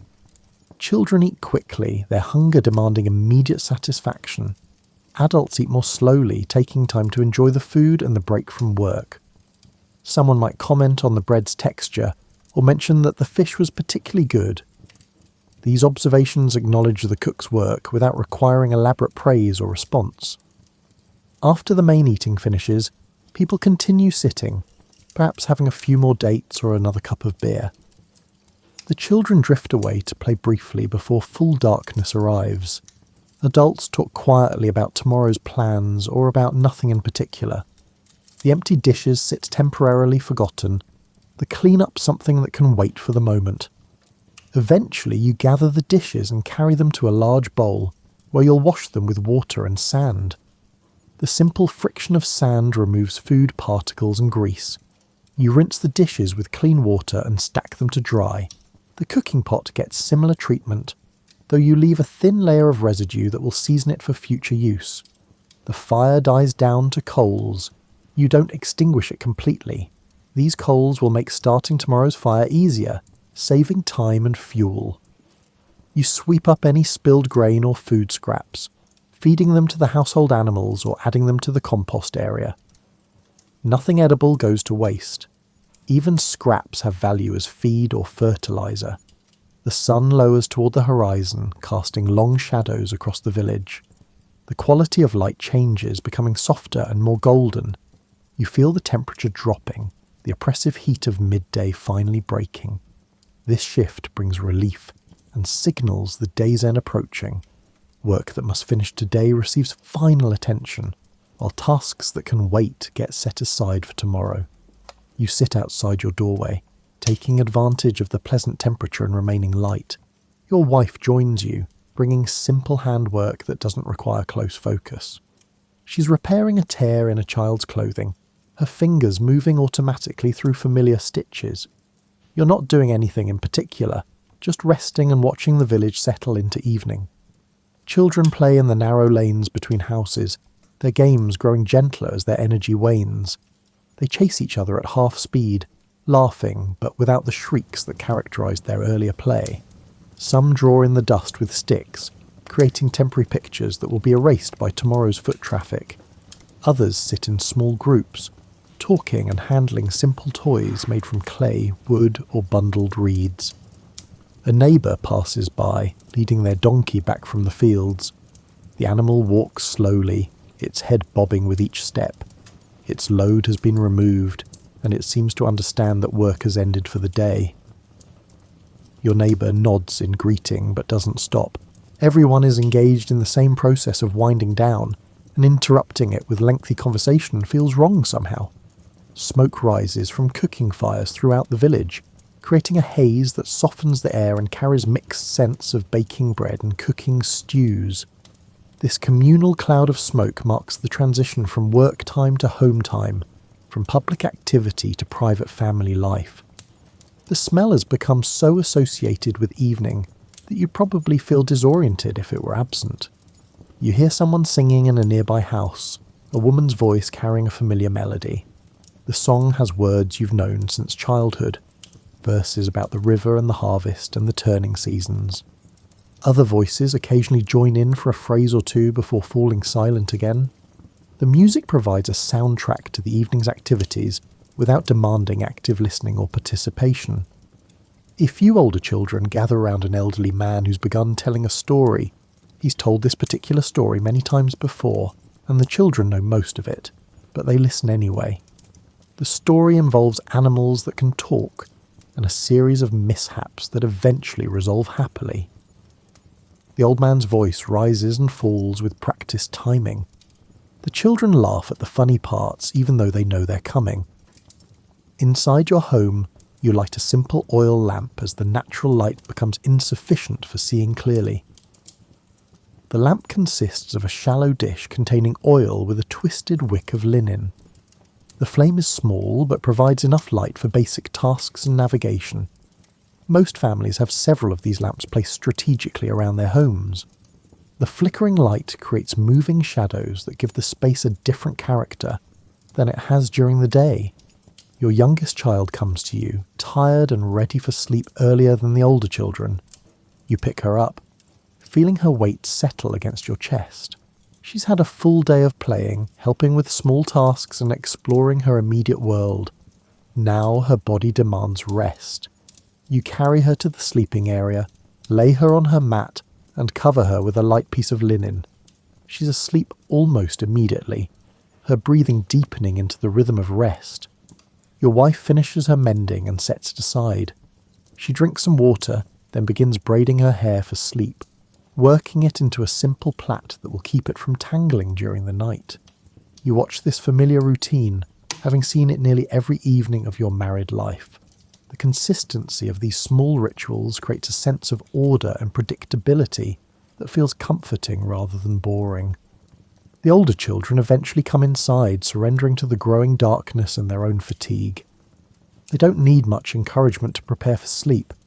They move to their sleeping mats, arranging them in preferred positions. They might talk quietly among themselves for a few minutes, reviewing the day's events or making plans for tomorrow's play. Their voices grow softer and less frequent as sleep overtakes them. You step outside one more time, checking the sky. Stars are beginning to appear, faint at first but gradually becoming more visible as the last daylight fades. The air has cooled significantly. You can hear the river's constant sound more clearly now that daytime activity has ceased. A dog barks somewhere in the village, its sound carrying clearly in the quiet. Another dog answers briefly, then silence returns. The fire outside has reduced to a few glowing coals. You decide whether to bank it for the night or let it die completely. If you bank it, you cover the coals with ash, which preserves some heat and makes morning fire starting easier. If you let it die, you'll need to start fresh tomorrow, but that's not difficult when you have experience and proper materials. You return inside and secure the door by placing a piece of wood across the opening. This provides minimal security, but the village is safe and theft is rare. The door mainly keeps out animals and provides privacy rather than functioning as serious protection. You check that all family members are present and accounted for, a quick mental inventory that brings reassurance. The oil lamps burn quietly, their flames barely moving.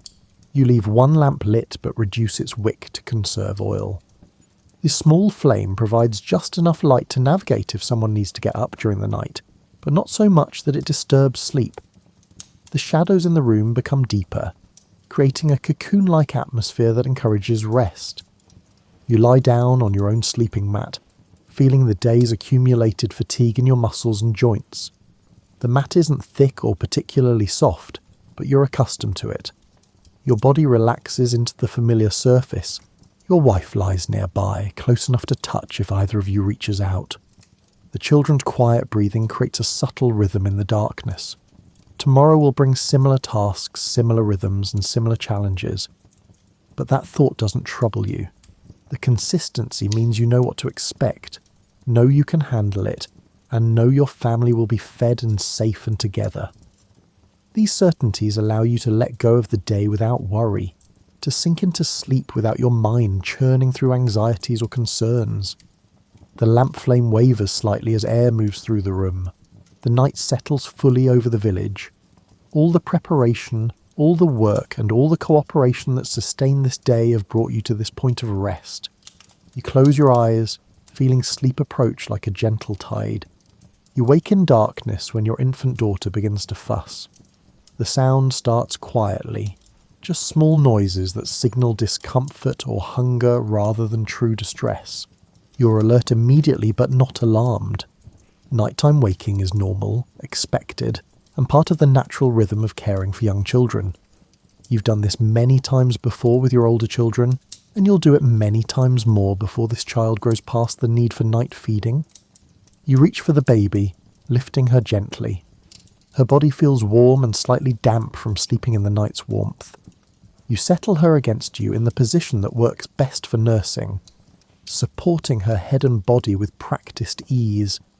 She latches quickly, her suckling creating a small rhythmic sound in the quiet house. You lean back against the wall, comfortable enough for the duration of the feeding.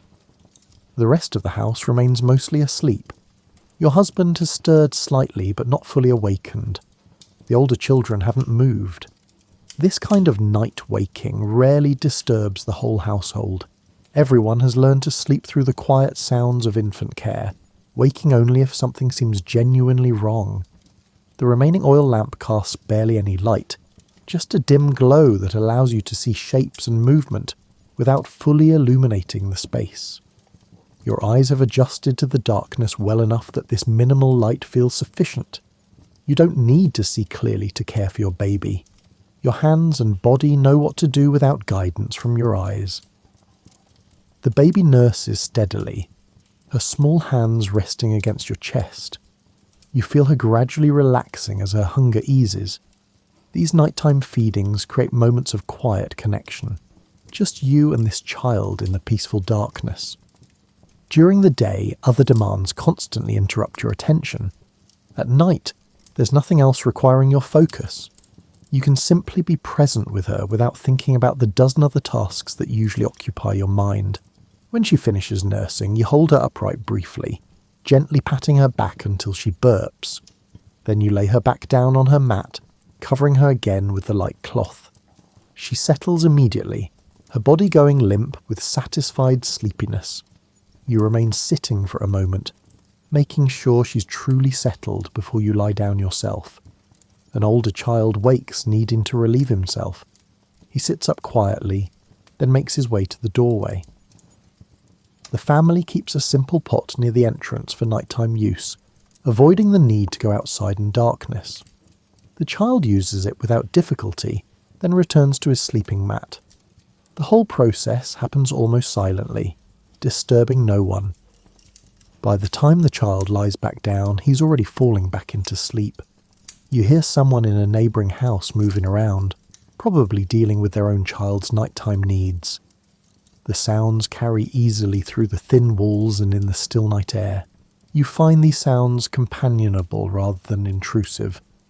They remind you that other families are managing the same nighttime routines, that your experiences are shared and normal rather than unique or difficult. Sometimes a child has a bad dream. One of your sons whimpers in his sleep, his body twitching slightly. You move to him quickly, placing a gentle hand on his shoulder. He wakes briefly, disoriented and upset. You speak softly, reassuring him that he's safe, that it was only a dream, and that nothing bad is happening. He calms within moments, his fear dissipating as consciousness returns, and he recognizes his familiar surroundings.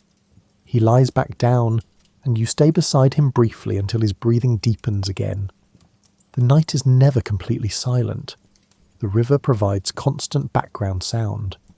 Occasionally an animal makes noise outside, a donkey shifting position, or a dog investigating something. These sounds don't alarm you. They're part of the normal nighttime soundscape, familiar and expected.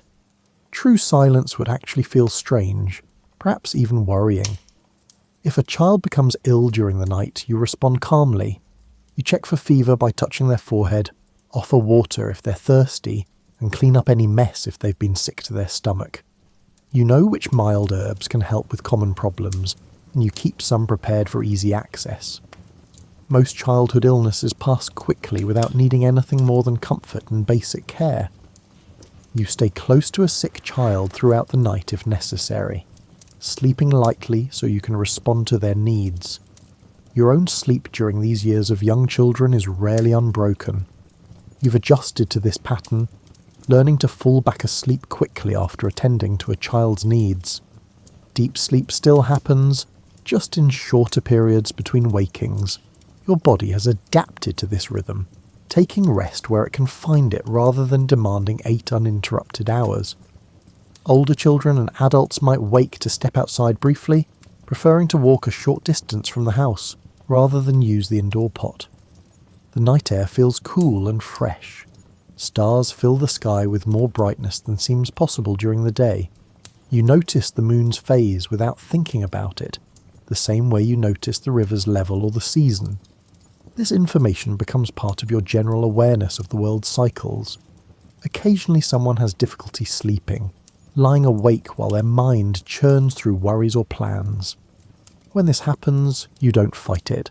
You simply lie quietly, resting your body even if your mind won't settle. Sometimes you step outside and sit for a while, looking at the stars and listening to the night sounds. The cool air and change of position often help sleep return. If not, you remain calm, knowing tomorrow's work will happen regardless of whether you slept perfectly tonight. The period before dawn brings the deepest sleep of the night.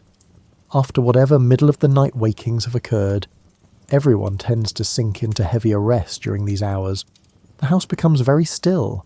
Even the baby sleeps soundly, her small body finally satisfied with milk and rest. This is the time when you truly rest, when your body repairs itself from the previous day's work and prepares for the next day's demands. You wake gradually as first light begins to penetrate the darkness. You don't rise immediately. Instead, you lie quietly, noticing your body's transition from sleep to wakefulness. Your mind becomes aware before your body wants to move. You hear the first morning sounds beginning outside, birds calling, someone else starting their fire, and the village beginning its daily return to activity. The baby wakes and needs feeding again. You nurse her while still lying down, both of you drowsy and comfortable. The older children begin to stir, their movements becoming less still as consciousness returns. Your husband sits up, stretching and preparing to face the day. The night has done its work, providing rest and renewal. Now morning arrives again, bringing with it the familiar cycle of tasks and rhythms that structure your life. The routines you follow each day are the same routines your parents followed, and their parents before them, reaching back through more generations than anyone can count. The methods for grinding grain, building homes, weaving baskets and catching fish have changed little over centuries. This continuity creates a deep stability that allows life to proceed without constant reinvention or adaptation to dramatic change. You inhabit a world where knowledge accumulates gradually and then plateaus. Your grandparents knew essentially everything you need to know to sustain your life. They taught your parents, who taught you, and you're now teaching your children. The substance of this teaching remains constant. How to read the river's moods, when to plant and harvest, which materials work best for different purposes, how to maintain tools and structures, and how to live cooperatively within a close community. The gods exist in your awareness and occasionally receive offerings or acknowledgement, but they don't dominate daily life. You're not particularly religious in any intense sense. The divine feels distant. concerned with large matters beyond your immediate experience. Your practical concerns centre on crops, family, neighbours, and the steady progression of seasons. The massive temples and elaborate rituals belong to a different world than the one you inhabit most directly. Similarly, the pharaoh rules in theory but affects your daily life minimally. You're aware of his existence. You know your village exists within a larger political structure. Occasionally officials pass through collecting taxes or organising labour for large projects. But these intrusions are infrequent. Most days you live without thinking about royal authority or national politics. Your immediate world consists of people you know personally and work you understand completely. This narrow scope might seem limiting, but you don't experience it as confinement. You have everything necessary for life: food, shelter, family, community, and purpose. The lack of variety doesn't trouble you because you've never experienced anything different. The life you're living is the life everyone has always lived in this place. It feels complete rather than restricted. The Nile provides the foundation for everything. Its annual flood brings the silt that enriches your fields. Its water sustains crops, livestock, and people. Its fish supplement your diet. Its reeds provide building materials. Its predictable cycle gives structure to your year and your planning. The river's presence is so constant that you'd struggle to imagine life without it. Some of your ancestors long ago must have migrated to this valley, but that history has been forgotten. Now you simply belong here, part of a landscape shaped by the river's rhythms. Your village continues because each generation successfully raises the next. Children grow into adults who take over their parents' roles. Young people marry, combining families and creating new households that resemble their parents' households. The cycle repeats endlessly, each iteration almost identical to the previous one. This repetition creates profound stability, but also means individual lives blend together, becoming variations on the same essential pattern rather than unique stories. You're aware of other villages along the river, some nearby and some distant. Occasionally people travel between communities for trade or marriage. News filters through these connections, though slowly. You might hear about a particularly good harvest in a village 2 days' walk away, or learn that a skilled craftsperson has moved to a different area. But these distant events rarely affect you directly. Your world remains primarily local, focused on the people and places you encounter regularly. The work you do sustains life but doesn't dramatically improve it. Each generation lives approximately as well as the previous generation. Better weather might bring better crops in one year, and worse weather might bring hardship in another. But over time, things balance out to a consistent level of modest sufficiency. You have enough, which feels like the right amount rather than too little. The concept of having much more than enough doesn't really enter your thinking. Death comes periodically to the village, sometimes to the old, sometimes to the young, and sometimes to people in their productive years. You accept this as inevitable rather than fighting against it or demanding explanations. When someone dies, their family mourns, the community helps with burial preparations, and life continues. The dead person's role gets filled by someone else, usually a family member. The gap they leave closes quickly out of practical necessity. Memory persists for a while, then fades as new births and deaths create fresh memories. Your own individual significance feels small but not depressing. You're part of something larger than yourself. Your family, your village, the long chain of ancestors who lived before you, and descendants who will live after you. This larger context gives meaning to your daily work even when that work seems repetitive or mundane. You're maintaining something important, keeping the pattern going, and ensuring that life continues in the way it should. The physical landscape around you bears the marks of human activity going back many lifetimes. The fields you work were cleared and shaped by your ancestors. The paths you walk have been worn smooth by countless feet. The irrigation channels follow routes established so long ago that no one remembers their creation. You're inhabiting and maintaining a landscape created by cumulative human effort over centuries. Stories circulate in the village about the old days, though these stories have become more myth than history. People speak of ancestors who are unusually wise, strong or skilled. They mention events that happened long ago, though the details have grown vague. These stories create a sense of connection to the past, without providing precise historical knowledge. They suggest that people have always lived roughly as you live now, facing similar challenges and finding similar solutions. The future feels like it will resemble the past. You expect your children to live much as you've lived, your grandchildren to repeat the same patterns. Change happens, but slowly enough that it's barely perceptible within a single lifetime. A tool design might improve slightly. A crop variety might prove more productive. Building techniques might evolve gradually, but the fundamental shape of life remains constant. This stability allows you to face each day without anxiety about what it might bring. You know what needs doing, you know how to do it, you know others will help when necessary, you trust that the river will flood, crops will grow, children will be born, and life will continue. This trust isn't blind faith, but accumulated experience verified by generations of consistent patterns. As evening approaches and you prepare for sleep once again, you feel the day folding into the endless sequence of similar days that stretches behind you and ahead of you. Tomorrow will bring the same basic tasks with minor variations. The season will progress according to its established pattern. Your children will grow incrementally older. The village will continue functioning through the combined small efforts of all its members.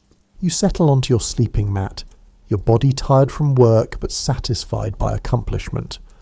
The day has been neither exceptional nor disappointing, just normal in the best sense of the word. You've done what needed doing, maintained what needed maintaining, and cared for those who needed care.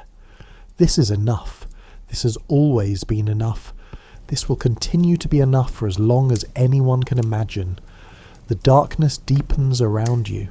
The village grows quiet. The river flows on as it has always flowed. Your breathing slows and deepens. Sleep comes easily, naturally without resistance. Tomorrow waits, patient and predictable, ready to unfold in ways that require no explanation, because they've been repeated countless times before.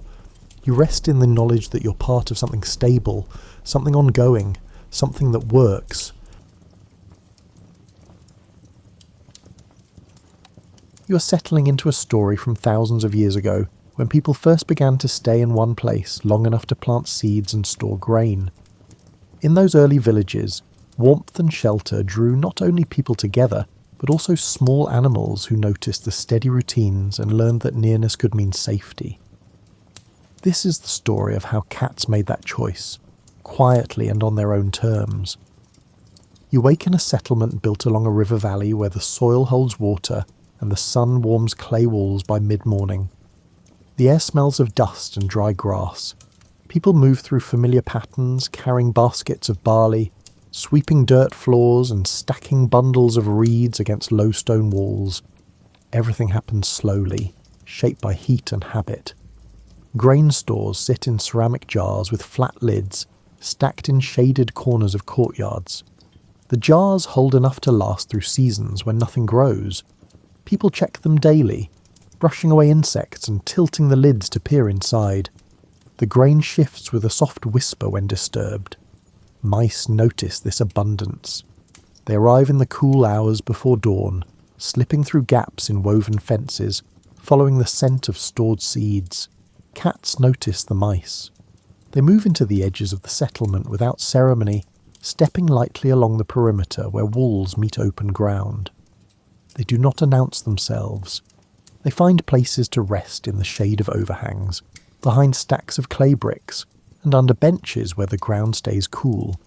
They watch the movement of people and animals with calm attention, learning the rhythm of the day. Mornings begin with the scrape of wooden tools against stone, the rustle of baskets being filled, and the low hum of voices discussing tasks. People work steadily, pausing to drink water from shallow bowls, wiping sweat from their foreheads. The settlement feels orderly and predictable. Courtyards fill with sunlight. Shadows shrink toward midday. Cats settle into spots where they can see without being seen. A ledge above a doorway, a gap between two storage jars. The top of a wall warmed by morning sun. They rest with eyes half closed and tails curled around their bodies, breathing slowly. They do not seek attention. They simply occupy space that offers both comfort and vantage. Children scatter grain for chickens in the courtyard. The birds peck and flutter, kicking up small clouds of dust. Cats watch this activity from a distance, noting the movement, the sound, and the predictable timing. They learn when the courtyard fills and when it empties. They learn which paths people take most often and which corners remain undisturbed. By midday, the heat presses down and movement slows. People retreat indoors or into the deepest shade. The settlement grows quiet. Even the chickens settle into dust baths, fluffing their feathers and closing their eyes. Cats remain still, conserving energy, letting the hours pass without effort. There is no urgency here. Time moves in long, unhurried stretches. Late afternoon brings a shift in temperature. Breezes begin to move through the spaces between buildings. People emerge to continue their work. They grind grain with heavy stones, the sound rhythmic and steady. They weave mats from reeds, their hands moving in practice patterns. They mend baskets, repair tools, and tend small fires for evening meals. Cats stretch and shift positions, following the retreating patches of sunlight. They groom themselves with careful attention, smoothing fur and cleaning paws. They yawn widely, showing sharp teeth, then settle again. Their presence becomes part of the landscape, unremarkable and accepted. Mice venture out as shadows lengthen, emboldened by the approaching dusk. They move quickly, darting from one hiding spot to another, always alert. Cats track this movement with focused stillness, bodies low, ears forward. Sometimes they move, sometimes they simply watch. The settlement provides more than enough opportunity. There is no need to rush.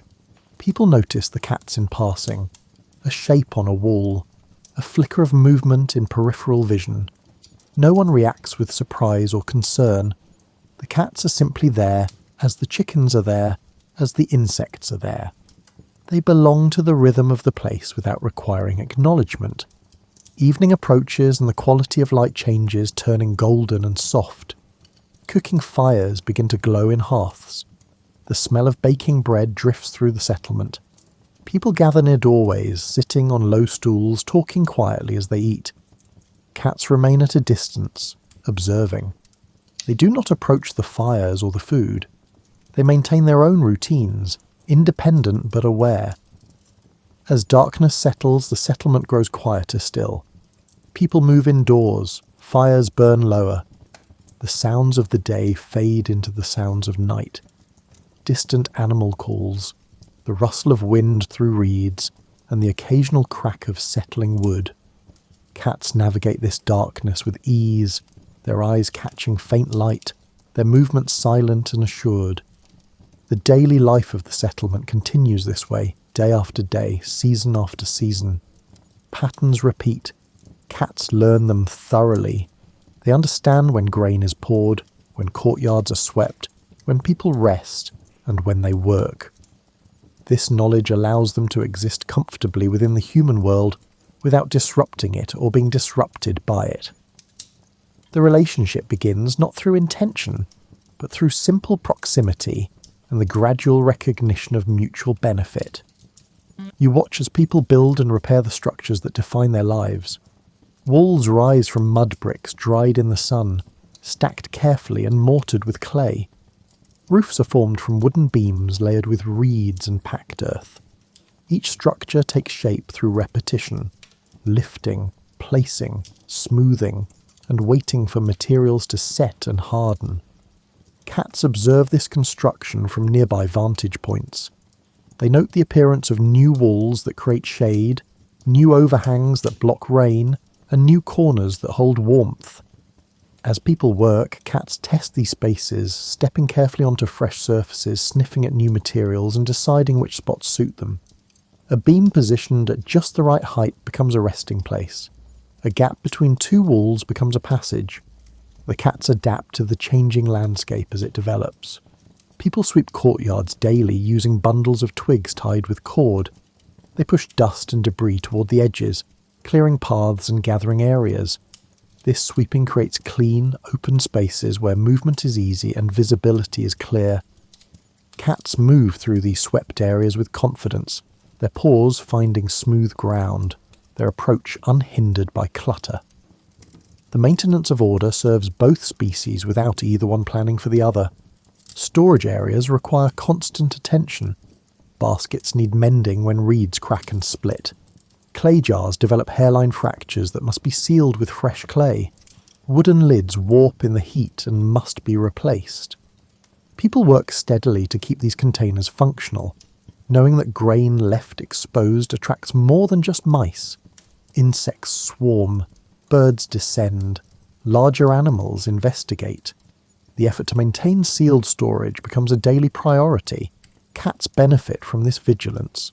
Sealed storage means concentrated populations of mice and rats drawn to the few accessible points of entry. The cats learn these points.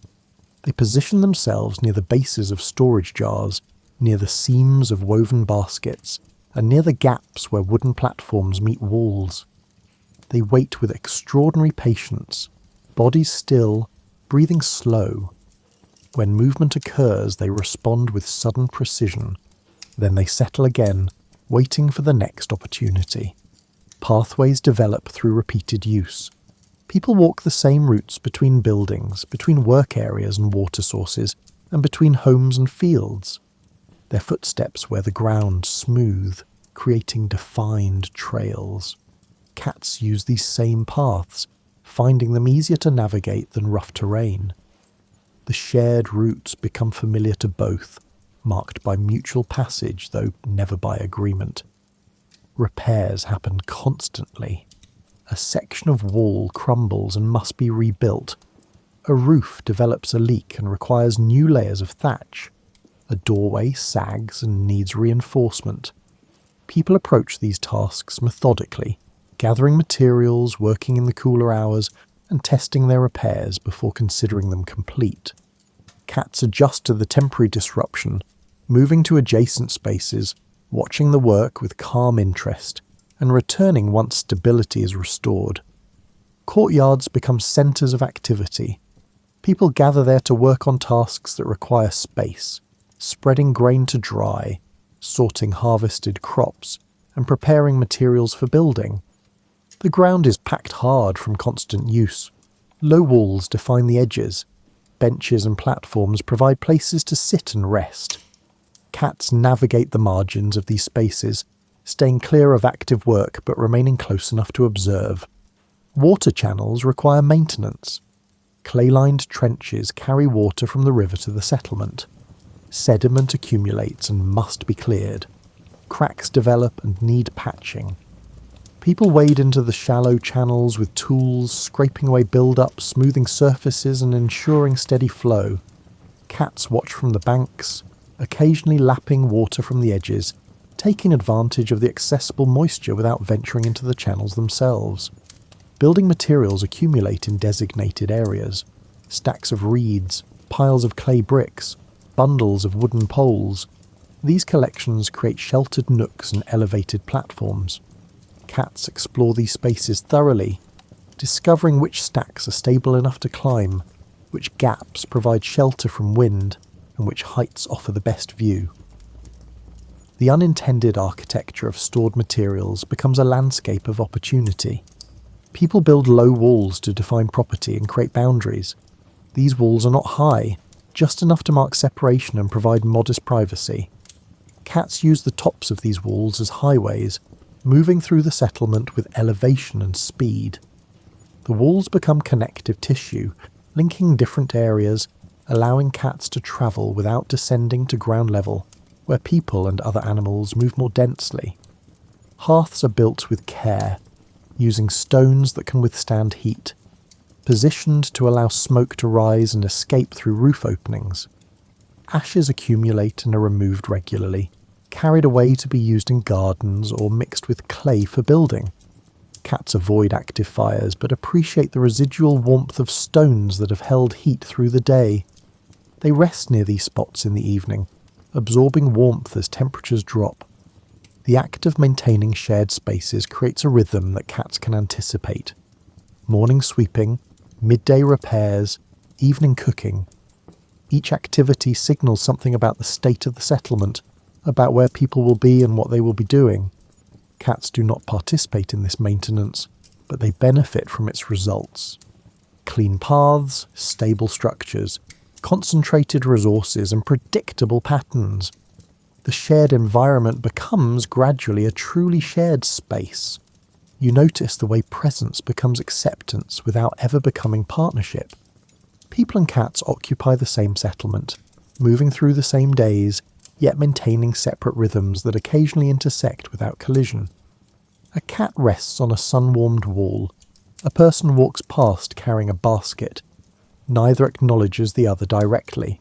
The person does not stop to observe the cat. The cat does not startle or flee. Both continue with their own concerns, their proximity unremarkable. This happens dozens of times each day, an accumulation of neutral encounters that builds familiarity through sheer repetition. Children are the first to show interest. They notice cats more readily than adults do, pointing them out, watching them groom or stretch or move along the tops of walls. Occasionally a child reaches out, attempting to touch a cat that ventures near. Most cats step away, maintaining distance, unwilling to engage. A few allow brief contact, tolerating a gentle hand before moving on. The children learn gradually which cats accept this attention and which do not. No one teaches them this. They learn through observation and minor disappointment. Adults focus on work and allow cats to exist without interference. A woman grinding grain notices a cat sleeping in the shade of her workspace. She continues grinding, the rhythmic sound unchanging. The cat continues sleeping, undisturbed by the noise. They share the space for hours without interaction. When the woman finishes and moves away, the cat remains. When the cat eventually wakes and leaves, the woman does not notice its absence. Tolerance becomes the foundation of coexistence. People tolerate cats in their storage areas because the cats reduce vermin.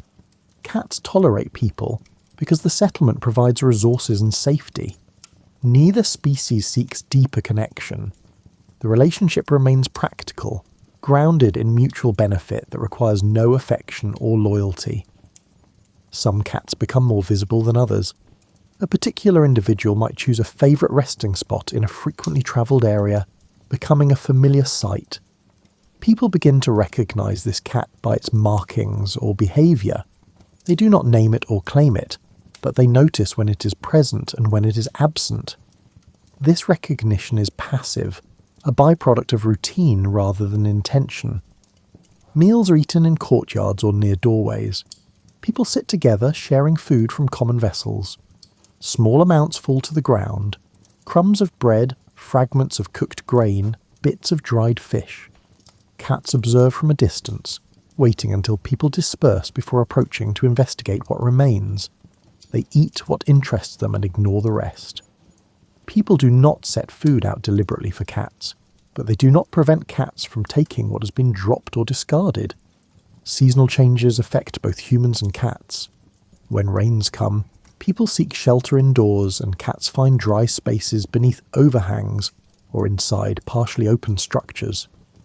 When heat intensifies, both species move more slowly, seeking shade and resting through the hottest hours. When cooler weather arrives, both become more active, working or hunting during longer portions of the day.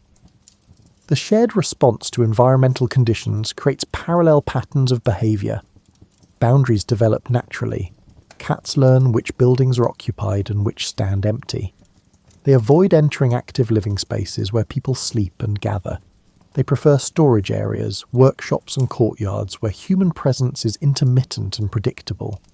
People in turn do not attempt to control where cats go or how they spend their time. The settlement is large enough to accommodate both without crowding or conflict.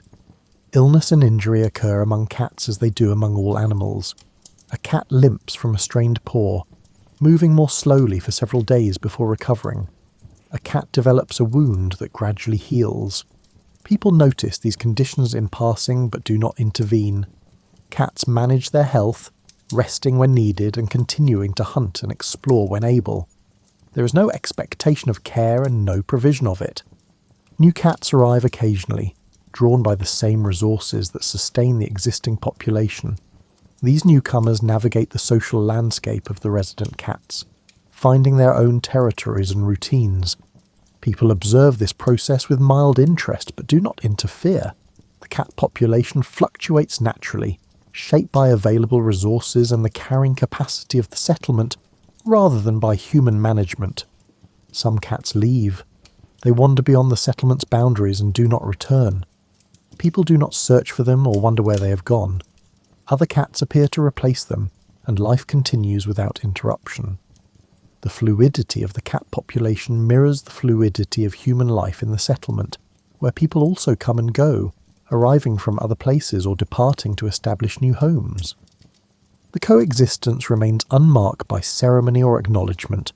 There are no rituals celebrating the presence of cats, no stories told about particular individuals, and no attempts to formalize the relationship.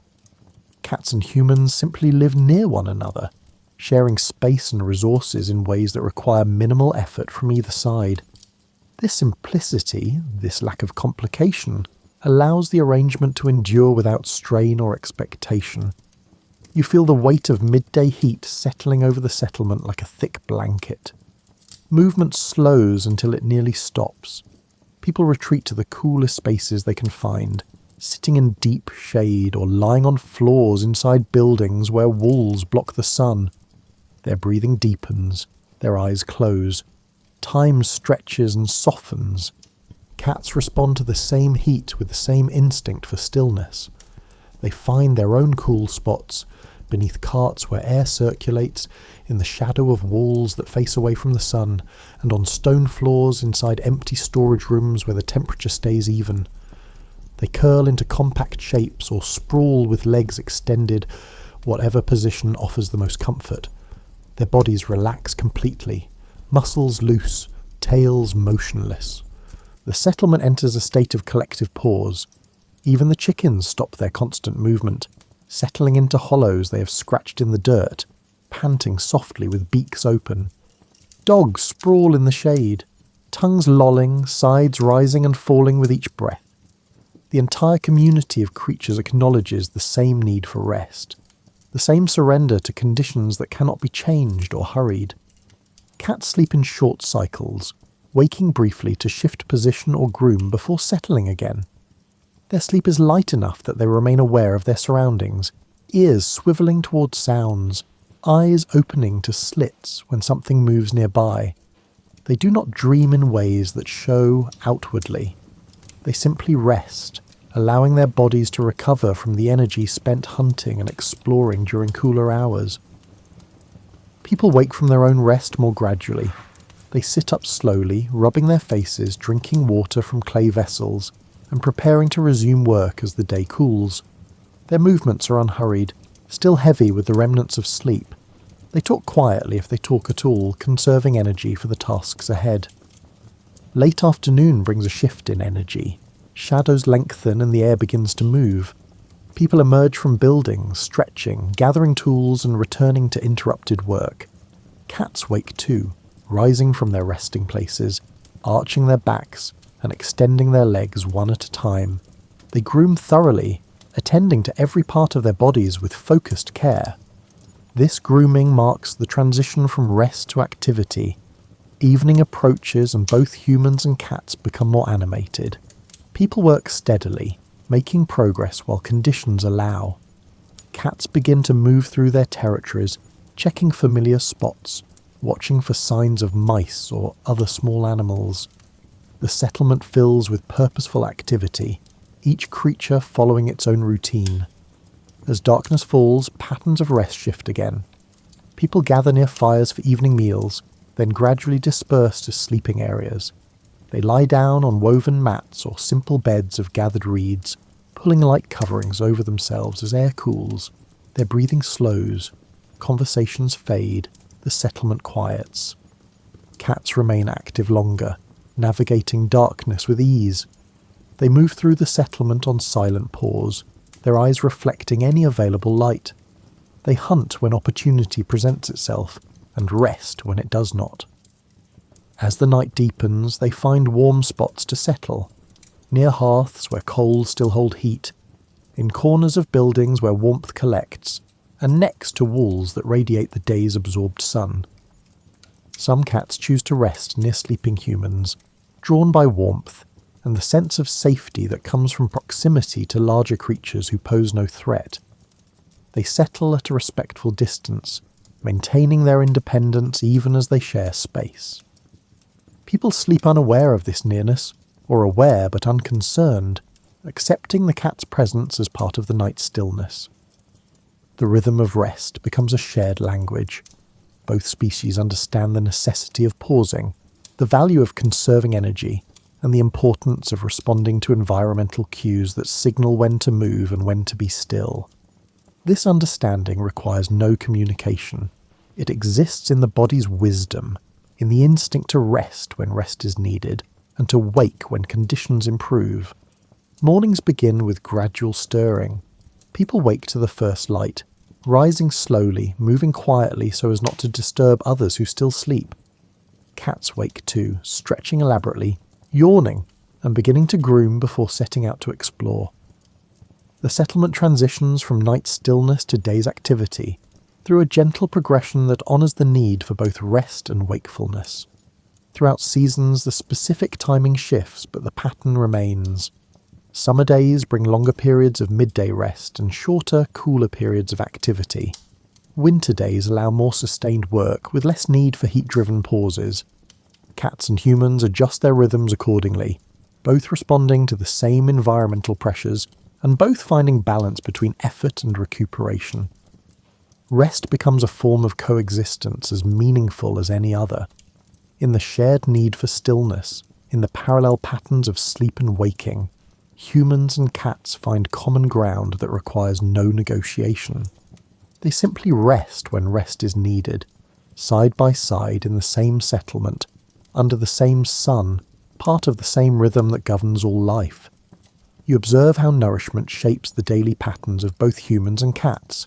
Food is not abundant, but it is reliable. The settlement stores hold grain harvested from nearby fields. People portion this grain carefully, grinding it as needed, baking it into bread, and cooking it into simple porridges. The work of preparing food happens daily, creating regular scraps and spillage. Grain scattered during processing attracts mice. They emerge at dawn and dusk, moving quickly through shadows, gathering fallen seeds, and retreating to hidden burrows between the settlement's walls.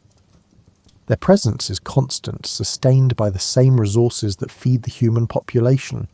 The mice thrive wherever grain is stored or handled. Cats position themselves near these areas of activity.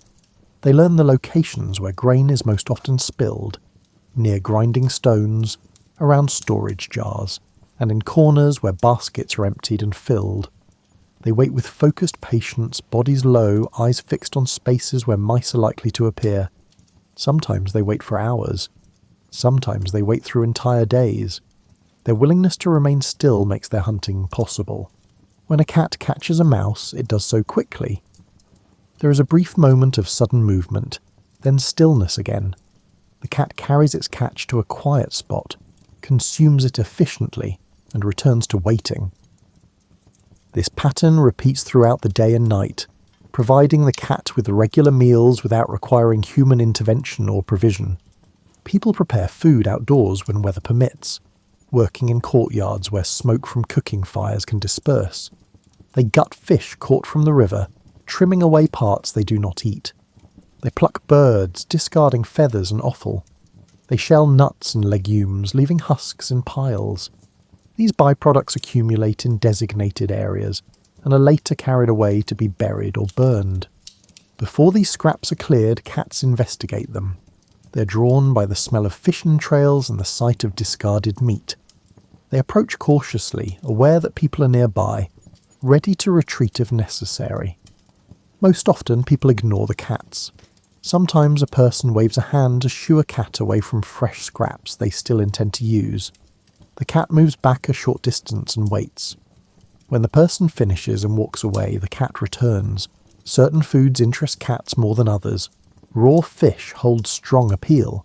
So do the organs and bones of birds. Cats show little interest in grain or bread, though they occasionally sniff at these items before turning away. Their diet remains primarily meat, obtained through hunting or scavenging, shaped by their own preferences and instincts. Opportunity appears in cycles tied to human activity.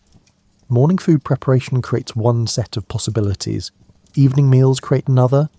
Seasonal harvests bring temporary abundance when grain is threshed and winnowed, sending up clouds of chaff and scattering seeds widely. Cats do not eat this grain, but they hunt the mice drawn to it, benefiting indirectly from the harvest's plenty. Water is available in the settlement's channels and collection vessels. Cats drink from these sources when they are thirsty, lapping from the edges of clay bowls or from shallow portions of the water channels. People do not prevent this. Water flows steadily enough that sharing it costs nothing. Some cats prove more skilled at hunting than others. A particularly adept cat might catch several mice in a day, eating what it needs and leaving the rest. Other cats hunt less successfully, going longer between meals, appearing thin and sharp-boned. The settlement supports a population of cats roughly proportional to the available prey, with natural fluctuations that balance availability against need. Birds nest in the settlement structures, tucking nests into crevices and overhangs. These nests sometimes hold eggs or fledglings. Cats occasionally discover and raid these nests, climbing to reach them and consuming the contents quickly. People do not intervene. Birds are not domesticated or protected. Their losses to cats are simply part of the ecosystem. Cats do not beg for food. They do not approach people with expectation or demand. Their entire relationship with nourishment remains independent, based on their own efforts, and the incidental bounty created by human activity. This independence preserves the essential nature of the relationship. Cats choose to stay because staying offers advantage, not because they depend on human generosity. Lean times affect both species. When harvests fail or stores run low, people ration grain more carefully, reducing spillage and guarding resources more closely. Fewer scraps appear. Mice populations decline with less available food. Cats find hunting more difficult. Some leave the settlement to search for opportunities elsewhere. Others persist, growing thinner, moving more carefully and conserving energy. When conditions improve, the cat population gradually recovers. The food relationship remains transactional but not contractual. Humans create conditions that produce prey and occasional scraps. Cats reduce vermin and ask for nothing else. Both sides benefit from this arrangement without obligation or expectation. Food provides the practical foundation for coexistence, but it does not create dependency or sentiment. Cats remain free to leave if resources disappear. They stay because most of the time resources continue to appear with reliable regularity. You watch as the sun descends toward the horizon, painting the settlement in amber light. The heat of the day gradually releases its grip. Air begins to move more freely, carrying the scent of cooking fires and distant fields. People's movements shift from the focused intensity of afternoon work to the gentler rhythms of evening preparation. Fires are lit in hearths and outdoor pits. Women and men tend these flames, adding wood carefully, adjusting the size of the fire to match the need for cooking. Clay pots are positioned over flames, filled with grain and water, and stirred occasionally as the contents soften and warm. The smell of cooking spreads through the settlement, a familiar marker of the day's progression. Children finish their tasks and begin to gather in open areas, their energy still present but channeled now into games and conversation rather than work. Their voices carry through the settling dusk, punctuated by laughter and the sounds of running feet. They are more relaxed now, released from the discipline of contributing to the household's labour. Cats emerge from their resting places, beginning their evening routines. They move along familiar paths, checking the spots where they have found food before, investigating any changes in the settlement's landscape. Their movements are purposeful but unhurried. Evening offers optimal hunting conditions, fading light that still allows vision, cooling air that brings mice out to forage, and the distraction of human activity that makes prey less cautious. People gather near their homes as meals finish cooking. They sit on stools or on the ground, arranging themselves in loose circles or facing doorways. Food is served from communal pots, ladled into individual bowls, and eaten with fingers or simple tools. Conversations happen in low voices, punctuated by comfortable silences. The day's work is discussed. Plans for tomorrow are mentioned, and news is shared about neighbours or family members in distant settlements. Cats observe these gatherings from the periphery. They rest on walls or under carts, watching the movement of people without approaching. They are not excluded, but neither are they invited. Their position remains that of witness, present but separate, sharing the space without sharing the activity. As people eat, small amounts of food inevitably fall. A child drops a piece of bread. An adult tips a bowl slightly and liquid spills. These small losses accumulate in the dust around the eating area. Cats note these occurrences, patient in their awareness that opportunity will come when people disperse. The light continues to fade, deepening from gold to rose to purple. Shadows merge and blend, losing their sharp edges. The settlement structures become silhouettes against the dimming sky. Fires grow brighter in contrast, their flames more visible as ambient light decreases. The visual world simplifies, defined now by points of warmth and light against gathering darkness. People begin to move towards sleep. They rise from their gathering places, bank fires to hold coals through the night, and carry empty vessels back into buildings. Children are called inside or guided towards sleeping areas. The sounds of the settlement change, fewer voices, more footsteps, and the rustle of mats being unrolled and blankets being arranged. Cats move into the spaces people have vacated. They investigate dropped food, consuming what appeals to them and ignoring the rest. They groom themselves in the residual warmth of the areas where people sat. They mark the evening's territory with their presence, claiming the night shift of the settlement's continuous occupation. Some people remain outside longer, sitting by dying fires, reluctant to end the day. They stare into the coals, their faces lit by the warm glow, their thoughts private and unspoken. Cats sometimes approach these solitary figures, settling nearby but not near enough for contact. The two species share the quiet in parallel, each absorbed in their own relationship with the approaching night. Stars appear overhead, first a few bright points, then countless more as darkness deepens. The sky transforms into a vast field of light, familiar to all who live without walls blocking their view. People glance upward occasionally, noting the positions of known constellations, using them to mark the season and passage of time. Cats navigate by different markers. They know the settlement by scent and touch and sound, by the memory of pathways and the location of shelter. They move confidently through darkness that would slow or stop human movement, their eyes gathering available light, their whiskers sensing obstacles, and their paws finding purchase on familiar surfaces. The settlement do not sleep all at once. It transitions gradually, with different households and individuals moving toward rest at their own pace.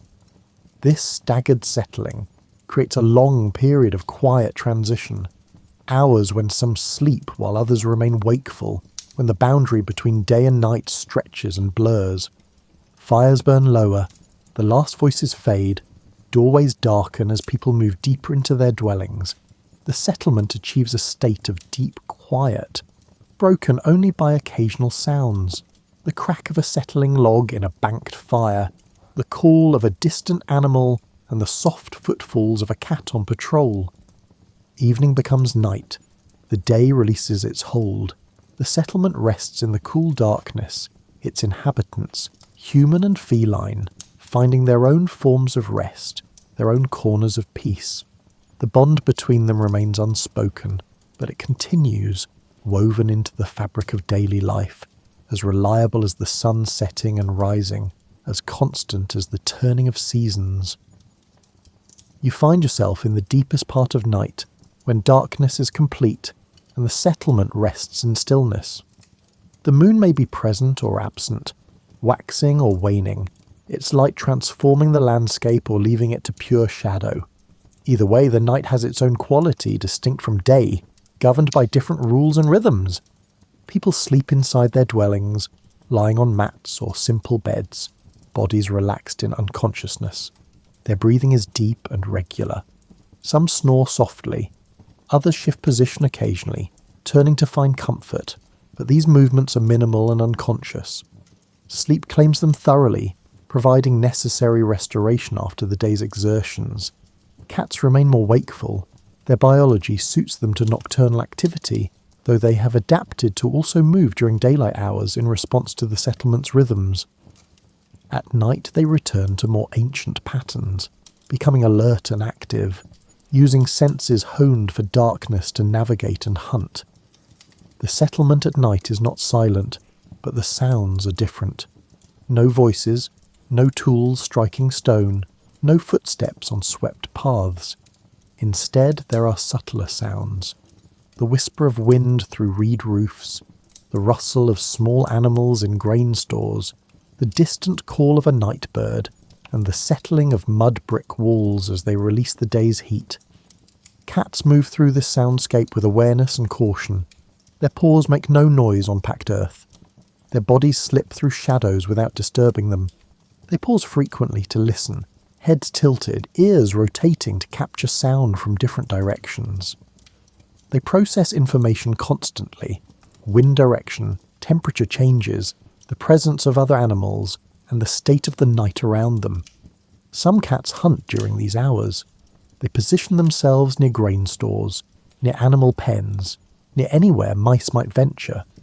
They wait with the same patience they show during daylight, but now enhanced by the cover of darkness that makes them nearly invisible to prey. When they move, it is with sudden explosive speed, and then an immediate return to stillness. Other cats simply patrol their territories, walking the boundaries, marking their presence through scent, and checking familiar spots for changes or intrusions. This patrolling serves no obvious purpose beyond maintenance of familiarity, but it seems to satisfy some internal need for order and control. Fires still burn in some hearths, reduced to beds of glowing coals that pulse gently with residual heat. These coals provide the only light in many buildings, a soft red glow that barely illuminates the immediate space. Cats are drawn to this warmth, settling near hearths when their activity permits, absorbing heat into their bodies and resting in brief cycles before resuming movement. The settlement's buildings create complex shadows and sheltered spaces. Cats know all of these intimately. They know which wall has a gap that allows passage from one courtyard to another. They know which roof beam provides a route above ground level. They know which corner holds warmth longest and which drains heat most quickly. Safety at night comes from awareness rather than barriers. The settlement has no walls tall enough to prevent animals from entering, and no guards posted to watch for threats. Instead, safety comes from the collective presence of humans and animals together, from the fact that the settlement is occupied and active enough to discourage larger predators from approaching. Cats contribute to this sense of occupied presence. Their movement through the night, their watchfulness, and their responses to unusual sounds or smells all create an atmosphere of vigilance. They are not protecting the settlement deliberately, but their behaviour has that effect, adding to the web of awareness that makes the space feel defended. Sometimes a cat encounters another cat during nighttime wandering. They may approach each other with caution, touching noses briefly, or they may avoid contact entirely, each giving the other space. Their interactions are quiet and brief. There is no aggression, just acknowledgement and continuation of separate paths. Dogs sometimes stir in the night, lifting their heads to investigate sounds or movements. They notice cats passing nearby. Sometimes they watch with mild interest. Sometimes they ignore the cats completely. The two species have reached an understanding. Dogs guard the settlement more actively, responding to larger threats, while cats focus on smaller concerns. Their roles complement each other without overlapping. As night progresses toward dawn, the quality of darkness begins to change. The black sky softens almost imperceptibly toward deep blue. Stars remain visible but lose some of their intensity. The air grows slightly cooler in the hour before sunrise, the temperature dropping to its lowest point. Both humans and cats respond to this cooling. People pull coverings closer in their sleep. Cats seek the warmest spots available, curling tighter to conserve heat. The transition from night to day happens gradually but inevitably. Cats sense it before people wake. Their internal rhythms attune to the approaching change. Some settle into final resting spots, preparing to sleep through the morning. Others remain alert, ready to continue their activity into daylight hours depending on opportunity and inclination. Night provides a different dimension to the relationship between humans and cats. While people sleep, cats remain aware, moving through the shared space with familiarity and purpose. They do not guard the humans deliberately, but their presence adds to the sense that the settlement is not abandoned, not empty, and not vulnerable. Life continues through all hours, maintained by different actors at different times, creating continuity that requires no coordination or agreement.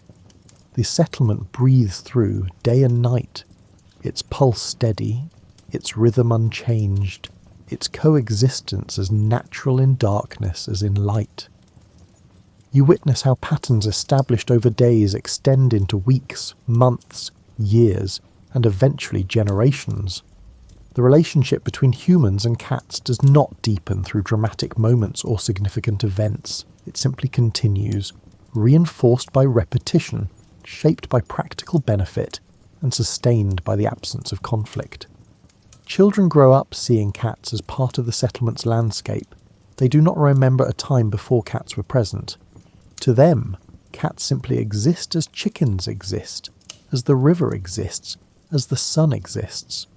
They learn through observation which cats tolerate approach and which prefer distance. This knowledge becomes part of their understanding of the world, unremarkable and assumed. These children become adults who maintain the same relationship their parents had with cats. They do not formalize it or change it. They allow cats to move through storage areas. They tolerate their presence in courtyards and on walls. They benefit from reduced vermin without acknowledging debt or gratitude.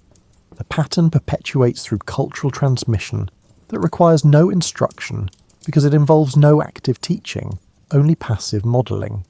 Cats produce new generations within the settlement. A female cat finds a sheltered spot away from heavy traffic, behind stacked grain jars, under a rarely used cart, or in a corner of an abandoned building.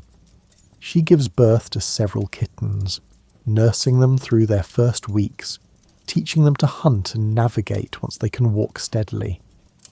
These kittens grow up knowing the settlement as their home territory. Some of these young cats remain in the settlement throughout their lives. Others wander away, seeking new territories, following instincts toward dispersal and exploration.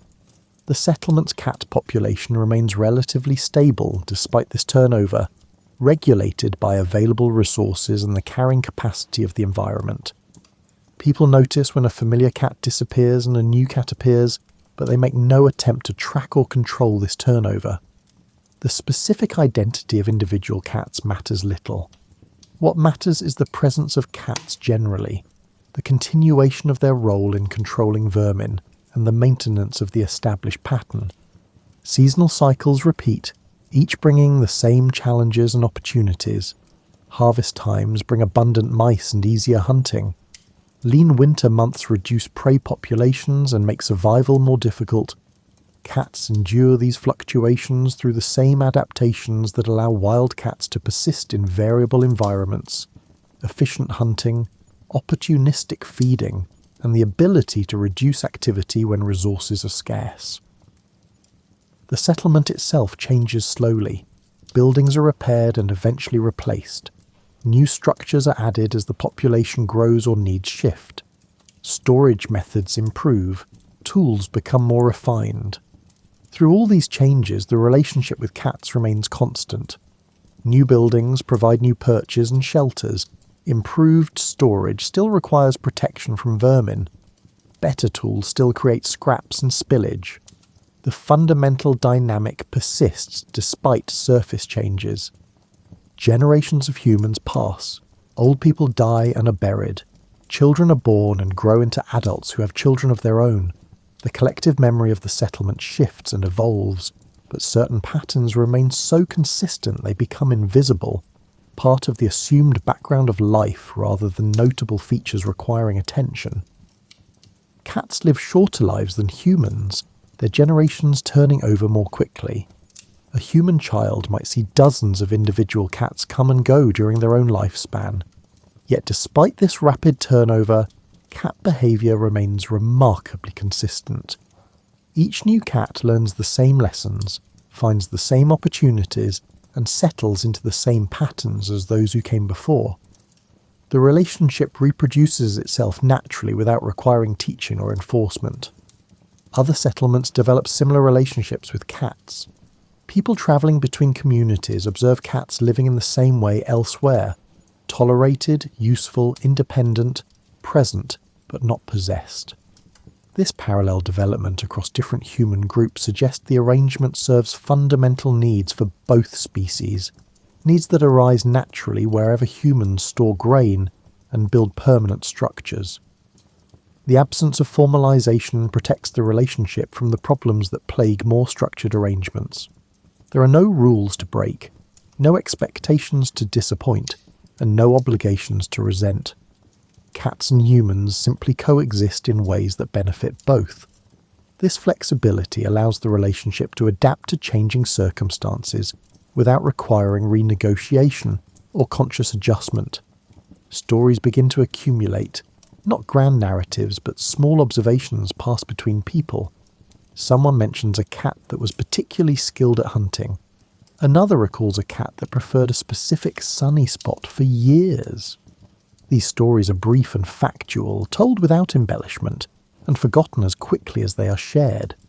They do not accumulate into mythology or meaning. They simply reflect the reality of shared space and accumulated observation. The settlement continues through generations, its basic character maintained even as specific details shift. Cats continue to move through its spaces, hunting its vermin, resting in its shade, and drinking from its water sources. People continue to build and repair, plant and harvest, raise children, and age into elders. The two species remain intertwined not through bonds of affection or formal agreement, but through the simple, durable logic of mutual benefit and peaceful coexistence. You see now how this relationship emerged and persisted, not through moments of decision or acts of will, but through the accumulation of small choices and repeated patterns. Cats chose to stay near humans because staying offered an advantage. Humans allowed cats to stay because their presence reduced problems. Neither species set out to create a partnership, yet a partnership formed nonetheless. One that would continue for thousands of years, changing in certain ways but remaining fundamentally unchanged in others. As evening settles over the settlement once more, fires glow in hearths, and cats settle into familiar resting places. The day ends as countless days have ended before, and as countless days will end in the future. The pattern holds, the relationship endures, the quiet companionship continues, asking nothing more than what it has always asked: proximity, tolerance, and the shared recognition that some of the best arrangements in life are those that require the least effort to maintain. You rest now in this knowledge, in the comfort of understanding how connection can exist without complication, how shared space can create shared benefit, and how the simplest relationships often prove the most enduring. The story ends here, but the pattern it describes continues, as reliable as sunrise, as constant as the turning of seasons, and as peaceful as sleep itself.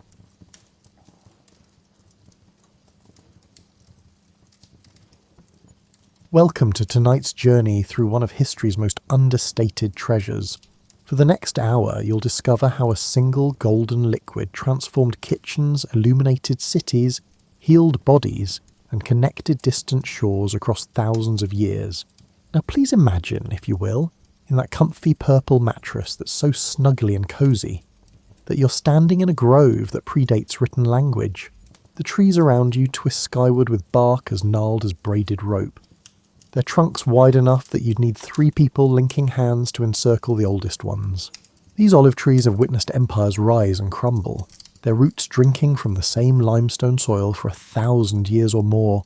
The leaves catch afternoon light with a peculiar shimmer, silver underneath, grey-green on top, creating a rustling canopy that sounds like distant rainfall even on windless days. Your fingers brush against bark that feels like cooled lava, all ridges and valleys frozen mid-flow. The tree doesn't grow straight. It spirals, corkscrews, and splits into multiple trunks that rejoin higher up, as if the wood itself can't decide which direction leads to sunlight. Some branches look dead until you notice the small green shoots emerging from what appeared to be driftwood. Olive trees, you've learned, refuse to die easily. Cut one down to a stump, and it sends up new growth within seasons. Set fire to an entire grove and the roots wait patiently underground, ready to sprout again when conditions improve. The fruit hanging before you looks nothing like the glossy black olives in jars. These are small, hard, green things about the size of a large marble, with a waxy coating that repels morning dew. You pick one and bite down without thinking, then immediately regret it. The bitterness floods your mouth like you've licked a battery, a chemical tang so intense it makes your jaw ache. You spit it out quickly, understanding now why these olives need processing, need time, and need human intervention to become edible. Raw olives contain oleuropein, a compound so bitter it serves as the tree's defense mechanism against animals who might otherwise devour the fruit before seeds can spread. Around you, other harvesters work with the patience of people who've performed this task since childhood. An older woman spreads wide nets beneath a particularly heavy-laden tree, securing the corners with stones so wind won't disturb them. 2 younger people carry wooden ladders worn smooth by decades of hands, positioning them carefully against branches as thick as their torsos. There's minimal talking. Everyone knows their role in this harvest that's been repeated the same way for generations, stretching back before anyone bothered recording such things. The traditional harvest happens in late autumn when the olives transition from green to purple to black, though your village prefers picking them young and green. This timing affects the oil's flavour. Earlier harvests produce oil with more bitterness and pepper, and later harvests bring sweetness and buttery notes. You watch as someone uses a hand rake to comb through branches, encouraging olives to drop into nets below without damaging the wood. The sound of fruit hitting fabric creates a gentle percussion, hundreds of small impacts that blend into white noise after a while.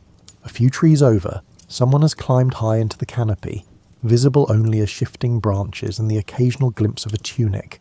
Olives rain down in small clusters, bouncing off nets and rolling toward the edges where children wait to gather escapees. The kids compete to see who can collect the most strays, turning tedious labour into a game the way children always manage. Their laughter carries across the grove, breaking the meditative silence for a moment before being absorbed back into the rustle of silver leaves. You bend to help gather olives from a full net, scooping handfuls into a woven basket that smells of earth and previous harvests. Each olive feels cool and firm, with a weight that belies its size. The basket grows heavy quickly. Olive wood is dense, and even the fruit carries substantial mass. Your back reminds you of its presence as you hoist the full basket and carry it toward collection carts, waiting at the grove's edge. The path between trees is worn smooth by countless feet walking this exact route, autumn after autumn carrying baskets just like yours. At the collection point, baskets get emptied into larger containers, creating small avalanches of green-purple fruit that click against wood like hail on a roof. Someone tallies the harvest in marks on a clay tablet, tracking which families contributed which amounts. The accounting matters less than you'd expect. Most of the oil will be pressed and shared communally anyway, with extra jars going to families who contributed the most labour. It's an economy based on effort rather than ownership, on collective understanding rather than written contracts. The grove extends farther than you can see from ground level, hundreds of trees marching up hillsides too rocky and steep for grain crops. This is the olive's gift to Mediterranean peoples. It thrives where wheat and barley fail, asking only for limestone soil, hot dry summers, and mild wet winters. The trees need almost no care once established. No irrigation, no fertilizer, minimal pruning. They simply exist, producing fruit year after year with a reliability that sustained civilizations through droughts that would have killed any other crop. As sunset approaches, the harvesting slows. People roll up nets, secure ladders, and cover collection baskets with fabric to protect them from dew and opportunistic birds. Tomorrow you'll begin the pressing, but tonight the olives will rest, and so will you. Walking home through dimming light, you notice how the silver undersides of olive leaves seem to glow faintly, catching the last rays of sun and holding them a moment longer than other trees.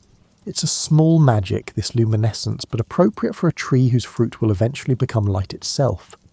The pressing room smells of crushed vegetation and stone dust, with undertones of fermentation that aren't unpleasant once you adjust.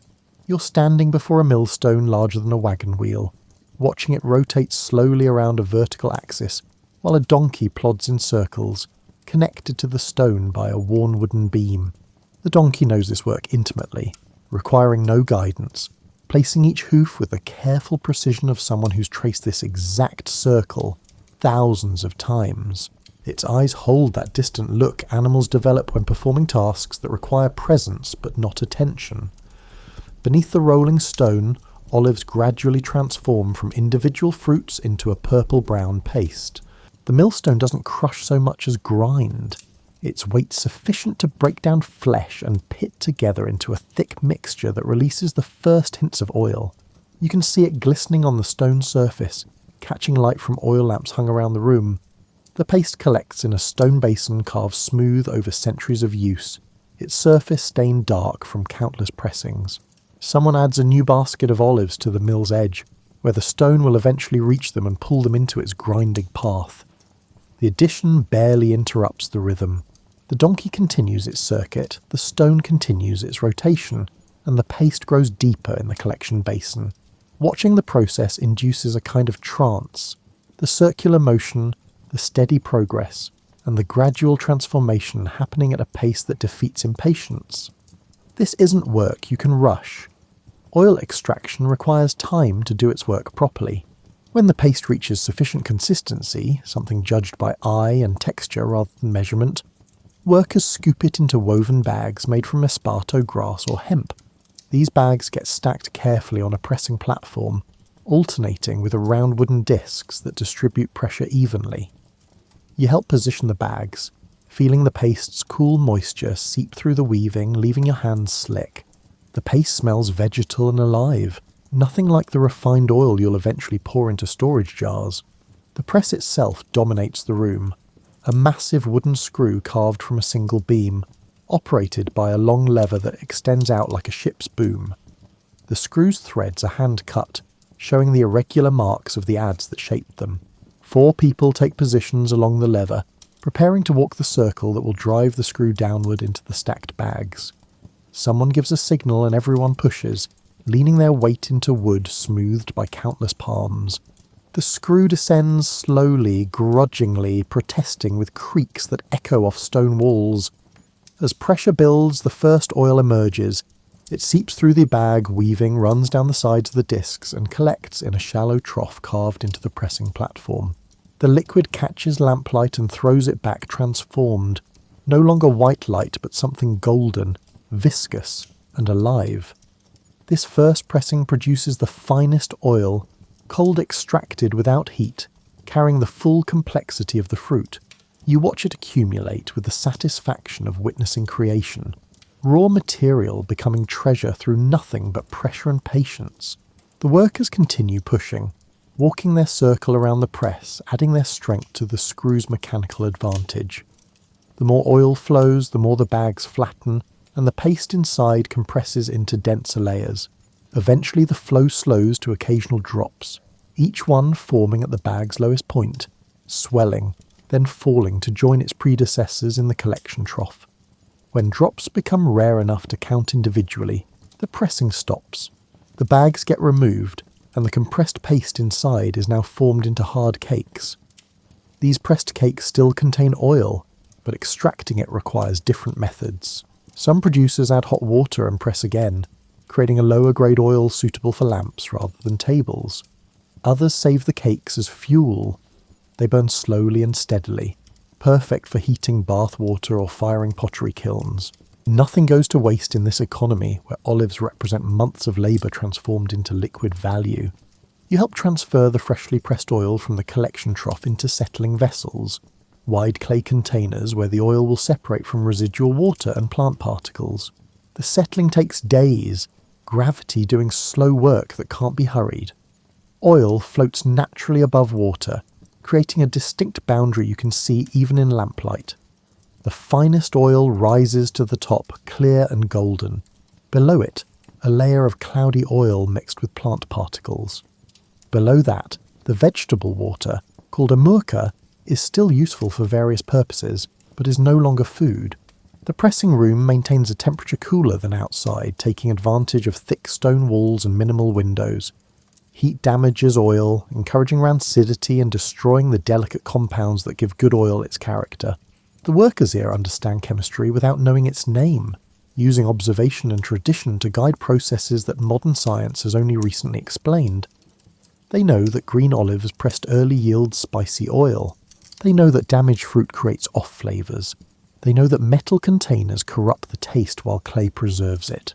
A large jar in the corner holds oil from earlier pressings, its surface covered with a layer of natural sediment that protects the liquid beneath from oxidation. Someone dips a small clay cup into the clear oil below the sediment layer, then offers it to you. You taste it carefully. First the fruit, then the pepper at the back of your throat, then a bitterness that's somehow pleasant, all of it balanced in a way that makes you understand why people have valued this substance for thousands of years. It tastes like the grove, like sunlight on silver leaves, like patient labour rewarded. As the day's pressing concludes, workers clean tools with hot water and coarse cloths, scrubbing away paste residue before it can harden. The millstone gets a final rotation with nothing beneath it, clearing away remaining debris. The donkey is unhitched, led to water and feed. Its work done until tomorrow brings another rotation of the same wheel, the same circle, the same transformation of fruit into gold. You leave the pressing room with hands that smell of olives, a scent that will linger for days no matter how many times you wash. Your kitchen measures perhaps 12 feet square, with a floor of packed earth worn smooth as river stones. Sunlight enters through a single window covered with an oiled cloth that glows amber when backlit. The room's heart is a raised hearth built from stacked stone, its surface blackened by decades of cooking fires. Next to the hearth sits a row of storage vessels, each taller than a child, their clay surfaces cool despite the warm afternoon. One of these jars holds olive oil, perhaps 40 litres pressed last autumn, sealed with a clay stopper and wax to keep air from spoiling its contents. You tip the large jar carefully, letting oil flow into a smaller vessel that's easier to handle. The oil moves more slowly than water, with a thickness that makes it want to cling to surfaces. It catches light as it pours, transforming from golden to amber to almost green depending on the angle. This oil will flavour tonight's meal and tomorrow's and the day after that. A constant presence in cooking as fundamental as fire itself. Without it, your cuisine would lose half its identity, becoming something unrecognisable to anyone raised on the Mediterranean shores. On a wooden cutting board you arrange vegetables for tonight's meal. Leeks, onions, some early greens, and lentils that have been soaking since morning. The knife in your hand is bronze, its edge requiring regular sharpening but holding a keenness that iron tools will later struggle to match. You chop the leeks into rounds and the onions into rough chunks, working with the casual efficiency of someone who's prepared thousands of meals. Each piece falls into a clay bowl already slicked with olive oil, the vegetables beginning their transformation even before heat arrives.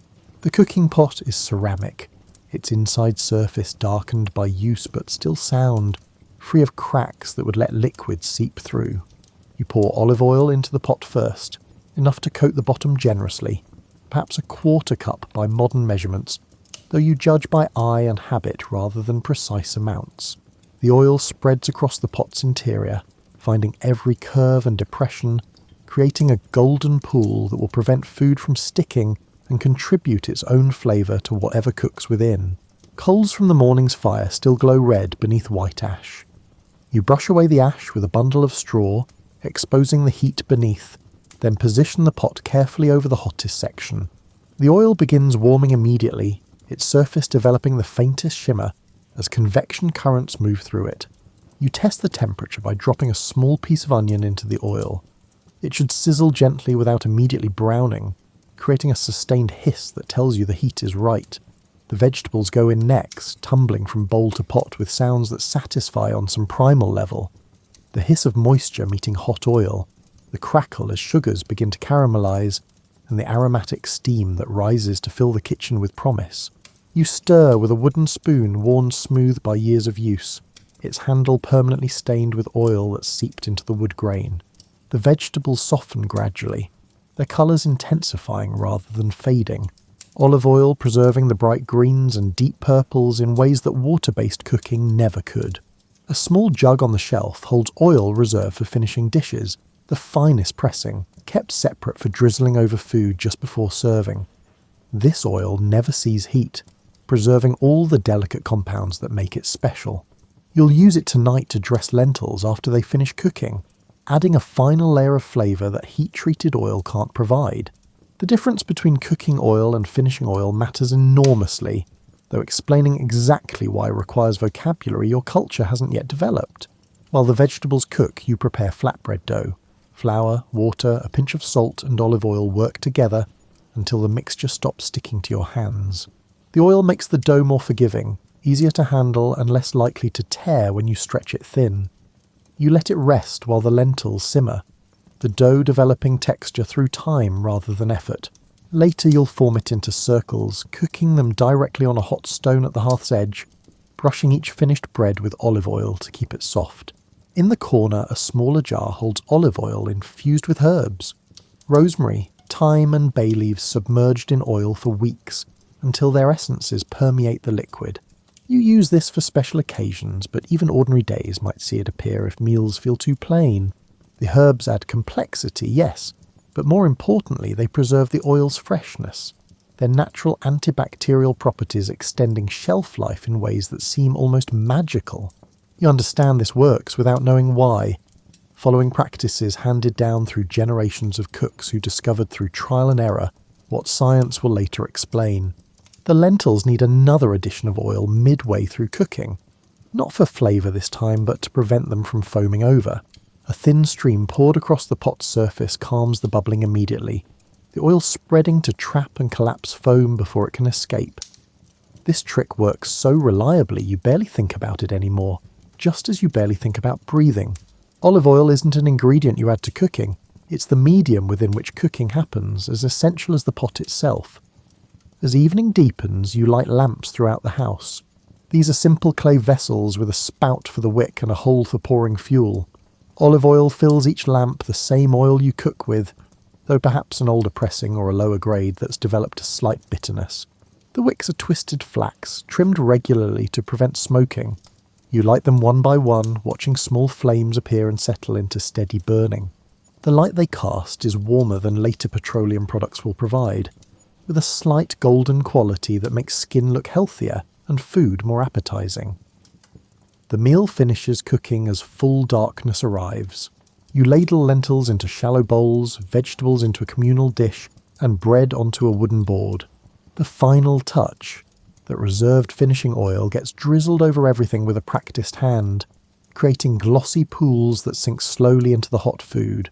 The aroma is extraordinary, all the meal's elements unified by this single ingredient that's touched every component from raw to finished. You eat with bread torn by hand, using pieces to scoop up lentils and vegetables, the bread's oil-brushed surface making each bite rich enough to satisfy without overwhelming. After the meal, you save the oil that remains in serving dishes, pouring it back into storage rather than discarding it. This oil has taken on flavours from the food it touched. making it perfect for tomorrow's cooking, where those flavours will contribute to new dishes. Nothing goes to waste in a household where olive oil represents stored labour, stored sunlight, and stored wealth in its most fungible form. The jars in your kitchen hold more than food. They hold security, knowing that even if grain harvests fail, these sealed vessels contain enough calories to see your family through lean months. You're walking through the city after sunset, navigating streets that would be treacherous without illumination. Light spills from every window and doorway, each building contributing its share to the collective effort of holding darkness at bay. The primary source of all this light hangs from brackets, sits in niches, and rests on ledges. Thousands of small clay lamps, each burning olive oil with a steadiness that candles will later struggle to match. The flames are surprisingly bright, numerous enough that you can read inscriptions on public buildings, recognise faces from 20 feet away, and avoid stepping in things better left unmentioned. The city's main street features elaborate lampstands taller than a person, designed to illuminate public spaces where citizens gather after daylight ends. These stands hold multiple lamps arranged in tiers, creating islands of brightness that push back shadows. Someone maintains these lamps, refilling oil, trimming wicks, and ensuring flames don't fail during the night hours when their absence would be most keenly felt. It's a public service as important as maintaining wells or repairing roads, paid for by wealthy citizens who understand that dark streets discourage commerce and encourage crimes. You pass a merchant shop where lamplight streams through an open doorway, revealing customers examining goods despite the late hour. The shop's interior blazes with perhaps 20 lamps positioned throughout the space, on counters, hanging from the ceiling, tucked into corners to eliminate all shadows. This abundance of light represents significant expense, with olive oil consumed by the litre each night, but the merchant considers it essential. Customers won't buy what they can't properly see, and the extended hours more than compensate for the fuel costs. A temple ahead uses light as an element of religious experience, with hundreds of lamps arranged to create specific effects. Flames reflect off polished marble, multiply in bronze mirrors, and cast shadows of columns that seem to dance as air currents make the flames flicker. The priests understand lighting design intuitively, positioning lamps to emphasize divine statues while leaving other areas in mysterious dimness. The interplay of the light and shadow transforms architecture into theatre, making the sacred space feel separate from the mundane world outside. At a corner, you notice someone refilling street lamps from a large jug, moving from bracket to bracket with practiced efficiency. The lamplighter pours oil through a small funnel, careful not to spill or overfill, knowing exactly how much each lamp needs to burn through the night.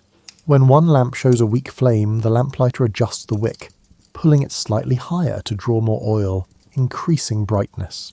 This work continues every evening, a routine as regular as sunrise, ensuring the city never returns to the vulnerability of total darkness.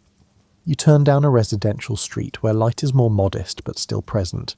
Each household maintains at least one lamp visible from the street, a contribution to collective safety that custom demands even from the poorest families. Some windows show the warm glow of multiple lamps inside, suggesting households wealthy enough for evening activities beyond sleep. Others display single flames, sufficient for basic tasks but leaving much of the interior in darkness. You can map the neighbourhood's economic geography by counting visible flames. A tavern ahead spills light and sound into the street, its doorway bright as midday. Inside, lamps hang from every available beam, clustered so densely their individual flames blend into general brilliance. The tavern keeper understands that darkness encourages sleep, while light encourages spending. So the oil flows freely, the wicks burn tall, and customers linger hours past what they originally intended. This calculated generosity with lighting costs less than the additional wine and food sales it generates. Down a side alley, you glimpse a different kind of flame, the blue-tinged burn of a lamp fueled by something other than pure olive oil. Lower-grade pressings, vegetable water with residual oil content, and even fish oil in coastal cities.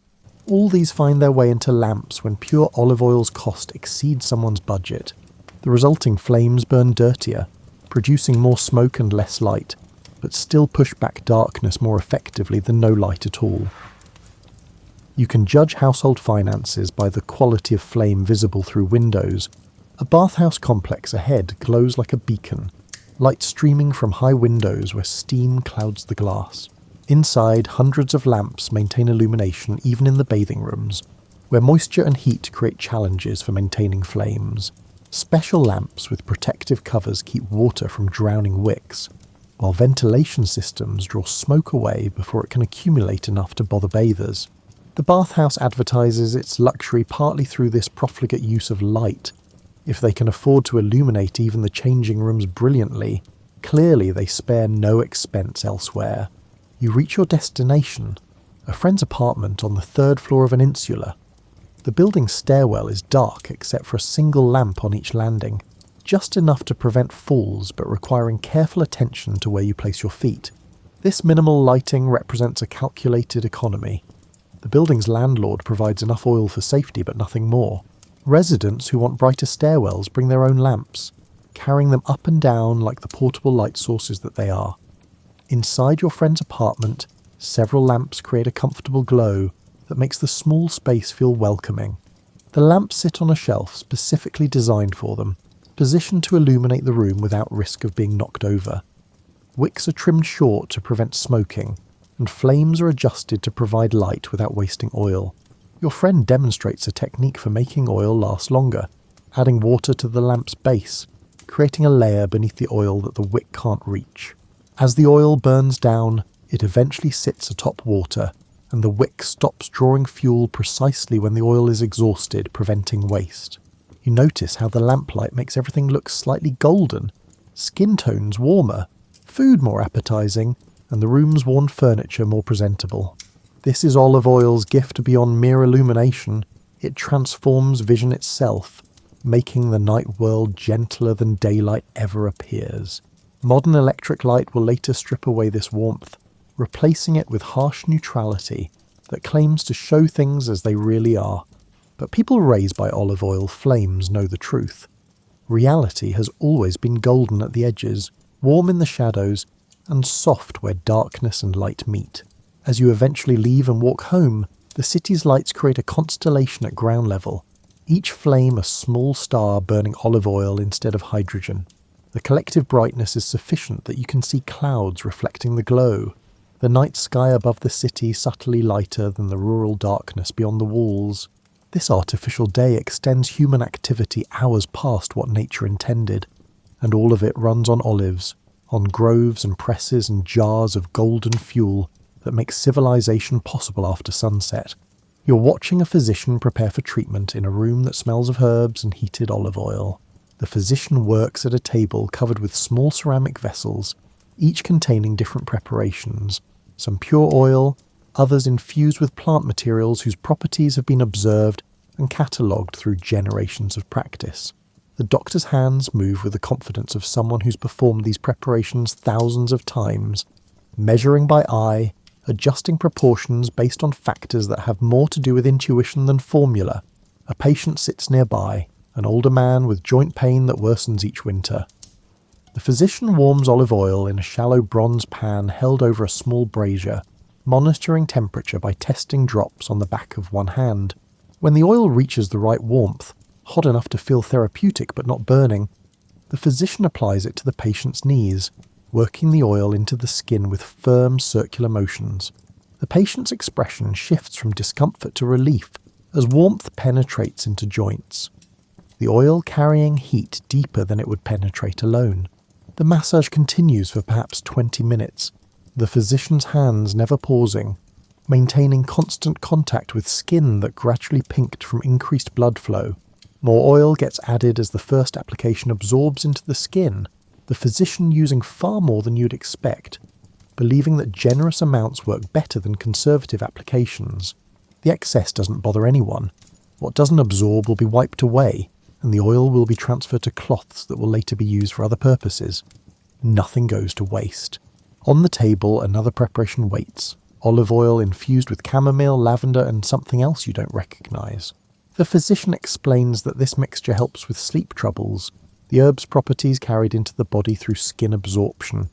You're skeptical about herbs affecting sleep through topical application, but the physician insists that patients report better rest after evening massages with this particular blend. Whether it works through absorption or simply because warm oil massage relaxes people, the result seems consistent enough to justify the preparation's existence. A younger woman arrives with a skin condition, patches of dry, flaking skin on her arms that itch constantly. The physician examines the affected areas, then reaches for a jar of olive oil mixed with beeswax and something that smells faintly of pine. This preparation has the consistency of soft butter, spreading easily, but staying where it's applied rather than running off skin.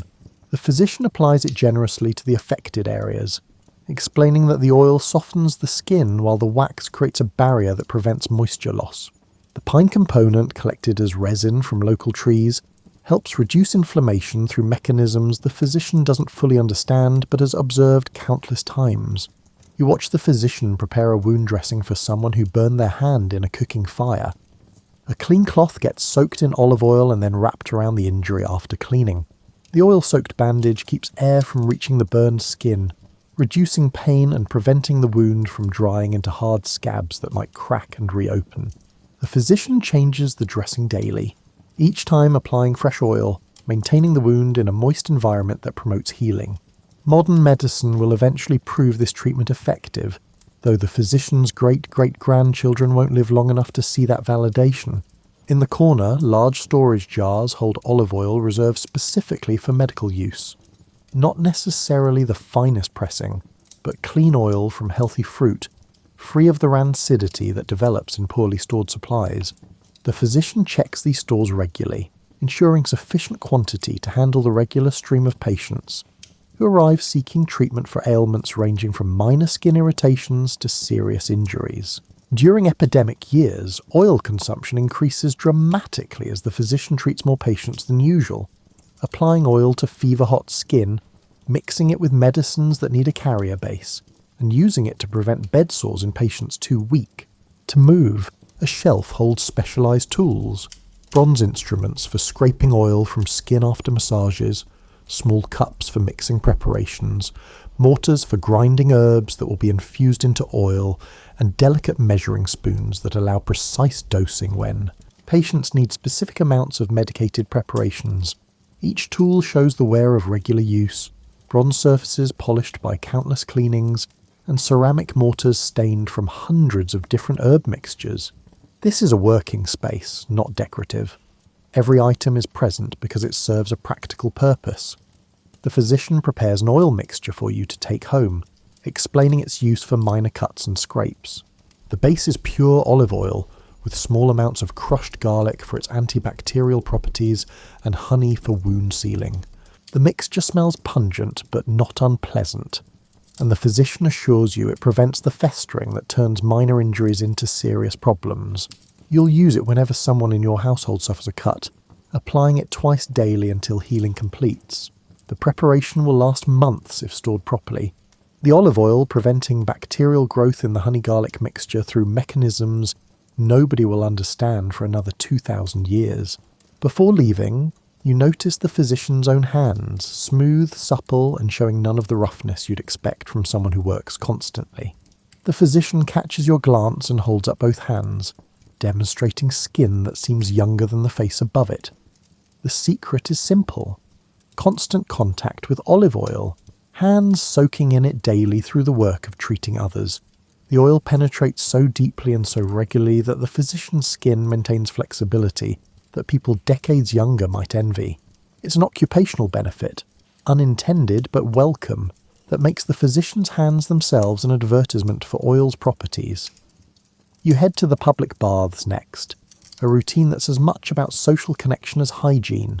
The bath complex's entrance area smells powerfully of olive oil, the scent intensified by heat and humidity drifting from the bathing rooms beyond. Attendants stand ready with bronze implements and ceramic vessels, prepared to perform the scraping ritual that's become central to bathing culture. You pass through to the changing room, storing clothes in a cubby while trying to remember which number your belongings occupy. The warm room comes first, with a temperature comfortable enough to begin sweating without shocking the system. An attendant approaches with a ceramic vessel of olive oil, offering to perform the full cleansing ritual. You agree, and the attendant begins applying oil generously across your skin, arms, legs, back, chest, using enough that it runs in small rivulets before being spread more evenly. The oil sits on skin without immediately absorbing, creating a slick barrier between you and the world. The warm room's heat increases your skin's temperature gradually, opening pores and encouraging perspiration that mixes with the olive oil coating your body. After perhaps 15 minutes, when sweat has begun flowing freely, the attendant returns with a strigil, a curved bronze blade with a handle designed specifically for scraping oil and dirt from skin. The scraping process looks violent, but feels surprisingly pleasant. The blade removing oil, dead skin cells, sweat, and accumulated grime in long strokes that leave clean skin behind. You watch the mixture of oil and remove material collect at the strigil's edge, forming a grey-brown substance that's promptly wiped onto a cloth after each pass. The attendant works methodically, covering every accessible area, occasionally adding more oil where skin seems dry. The scraping removes far more than you expected, revealing skin that looks brighter, feels smoother, and seems to glow with health that wasn't visible before. This is cleaning through oil, paradoxically using fat to remove fat, relying on olive oil's ability to dissolve the oils and grime that water alone can't touch. After the scraping completes, a rinse with clean water removes any remaining oil, though some inevitably stays absorbed into skin, providing moisturizing benefits that will last for days. You move through the progressively hotter rooms, then to the cold plunge, the temperature shock closing pores that the warm rooms opened. Throughout the process, olive oil remains present, in lamps providing light, in the massage oil an attendant offers for an additional fee, and in the preparation people apply to their hair to maintain shine and manageability. Leaving the baths, your skin feels different than when you arrived. Softer, cleaner, and somehow more alive. The olive oil treatment has removed layers of dead cells, stimulated circulation, and moisturized deeply enough that you won't need any additional treatment for days. This bathing ritual, practiced by millions across the empire, represents olive oil's role in daily life. A role so fundamental that imagining bathing without it seems impossible. Future generations will use soap and will shower under running water, but they'll lose something in the process. The ritual intimacy with oil that's made skincare a meditative practice rather than a rushed necessity. You're standing on a dock where cargo ships arrive from distant ports, their holds filled with trade goods that represent the economic lifeblood of maritime commerce. Among the crates and bundles, one type of container dominates, the amphora, a clay vessel designed specifically for transporting olive oil across seas. These amphorae stand taller than a child, with pointed bottoms that make them useless for setting on flat surfaces, but perfect for securing in ship holds. Their shape has evolved over centuries toward maximum efficiency, holding approximately 25 litres while remaining light enough for a single person to carry when full. Longshoremen work in teams, moving amphorae from ship to dock using techniques that minimise breakage. One worker positions himself in the ship's hold, hoisting amphorae to a second worker standing at the rail, who passes them to a third on the dock. The amphorae never touch ground during this transfer, always held by someone or leaning against something, their pointed bottoms making them tip immediately if released. This instability is intentional. It forces careful handling, reducing the casual roughness that breaks containers and spills valuable contents. Each amphora bears stamps pressed into its clay handles before firing, marks identifying the producer, the origin estate, and sometimes even the specific year of pressing. These stamps serve as quality guarantees, reputations distilled into small symbols that buyers learn to recognize. An amphora stamped with certain marks commands premium prices because everyone knows those producers harvest early, press carefully, and store properly. Other stamps indicate bulk oil suitable for lamps or soap making rather than direct consumption. The entire system relies on reputation because there's no way to test oil quality before purchasing except by trusting the stamps. You watch a merchant examining amphorae just unloaded from a ship that arrived from somewhere in Greece. The merchant inspects seals on each vessel, ensuring they haven't been broken during transport, checking for cracks in the clay that might indicate spoilage from seawater infiltration. One amphora shows a small crack near the bottom, and the merchant sets it aside for immediate use, knowing it won't survive further transport or extended storage. The oil inside remains good, but the container has become a liability rather than an asset. Prices fluctuate based on information that flows through the same shipping lanes as the oil itself. Word arrives that the harvest failed in one region, and immediately amphorae from that area become more valuable. News of bumper crops elsewhere suppresses prices for oil from successful regions. Pirates captured a convoy last month, and the lost cargo creates temporary scarcity that drives up values. This price instability means merchants who can store oil safely through lean periods make fortunes by selling when supply tightens.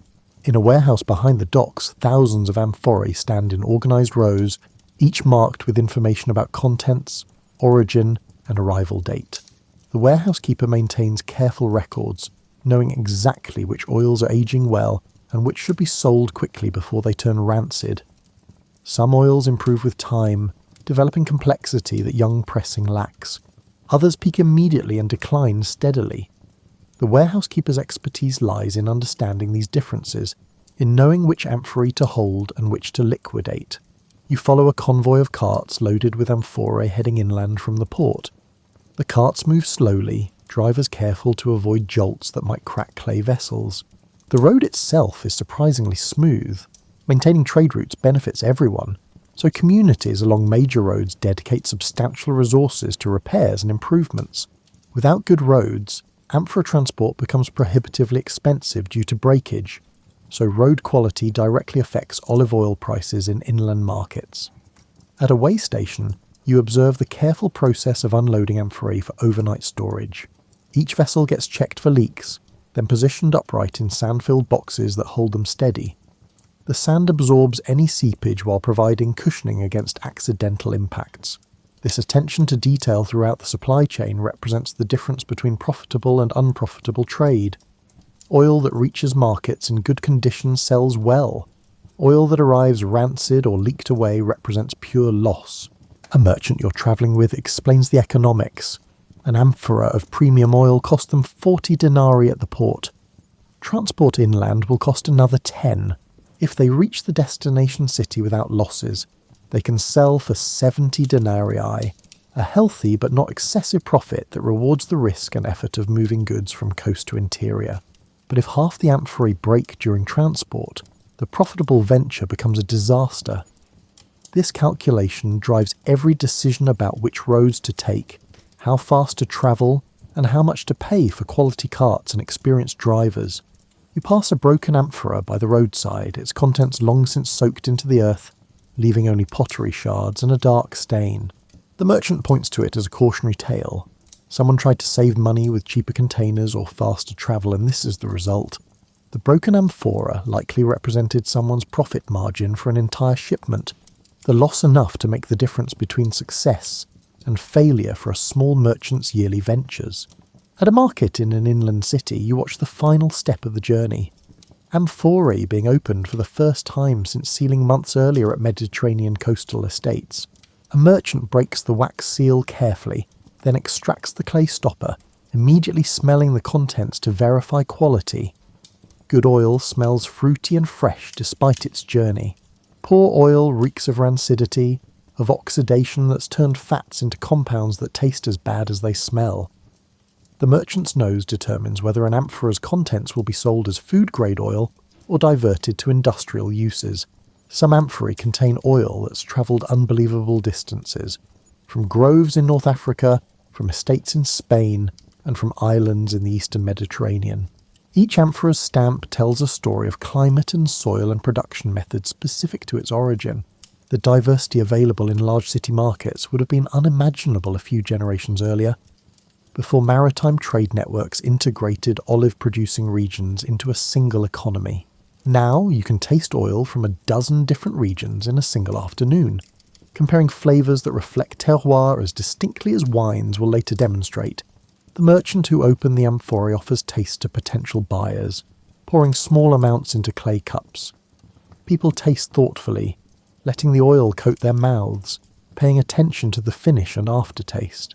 Some spit after tasting, saving their appetite for food rather than consuming oil directly. Others swallow, appreciating oils that are good enough to enjoy by the spoonful. The tasting process resembles later wine culture's formality, with its own vocabulary for describing qualities that separate excellent from merely adequate. You purchase an amphora of oil from somewhere you've never visited, trusting the stamps and the merchant's reputation. The pointed bottom means you'll need to find a stand to hold it upright in your home, or sink it into sand in a storage room, or lay it on its side in a rack designed for that purpose. The awkward shape that made transport efficient now becomes your problem, a puzzle to solve before you can access the contents. But once solved, this amphora will provide oil for your household for weeks or months. A connection to distant groves and foreign hands that pressed these olives, sealed this container, and sent it off on a journey that ends in your home. You're standing in a temple where olive oil's role transcends practical utility, entering the realm of the sacred. The air smells of burning oil from dozens of lamps, but also of fragrant oils prepared specifically for religious purposes. Olive oil infused with myrrh, frankincense, spikenard, and other precious substances that transform it, from cooking fat to holy ointment. A priest prepares for evening rituals, checking that eternal flames still burn, that oil reserves remain sufficient, and that the sacred objects requiring anointing have received their regular applications. The eternal flame occupies the temple's central position, burning in a special lamp that's never allowed to extinguish. This lamp holds the finest olive oil, changed daily to ensure purity, tended by priests whose primary duty is maintaining its flame. The theological implications run deep. Light itself represents divine presence, and olive oil fuels that presence, making it a medium through which the sacred enters the physical world. When priests light lamps from the eternal flame, they're not just providing illumination, but propagating holiness through fire fed by blessed oil. A ceremony begins as a family arrives with their infant for dedication rituals. The priest brings out a small golden vessel containing anointing oil. Olive oil blessed through prayers and mixed with aromatic compounds worth more per ounce than gold. Using a thumb, the priest marks the infant's forehead with a small cross of oil, speaking words that connect this child to generations of ancestors who received identical marks. The oil sits visibly on the infant's skin, slowly absorbing, carrying with it whatever properties the blessing supposedly imparted. You watch as the priest anoints other objects, a new altar cloth, a restored section of temple wall, and a bronze shield dedicated by a successful general. Each receives oil applied with specific prayers, the liquid itself becoming a vehicle for making common things holy. The oil doesn't change physically from this treatment, but in everyone's understanding it changes essentially, becoming something more than pressed olives, even while remaining exactly that. This dual nature, simultaneously mundane and sacred, makes olive oil uniquely suited for religious purposes. In a preparation room you see the process of making sacred oil. The base is pure olive oil from the first pressing, chosen for quality that reflects the importance of its intended use.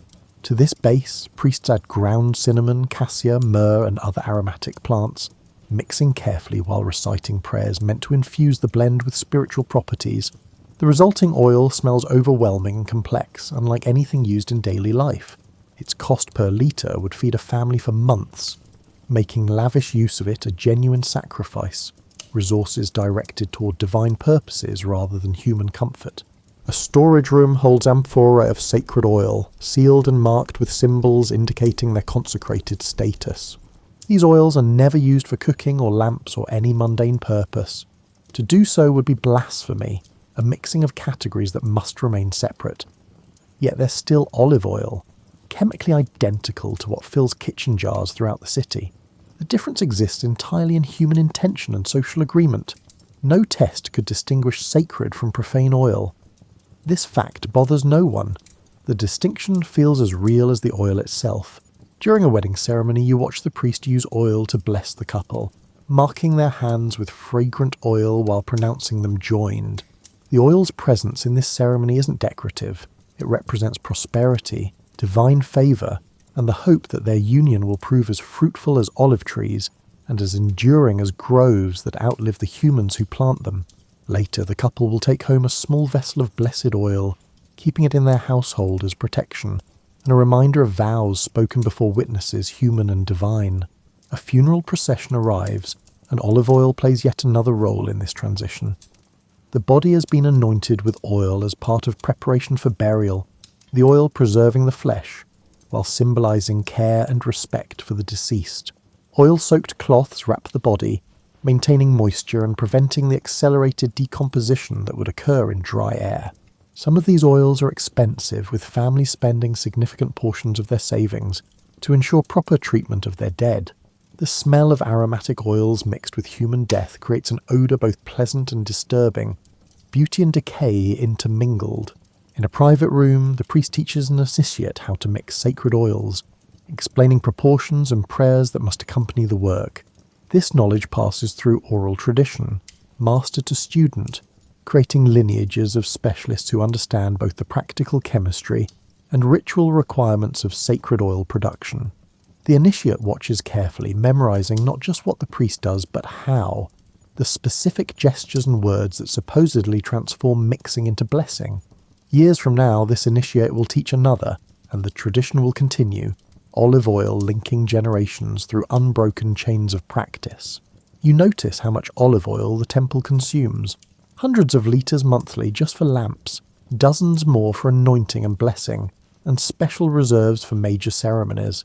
Maintaining this consumption requires dedicated olive groves, estates that exist solely to supply religious institutions. These sacred groves are managed no differently than commercial ones. They're pruned, harvested, and pressed using identical methods. Yet their oil goes directly to temples, never entering normal commerce, creating a parallel economy of divine provision that mirrors but never touches the secular oil trade. As evening prayers conclude, priests circulate through the temple lighting additional lamps, each flame representing a prayer, a hope, and a connection between worshipper and divine. The practice creates a constellation of small lights, hundreds of flames burning olive oil while people kneel or stand in prayer. The visual effect is powerful, darkness pushed back by collective effort, each lamp an individual contribution to communal brightness. Without olive oil, this display would be impossible. Without olive groves, these temples would stand dark and silent. Walking home through darkness held at bay by oil lamps lining the streets, you reflect on how completely olive oil has woven itself into every aspect of life. It lights your path, flavours your food, heals your injuries, cleanses your body, connects distant regions through trade, and links you to the divine through sacred rituals. No other substance touches so many domains, serves so many purposes, and proves so essential while remaining so humble. The olive tree itself seems unremarkable, gnarled, slow-growing, and demanding little. Yet from its fruit flows civilization's golden thread, binding together all the separate elements that make human life more than mere survival. You're standing in a grove that's witnessed the rise and fall of entire civilizations, its oldest trees planted so long ago that no records document their origins. These ancient olives have felt the footsteps of peoples who spoke languages now lost, who worshipped gods whose names nobody remembers, and who built cities that have eroded back into the hillsides they once crowned. The trees remain, still producing fruit indifferent to the human dramas that have played out beneath their branches. An archaeologist working nearby explains that olive pits found in local excavations date back 8,000 years, meaning people have been harvesting these hillsides since before pottery, before metal tools, and before writing. The relationship between humans and olives here predates civilization itself, existing in some form through every era of human development from stone tools to satellite imagery. The groves you're standing in might not be that ancient, but they descend from those first cultivated trees in an unbroken chain of propagation that spans hundreds of generations. You run your hand along bark that feels like frozen time, ridges and valleys recording decades of growth in patterns as unique as fingerprints. This particular tree is old enough that 3 people linking hands couldn't encircle its trunk. Its hollow interior could shelter several children during rainstorms, yet it produces fruit as reliably as trees a tenth its age. Olive trees don't age like other plants. They don't gradually weaken and die, but simply grow thicker, more gnarled, and more impossible looking while maintaining vitality that seems to contradict everything you understand about mortality. The archaeologist points out ancient stone terraces built to prevent soil erosion. Their construction so solid they still function centuries after the civilization that built them vanished. These terraces create level planting areas on slopes too steep for agriculture, catching rainwater and preserving topsoil that would otherwise wash away during winter storms. The labour involved in building them was enormous. Thousands of hours moving stones, levelling ground, and creating the infrastructure necessary for olive cultivation in challenging terrain. Yet the investment proved worthwhile over time frames that dwarf human lifespans. You notice evidence of ancient pressing operations, circular depressions carved into bedrock where millstones once turned, channels that guided oil from pressing platforms to collection vessels, and anchoring points for press beams. These installations functioned for generations before being abandoned when economic conditions shifted or populations declined. Now they're covered with moss and leaves, slowly eroding, their purpose obvious only to trained observers. The groves they served continue producing, indifferent to whether humans still press their fruit or leave it to fall and rot. Climate patterns recorded in ice cores and lake sediments reveal that this region has experienced dramatic changes during the olive grove's existence. Periods of extreme drought should have killed these trees, yet somehow they endured, their deep roots finding moisture other plants couldn't access. Invasions swept through repeatedly, armies burning farms and slaughtering populations, but olive trees survived because they're nearly impossible to kill completely. Even if trunk and branches burn to ash, roots send up new growth, rebuilding from below ground with patience that makes human urgency seem absurd. An ancient olive tree nearby shows clear signs of having been cut down, then regrowing from the stump, creating multiple new trunks that fuse together over time. The practice of coppicing olives for wood while preserving their root systems allowed farmers to harvest the trees themselves without ending production. The regrown trunks might take 20 years to begin bearing fruit again, but in the olive's timeline, 20 years is nothing, barely worth noticing. This one tree has probably been cut and regrown 5 or 6 times over its existence, each cycle producing decades of firewood while the roots waited patiently for their chance to rebuild. You sit beneath a massive olive and try to imagine the lives it's witnessed.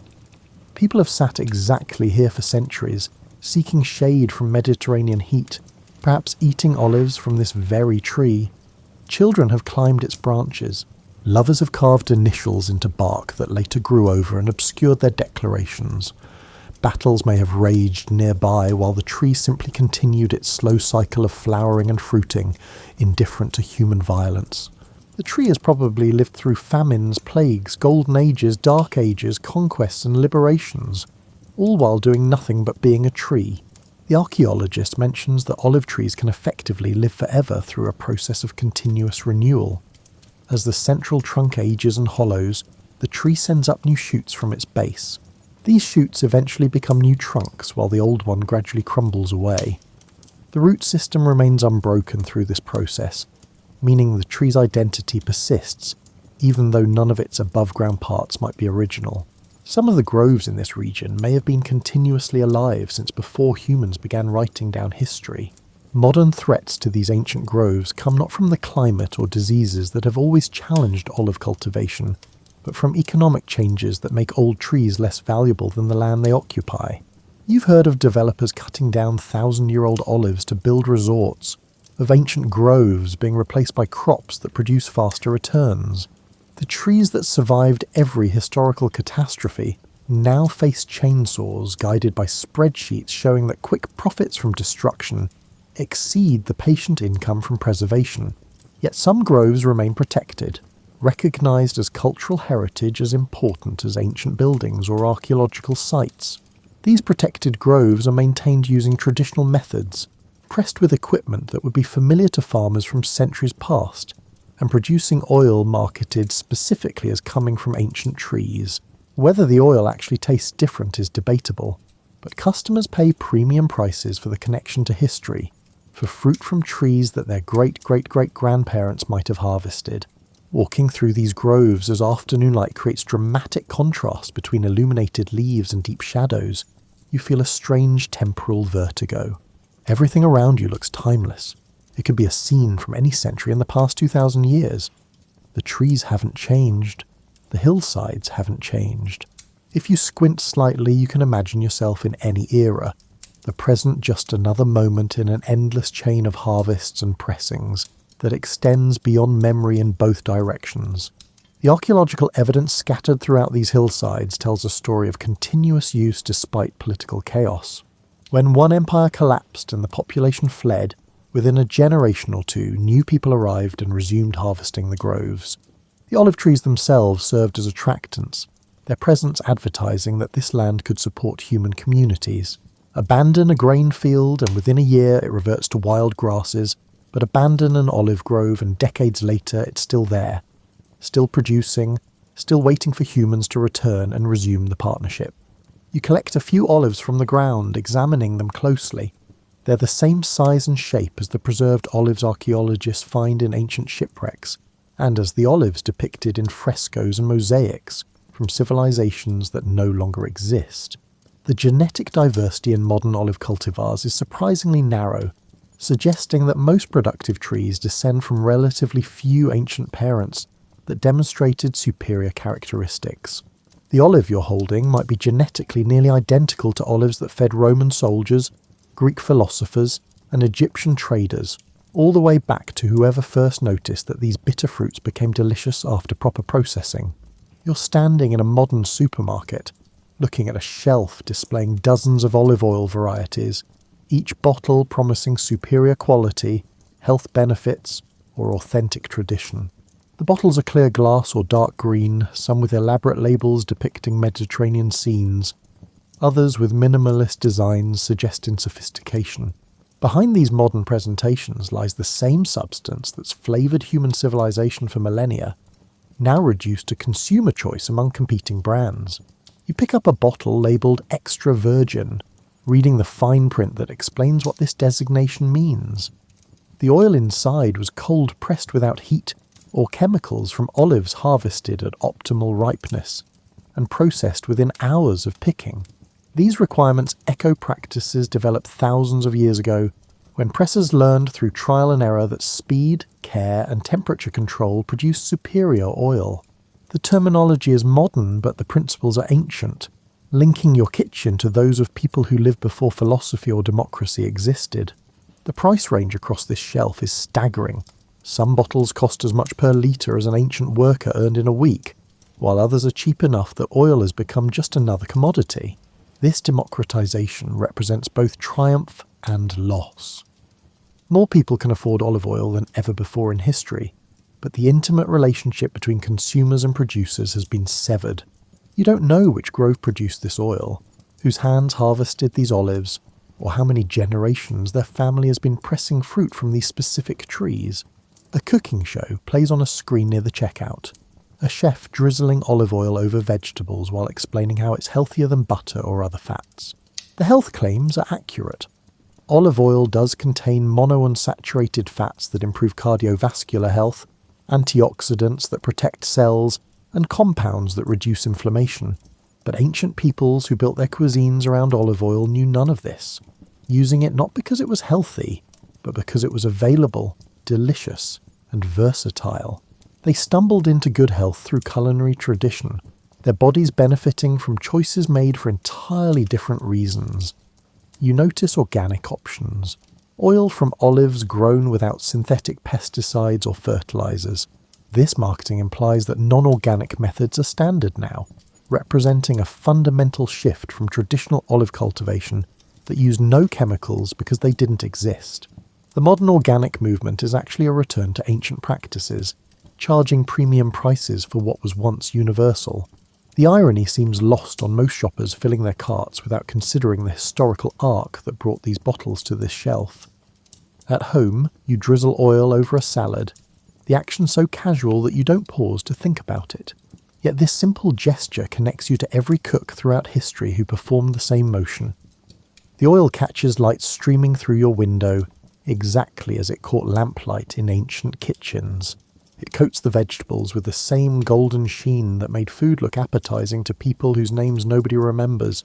The chemistry of fat interacting with plant cells hasn't changed, meaning the salad tastes similar to versions eaten 2,000 years ago. Your bathroom contains olive oil-based soaps and cosmetics, products marketed as natural alternatives to synthetic options. Soap itself was invented partly to replace the oil scraping method used in ancient baths.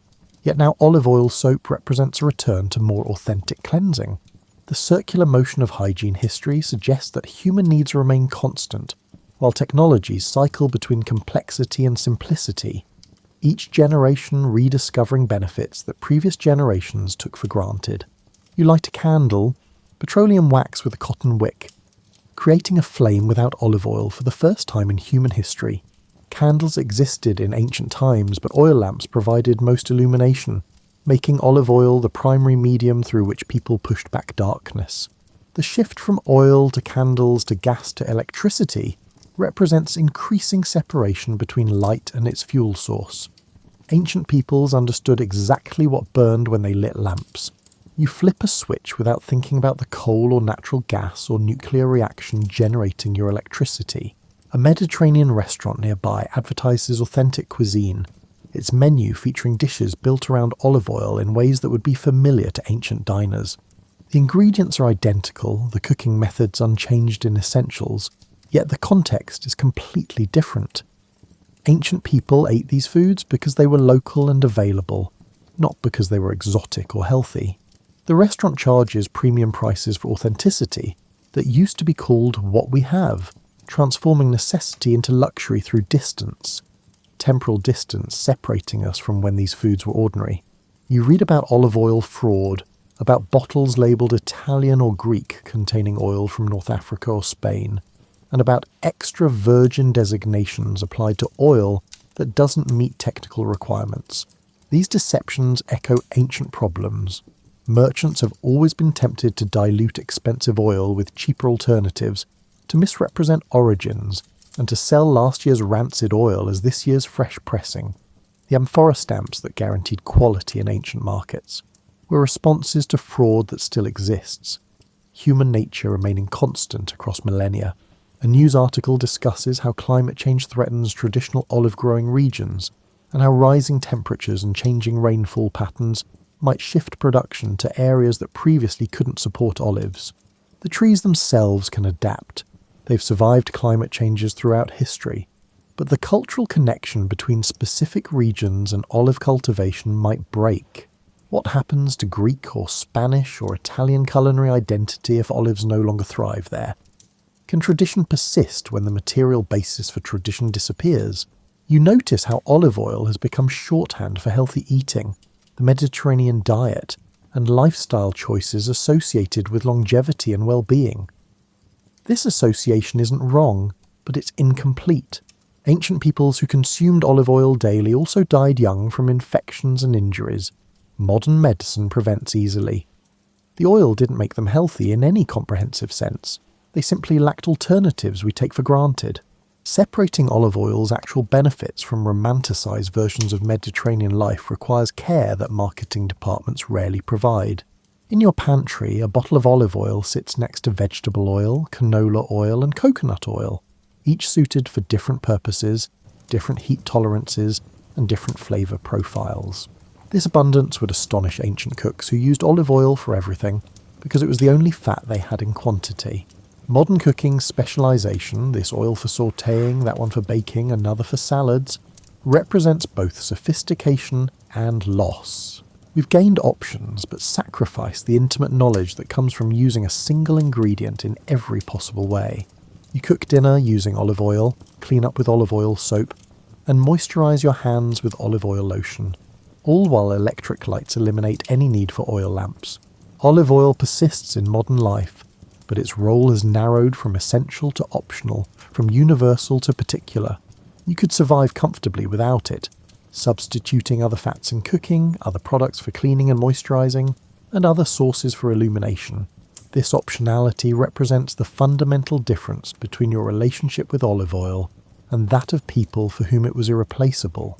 Yet walking through the supermarket or cooking dinner, you occasionally feel a strange temporal connection, a sense that you're performing actions that link you to an unbroken chain of human activity, stretching back to before recorded history.